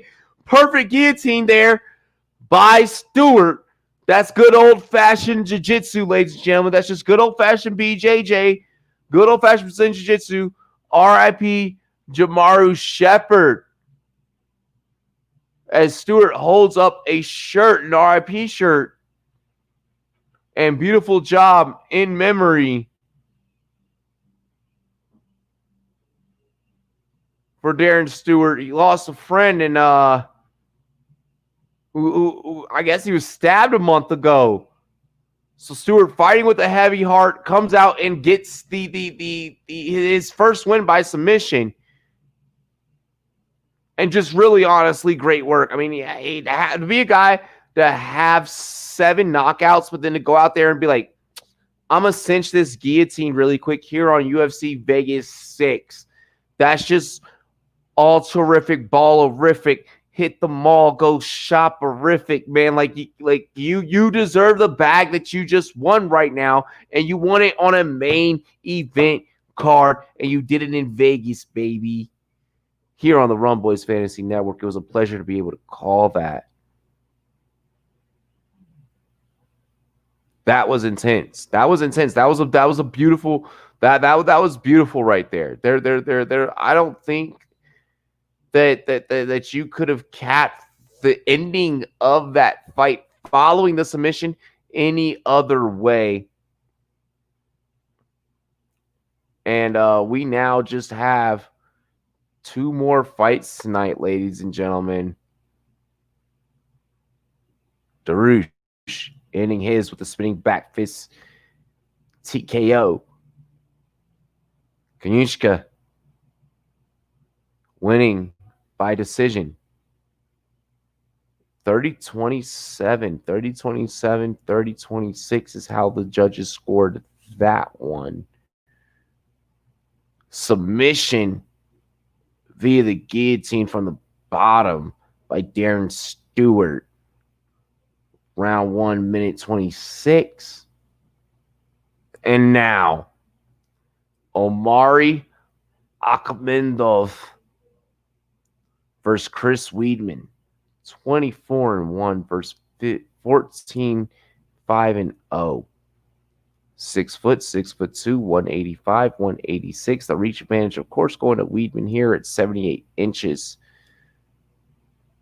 Akhmedov, 73 inches. Both fighters fighting orthodox. This is where the card now begins to thin out, and this is where your big money bets are going to come in. This is where you really needed to be on monkeyknifefight.com. And I love the winner by submission, guillotine choke, Darren Stewart there, round 1, 341.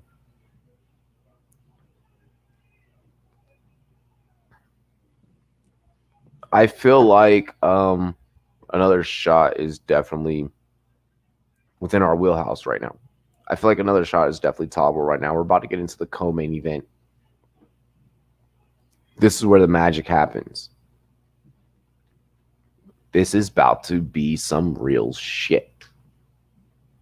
Like, I don't know if you realize, but 4:20 is where we are at in terms of record time right now. Just a beautiful sub. A beautiful submission, by the way.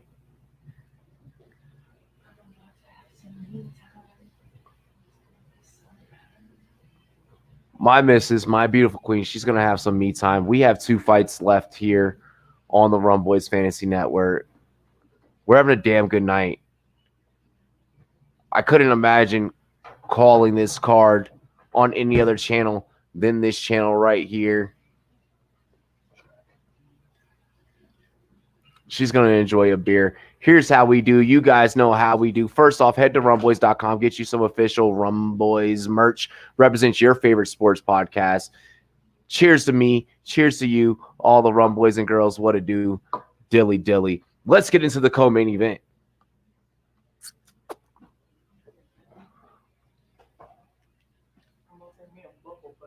She got a bubble bath. My queen looking like Beyonce. Arr. I love that woman, guys. We got this. We got the studio set up here, Rumboyz Studios. New location, new look, new things popping off. Drop me your setup of how you are watching the Rumboyz Fantasy Network right now. Show me how you're listening to us and how you're watching the fights. Send me a picture of your setup. Do you got 2 screens? Are you on 2 laptops? Do you got an iPad and a phone? What's your deal? Send me your setup at Rumboyz, spelled with a Z-N-E-T, on Twitter, on Instagram, on Facebook. Hit us up in the Discord. DM me. Let me know. I want to see your setup. Send me your Rumboyz Fantasy Network setup.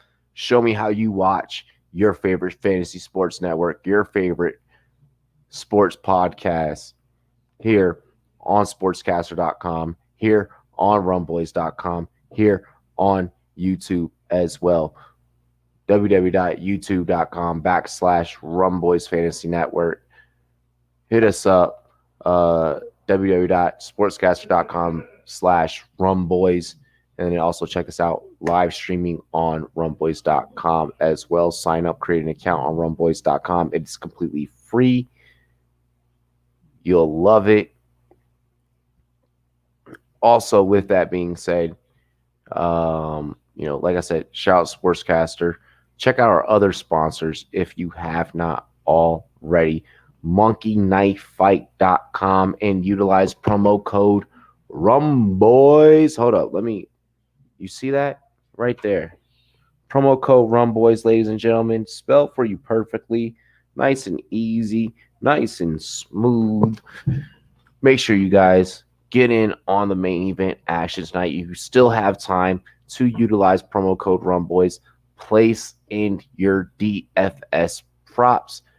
Derek Lewis is going to be going down. Oleinik is going to be going down. We got us a heavyweight bout. Catch us August 15th. Kromir Mirochik is going down. You're not going to want to fucking miss it.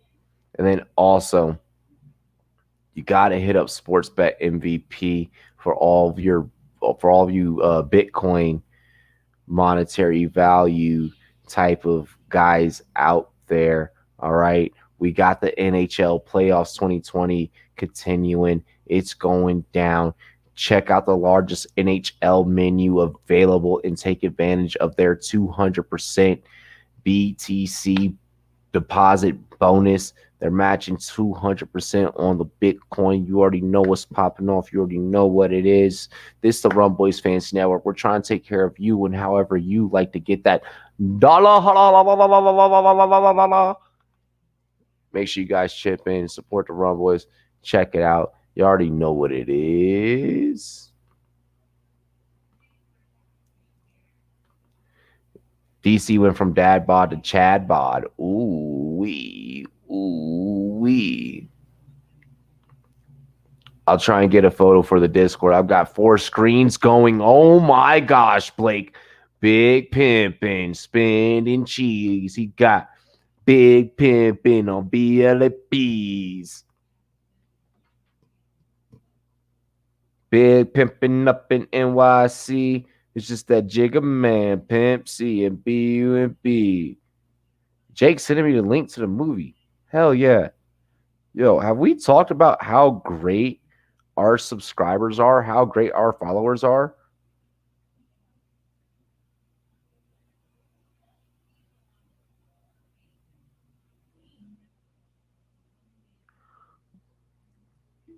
All right. You know how great it is when your girl knows your show so much that she knows your backstage ritual? I tell the fellas all the time, all right, fellas, it's time to go to work. First comes the hard work, then comes the champagne. That is some sexy shit. That is beautiful. That is love. That is support. And that quote actually comes from one Michael Jordan. That quote actually comes from the Last Dance documentary. One of the, I believe, I can't remember, I think it was episode 4. It opens up with that quote. And I've carried that. And I embody that. Hard work first. Then you get the champagne. Speaking of hard work, tomorrow, Smoky Bogey Invitational. We are live streaming the draft, 17 rounds of draft madness, fantasy football madness. Then right after that, we roll right into the fantasy football Smoky Bogey Invitational recap show. You're not going to want to miss it. This is something that you are going to want to be a part of. It is a family affair. So make sure you guys lock in. You turn on the post notifications for tomorrow because it's going to be crazy. It's going to be madness. It's going to be madness. And it's football talk. A lot of you guys' favorite talk. My man's Blake said his Rumboyz setup is got the main TV on Rugby League weekly wrap-up show and the other screen set up to this and UFC. Nice. Nice. At least with a really, really what? Really, really what? He said really, really.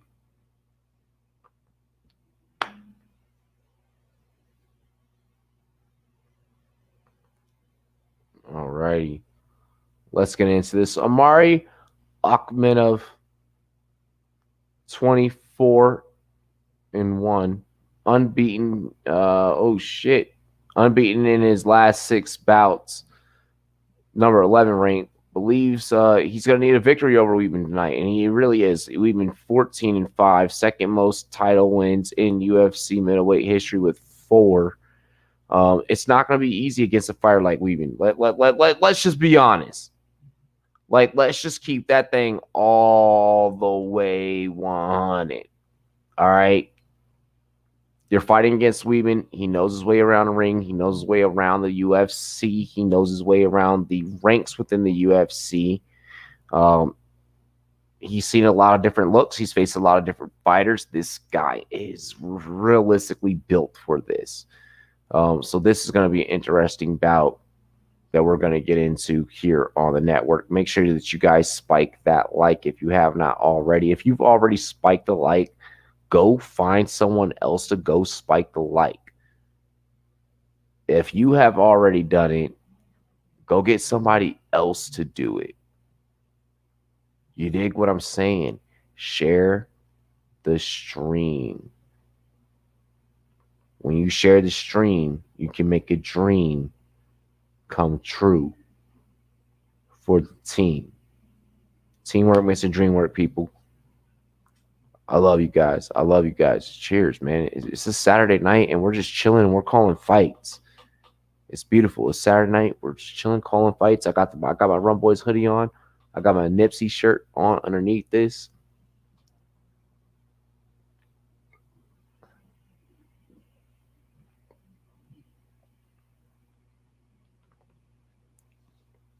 Madison's. She said she just got done making her dog dinner. That's beautiful. That's beautiful. That's beautiful. What you do? You do chicken and rice mixed with like some regular dog food. There's a lot of different ways. You can you know feed your dog a nice. I miss my dog. I let my ex keep my dog. Well, I didn't let her. She did it, but that's a different story for a different day. I'm gonna get a new dog though. Yo, Chris Weidman. I've been seeing this guy go out there brawl for forever. Really deserves all of the respect of the world. They call him the All American. Um, I don't think that there's anything really that Akhmedov can pull off that he hasn't already seen, that Weidman hasn't already seen. I wish the best to the Wolverine. I love the nickname. Um, but I'm really not thinking that there's. Yeah, he's willing to get in there and exchange blows. Yeah, he has a sniper of a right. Um, Powerful guy, powerful fighter. Is there an upset that's going to happen tonight? I don't know. We're going to find out. Chicken and rice with some potatoes. Ooh, yes. Jason Spiza has heart, fourth line is work. A heart always comes through clutch, but it's a little different every time. Oh, you always got to mix it up. You can never let him get too used. You got to sometimes that salmon when you're cooking some salmon and then the leftovers. You got some leftovers. Like it just works out so well. Oh.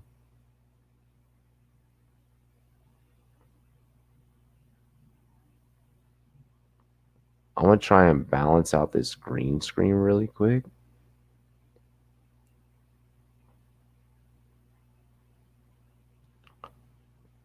Let's see if I set it to 41 and eventually it'll tone it down.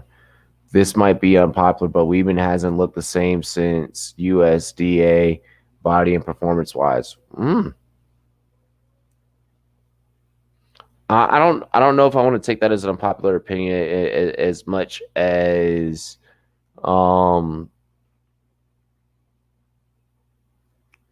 that could potentially be piece that's going to be fact. Okay, and then Jake chimes in, not wrong, Blake. Okay, so there we go. That is going to be fact. But at the end of the day, that this is a veteran of the sport. He knows his way around the octagon.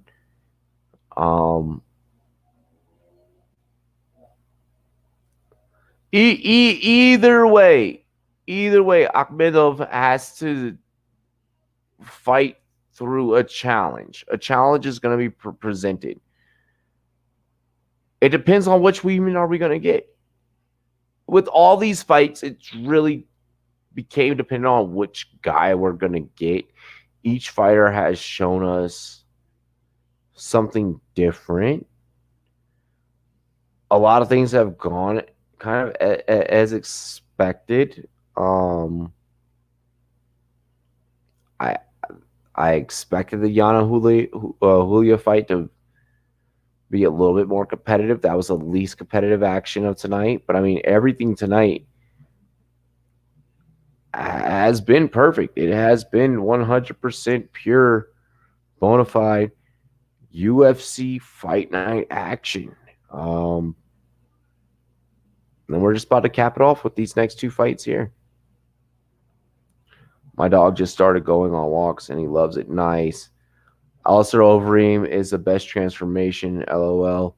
Alistair gained 20% body fat once USDA dropped in. Oh my gosh. Hey, drug testing is a real thing in this sport. Gotta prevent that. Gotta prevent that doping.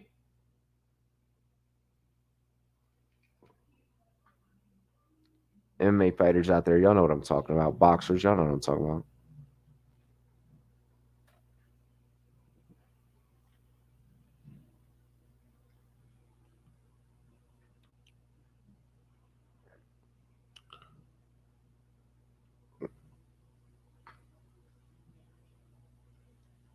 Alrighty.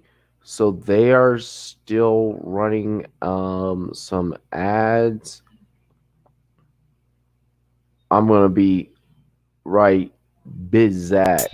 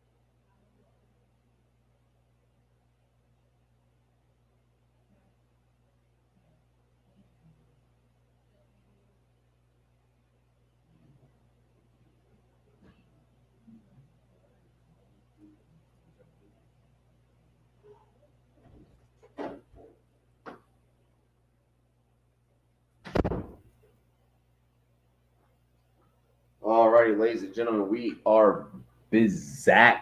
Appreciate y'all for enjoying that montage of me and Ty Boogie, Akhmedov, Weedman, black trunks, white trunks, Akhmedov, black, Weedman, white. Weedman going in for a single leg takedown, does not get it. Akhmedov swinging with a right and then a left. Unable to connect on either of those here. 30 seconds already off the clock in the first. Weedman's going to exchange a high kick there to the head. A little bit of a roundhouse action. And, whoa, we get a tie-up. Both fighters in the clinch. Let's have a sip of the beer, eh?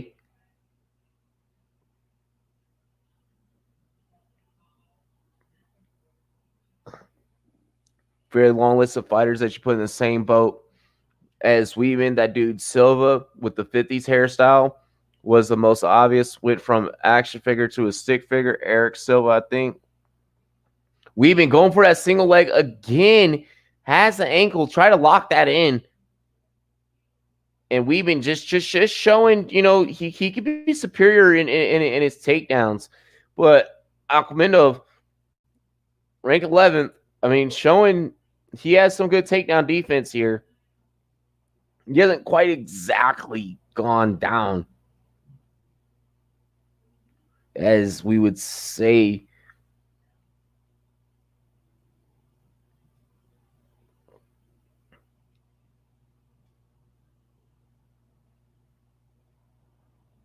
We've been coming forward with that left hand. Akhmedov he's just looking to exchange. He just wanted to land a clean punch here. Left to the body, and I love the uppercuts followed up with the right. He's gonna go cross with that left. Overhand right. I don't know if Akhmedov is necessarily just looking for shots or just wanting to just KO this and just get out the cage. He's kind of fighting in a way of I just want to hurry up in this, get out. And a beautiful left land that landed there with the hook. And then the right. I mean, lands double rights there. We've been going for the guillotine here. Is bringing Akhmedov down, breaking Akhmedov down. Clearly, Akhmedov expended some oxygen in the exchange of going down to the knee there. Comes back up, though. Now he's got to look to break the clinch, and he does. He does. I mean, it's easy when you're getting out of a single hook. He's going to go for that left jab there, Akhmedov. Again, black trunks. We've been going for the single leg again. Gets the leg sweep and gets a takedown. Akhmedov trying to just control the upper body of Weidman there. Not necessarily going for a guillotine. Normally, you would see a fighter, confident in their jiu-jitsu, confident in their wrestling to maybe go for a lock. He doesn't. Weidman tries to go for a lock there, and instead Akhmedov evades it. But Weidman, still just maintaining control and is going to go for another single here. And I like that Weidman is going for the takedowns and just trying to show that, hey, I'm a veteran. I can control you this way. And which is sometimes probably the most effective way to break down a fighter that is going to be explosive, that's going to want to erupt on you and just explode. Take out their base. Take out their base. Try and blow them up from the bottom, and then work your way up top. Those legs are built like wicker chairs, and there's always water in the basement, so you can go and attack the body with the jabs, with the body kicks, and then work your way up to the head. Akhmedov's already bleeding from the nose right now. As Weidman now goes for side control, trying to pass guard here. And what I'm really going to be impressed with is just Weidman pass guard. We know that this is something that he can do, but can he make it look effortless? Is the thing. Akhmedov is still maintaining one leg in the grapevine there, and that's actually the right leg that he's grapevining. He's utilizing his right leg to pull in the left leg of Weidman. Just trying to close with distance as Weidman tries to land some elbows from the top, knowing it's the end of the round. And that's just really about efficiency.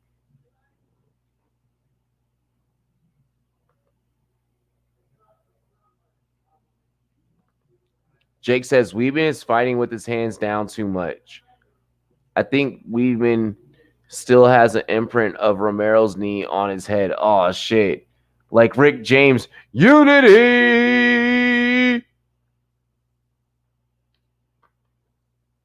Love it. Love the Chappelle reference. Love the Chappelle Show reference. Our show's all about that shit. We appreciate the good stuff. We appreciate the good comedy. We're not crazy. We're not spazzes.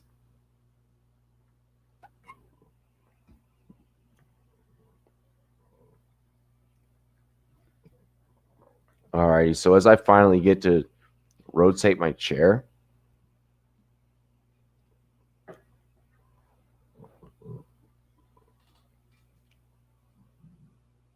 we're going to dive into the second round of this co-main event. Before diving into the main event, again, this fight brought to you by the U.S. Army. Shout out to them for sponsoring this UFC Vegas 6. Oh, we've been trying to open up with the wide right. I don't know if I like the angle of throwing that punch. God damn, we even got caught heavy with that, with an exchange of Akhmedov's right hand.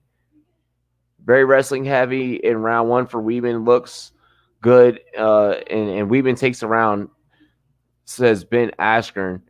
As Akhmedov now tries to assert his own self on a takedown. Does get the takedown.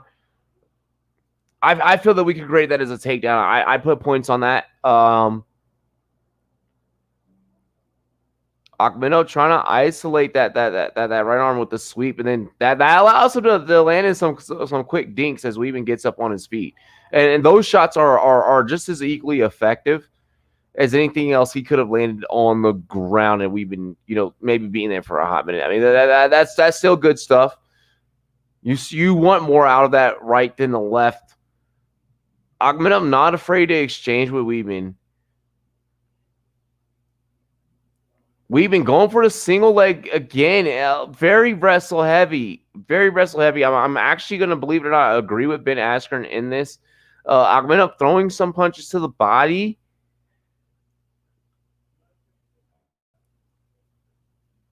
Akhmedov is going to shoot. I was just waiting for that, and I was just about to say, Akhmedov, when are you going to take the opportunity to shoot? Weidman had guillotine there, and then Akhmedov is now going to exchange guillotine. Both fighters come out of the clinch. They both try to exchange, wrap ups there. It wasn't working for either one. They weren't feeling it, so they're going to release. Yeah, half of Weeben's head does look bruised. It's gonna happen throwing your head against the mat. We've been going for that single again. I mean, and I don't know if this is something that Weeben's camp focused on, was just being super wrestle heavy. Augmenov throwing some dirty elbows there. Hey, if you don't do mask, you could have T-shirts with skulls wearing masks. You are correct. You are correct. I want to do mask. If you guys want to do mask, I'm gonna figure out it. I'm gonna figure it out. I'm gonna set the price. And we'll distribute masks to you guys. If you guys want Rumboyz masks, we're gonna fucking put some Rumboyz mask out there. But you have to promise to send me pictures of you wearing the mask so I can put them on the gram so that it shows that people are repping. Like, we gotta have people repping, you know. I need more. I know a lot of you guys are placing orders. I need pictures of you guys showing me that you're rocking your shit for the gram. Oh my gosh, Akhmedov putting on a clinic to the body, goes to the Muay Thai clinch, throws a knee, comes back right, left, left, right. Akhmedov just dishing out that left, repeated jabs with the left, which I love. I want to see Akhmedov shoot again. And Akhmedov does shoot and gets a takedown. Weeman just baits right into it.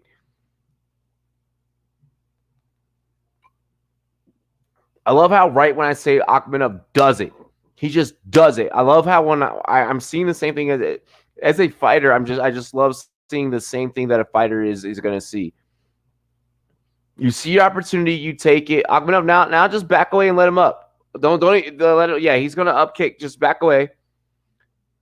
There you go. Back away. Let him stand up. You got a minute 15 now. Like, you got a minute 15, so that's plenty of time to work. Just keep laying out that left. Keep laying out that left, because he's gonna raise when what's happening is Weeman's raising his elbows, which is allowing how Akhmedov just threw that uppercut. Akhmedov almost shot again.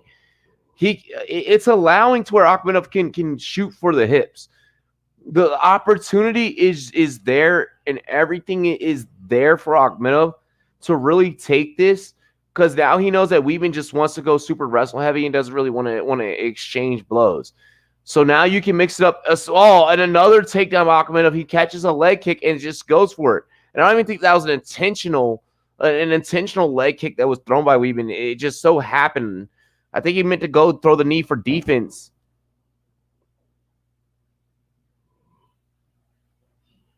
I don't know if y'all just heard that, but that was either a gunshot or a firework. And that was definitely a gunshot.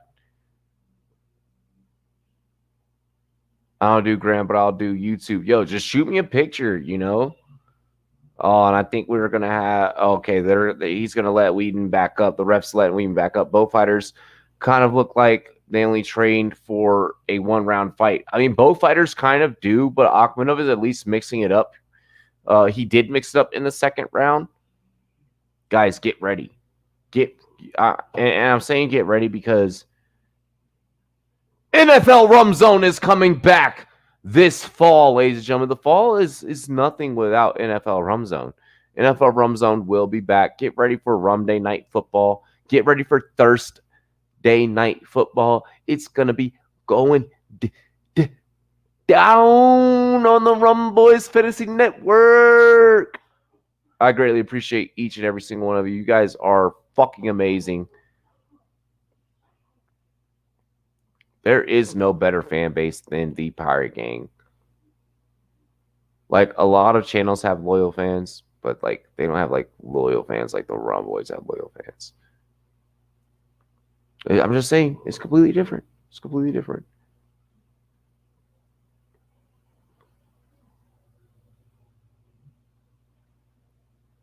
Omari Akhmedov, Chris Weidman, round 3.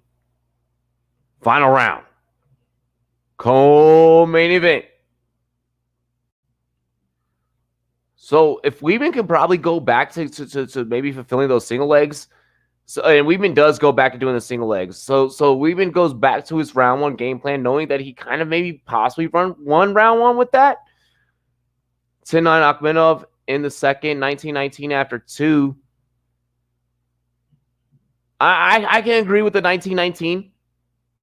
We've been working round 3 so far with a lot of these takedowns. I feel like Weidman's going to really have to just work control time right now.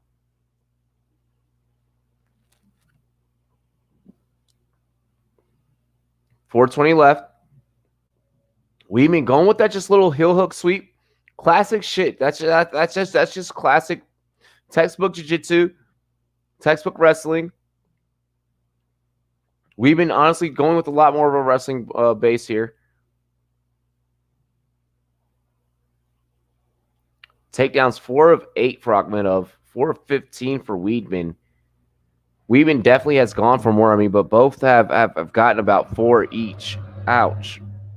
My ear itching from this headset. And I don't know exactly what either fighter is doing here. We've been trying to go for some type of a leg lock, putting him in a position for some sick elbows from Akhmedov. Weeman's going to now roll, get the back of Akhmedov. And maybe he wants to try and see if he can roll armbar or go for rear naked chokehold. Those are really his only 2 options from this position.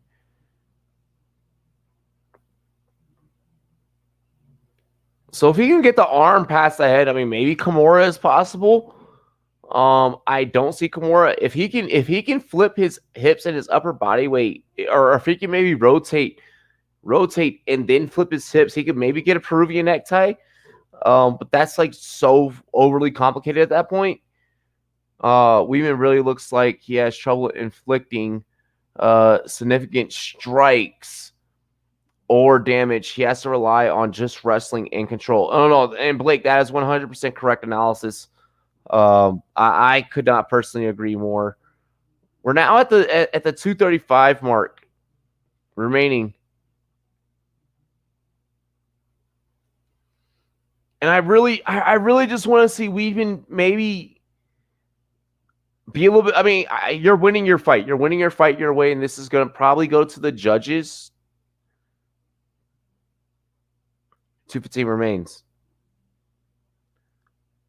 Akhmedov has to posture up his hips and try and see if he can squirm his way out of this position.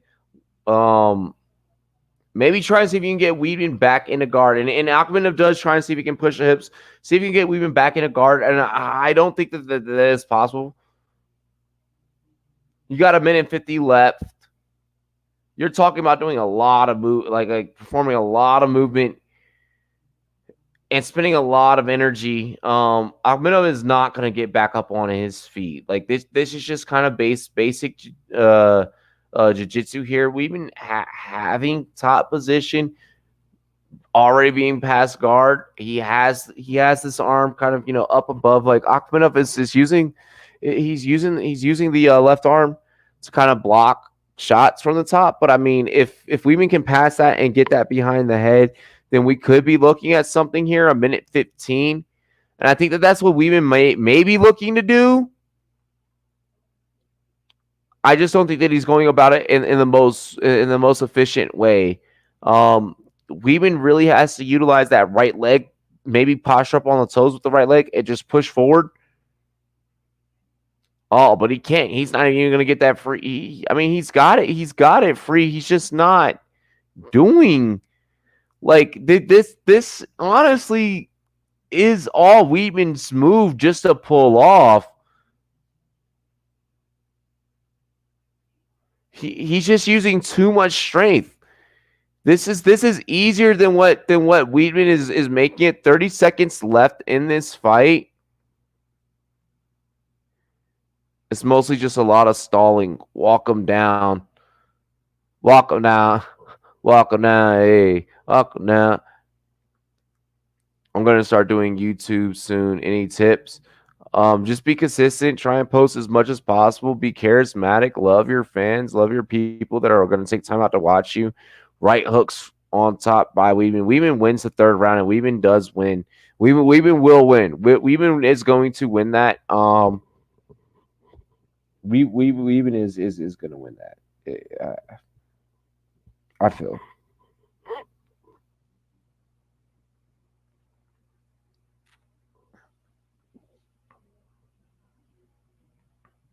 I can see them going 30-28, 30-28, 30-29.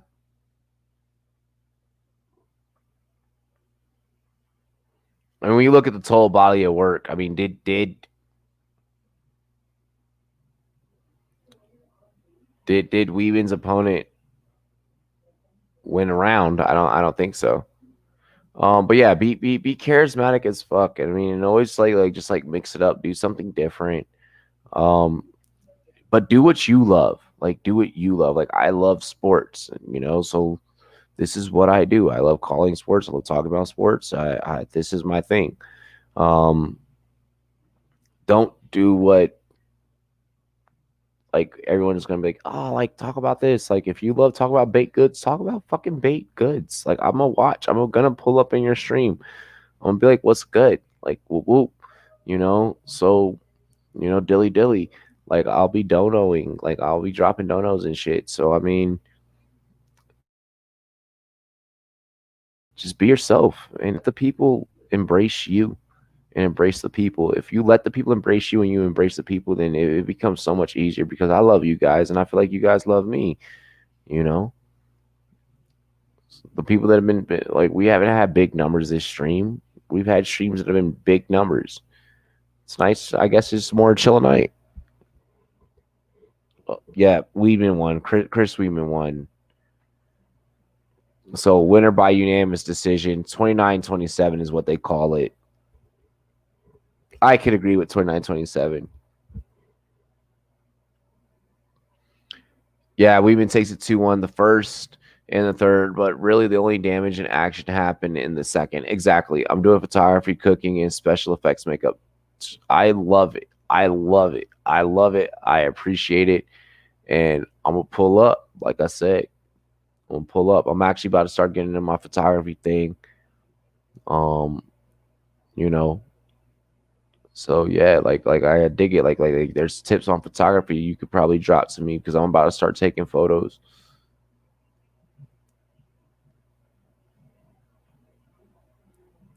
Alrighty.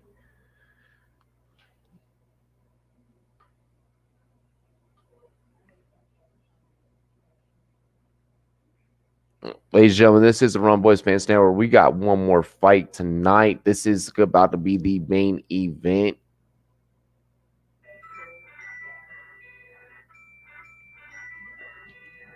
This is the Rumboyz Fans Network. It's your boy Robbie J. Rumboyz.com. Go get some merch. Go check out the articles.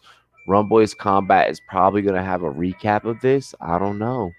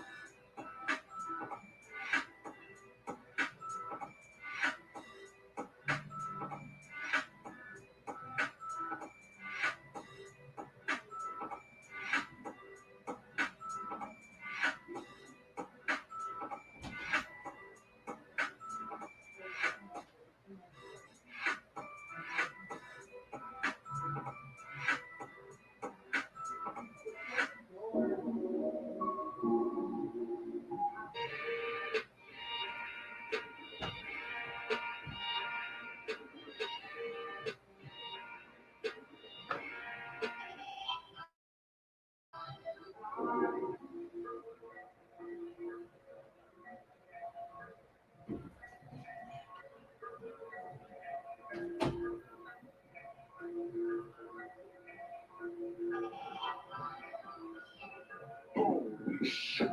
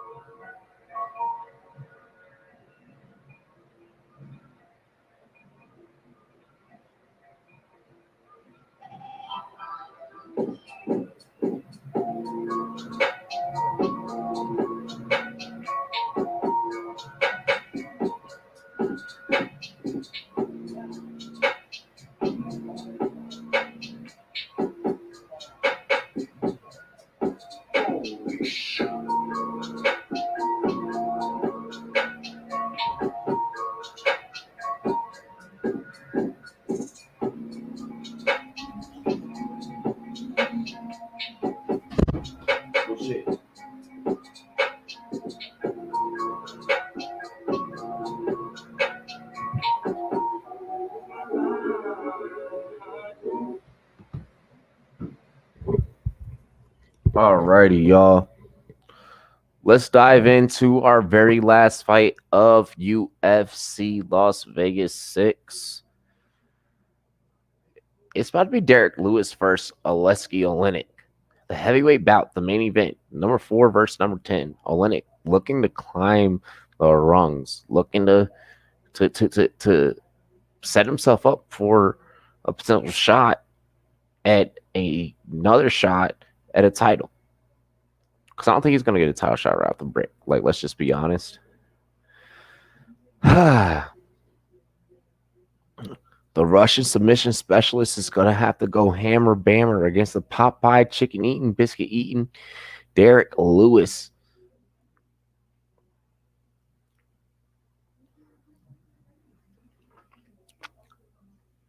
Now, I'm not exactly sure how I feel about Lewis here.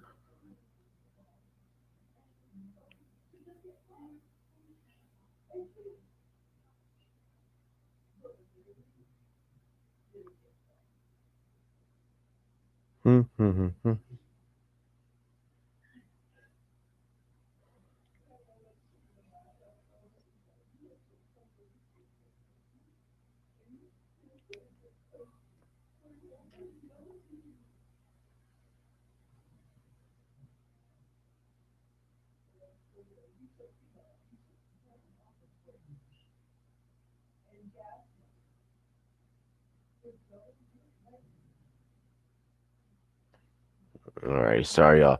What kind of photography are you gonna do? I haven't figured that out yet, honestly. I'm gonna just start somewhere and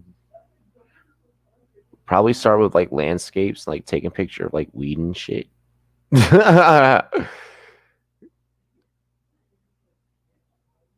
Like just being 100 completely like 100% honest.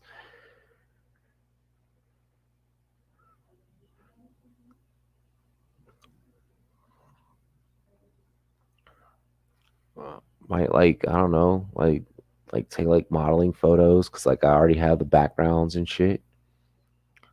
Hey yo, cheers to me, cheers to you, all the Rumboyz and girls. What it do, dilly dilly.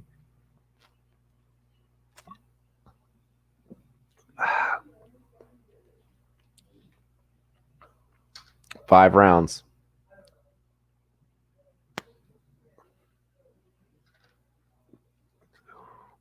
Smoky Bogey Invitational tomorrow, y'all. We got fantasy football content for that ass.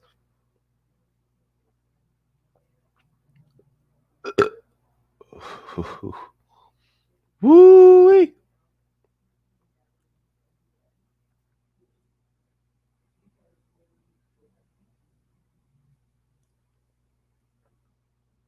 Okay, I guess this is best. I'm gonna get my green screen for right now.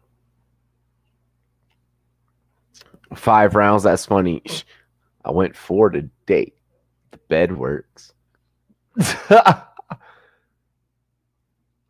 Landscape is always fun. Sports and landscape are what I know the most about. Yeah, I'll probably try and take like sports photos. The last joke was terrible, and I'm sorry for it, and I apologize. I take that back. Can't strike it from the record because this is the internet, and once it's out there, it's out there. But I'm sorry. That was awful.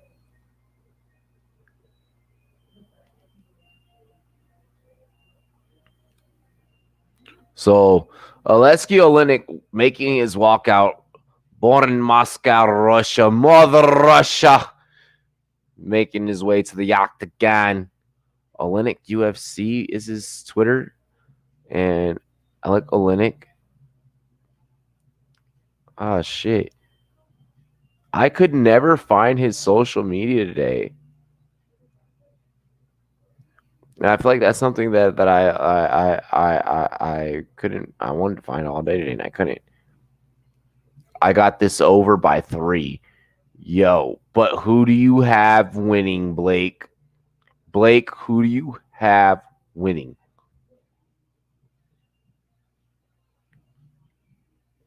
Oleinik, we've called Oleinik before. We've called Derek Lewis before on this channel, so these are familiar names on this channel. Even if you're not into UFC, I appreciate you guys for rocking with me tonight. It's definitely been a beautiful night.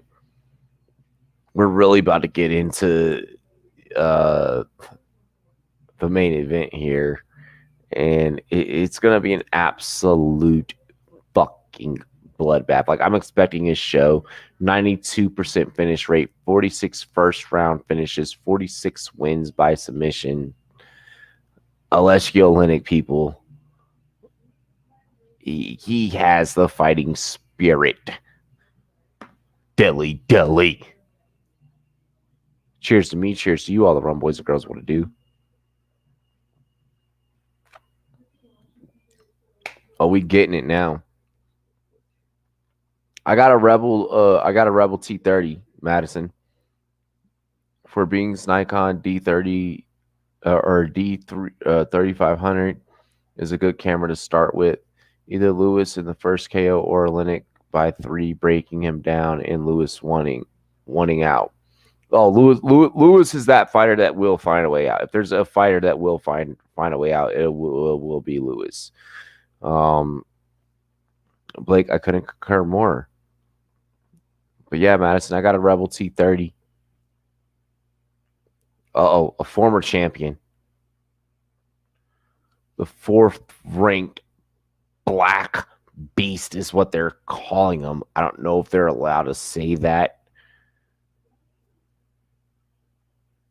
But if it's said on ESPN, I must be allowed to say it on YouTube, right? Derek Lewis making his way out. He's hungry for a fucking Popeye's chicken biscuit. Yeah, I can change lenses.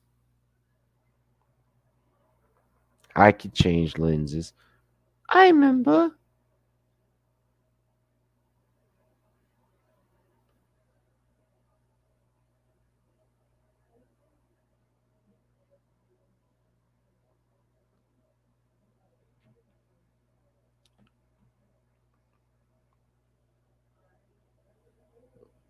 All right, native of Louisiana who now calls Texas his home. Houston, stand up.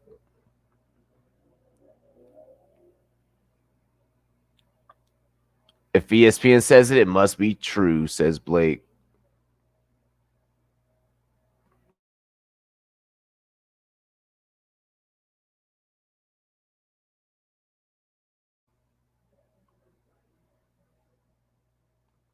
That's all you need then, right? 18 wins by knockout. Tied most knockouts in UFC history and UFC heavyweight history with 10. Tied second most knockouts by ground strikes in UFC history with 6. Derek Lewis is nothing to be fucked with. But who's going to win this fight?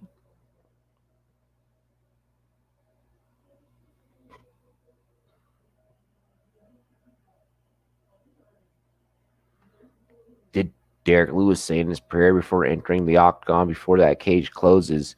Did he train enough for this fight? And I think that he's really the fighter that you always question his camp coming into it. You always question his stamina, his charisma coming into it. He has gone a distance. He has put the paws on guys. Age 35 for Lewis, 43 for Oleinik, 6'3 to 6'2, 265 to 227 in this heavyweight bout.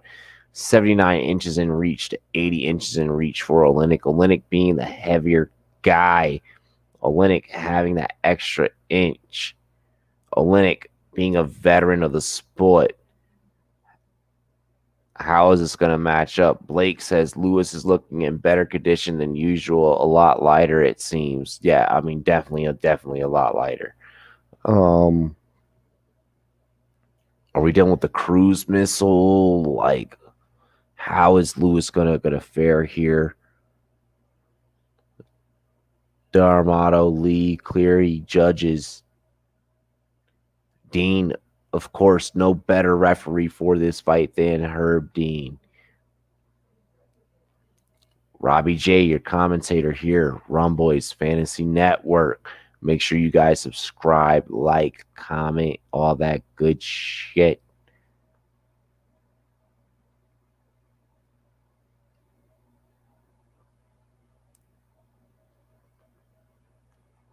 Check out our sponsors. We're live on sportscaster.com. Fighting out of the blue corner with an MMA record of 59-13-1, standing at 6'2", 227. Fighting out of Moscow, Russia, Alexei Oleinik.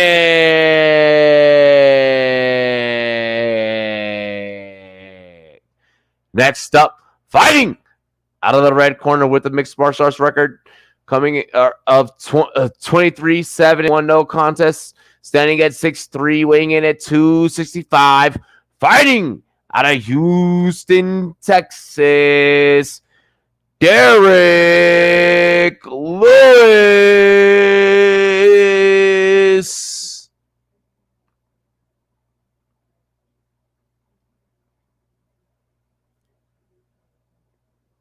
Alrighty, let's see what the beast has. I'm going for Derek Lewis. I want Derek Lewis to win. I feel like Lewis could win. I should chug. No, I'm not gonna. I'm gonna take a sip because I'm gonna chug this shit when he loses. Yeah, when I start my photography channel, definitely come by. Gonna do a bunch of different content on photography. Alexei the Russian, Randy Couture. Both fighters come out. Oh, Lewis opens up with a heavy kick. And then, oh my gosh, Lewis is coming forward with the fury. He actually cuts weight now, builds muscle. I bet Lewis to win. It's weird he keeps looking down, Oleski. So Lewis opened up heavy, puts Oleski up against the cage after opening up with a big fucking left kick.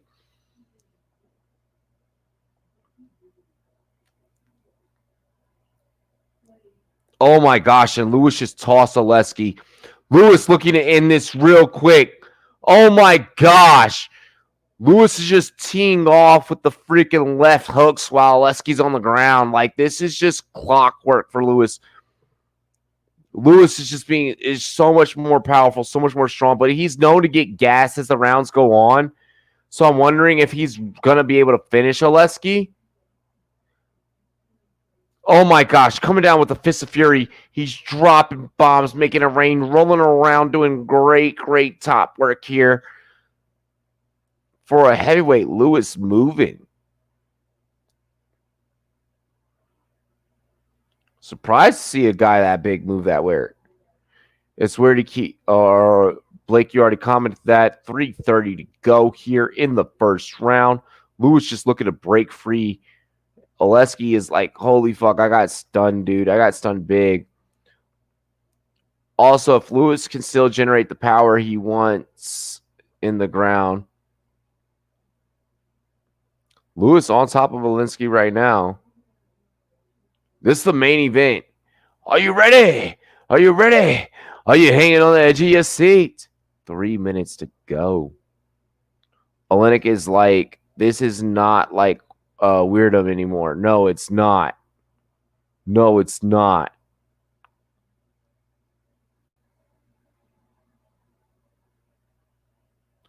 Lewis standing up. Lewis wanted to throw a knee there, but Oleinik hung on to the leg and was able to take Lewis down. So now he's going to try and wear Lewis down from the top, which is probably the best case scenario for Oleinik right now. Oleinik in the red trunks, Lewis black, the beast, trying to utilize the cage to see if he can spin his way out of it. He's got to watch the toes in the cage though, especially with the way that he's spinning.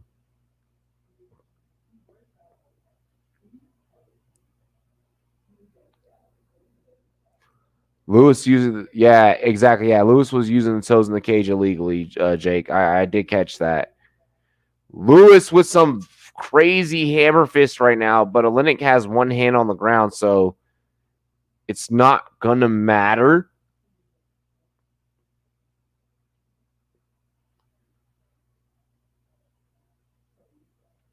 Lewis trying to posture up. You can see the breathing in Lewis. Lewis not wanting to exasperate as much energy as he may have in other rounds. Lewis clearly panicking, though, when Oleinik is coming in with that choke.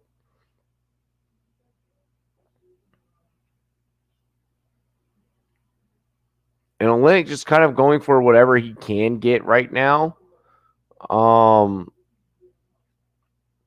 Squeezing the fuck out of the head of Lewis.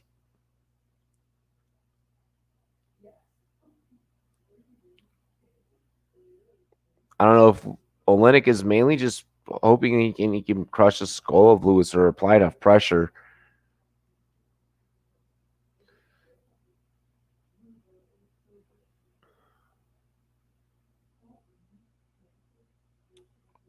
.44 left. Lewis looking to break free.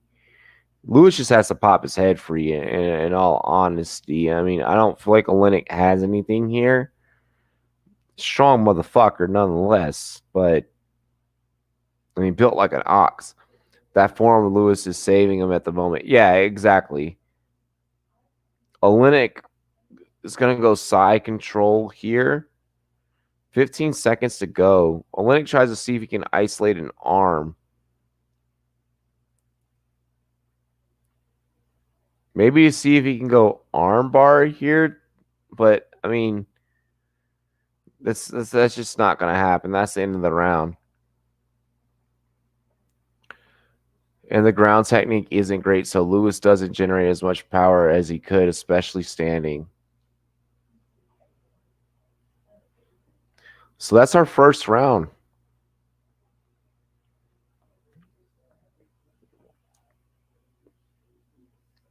Miocic premiere, August 15th. I'm going to try and rope Jake into calling that with me. Oleinik would have been better off would have been better off working the body a bit on the ground to tire Lewis more. Probably Oleinik laying out in the cage, like completely laid out, like sprawled out. I've never seen someone go to their corner like that, honestly. And Ring Girl looking fly as hell. Little bitty booty.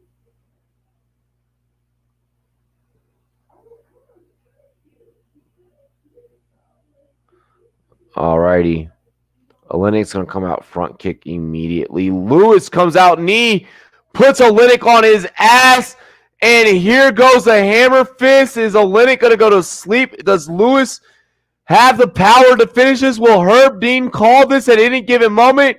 And there it goes in the second round with 4:59 to go. Derek Lewis, the beast, the black beast, ends it. H-Town, stand up. Alexi Oleinik knocked the fuck out. Done. Derek Lewis wins. Not even 3 rounds. Derek Lewis wins in 2 rounds. I'm not even going to stick around for the official decision because ain't shit that can happen that could change that. Derek Lewis with a flying knee, then with a heavy right hook to the chin of Oleinik.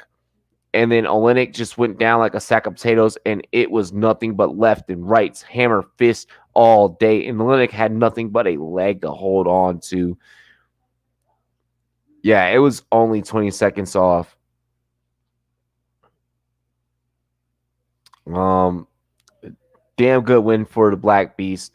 Make sure you guys check out all of our sponsors. Again, big shout outs to monkeyknifefight.com. You guys got to head over to monkeyknifefight.com. Place your bets. You could have won money tonight. If you didn't win money tonight, don't worry. NBA is back. MLB is back. NFL is coming back. We got more fights for you guys. Golf is still over there. NASCAR. Head over to monkeyknifefight.com. Go get that cold, hard US dollar on Daily Fantasy.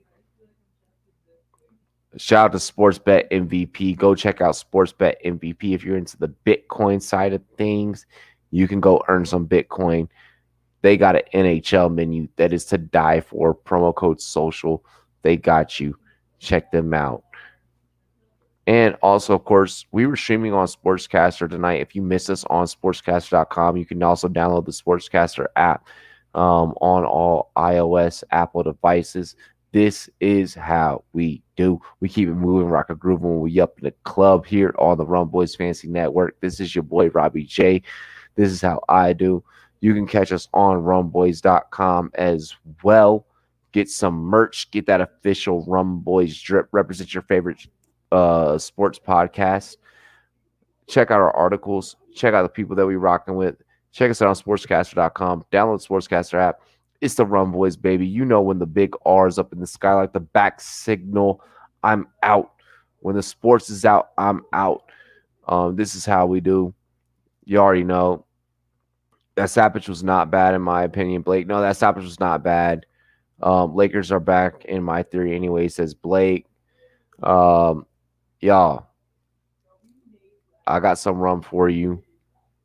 You already know how we do. I appreciate you, each and every single one of you. I love each and every single one of you. And cheers to me. Cheers to you. All the rum boys and girls, what to do. Head to rumboyz.com and represent the crew. Subscribe to the channel. Like, comment, subscribe. Follow us on Sportscaster. Rah! Geek, geek, geek, geek, geek. I'm out of here. Play my outro.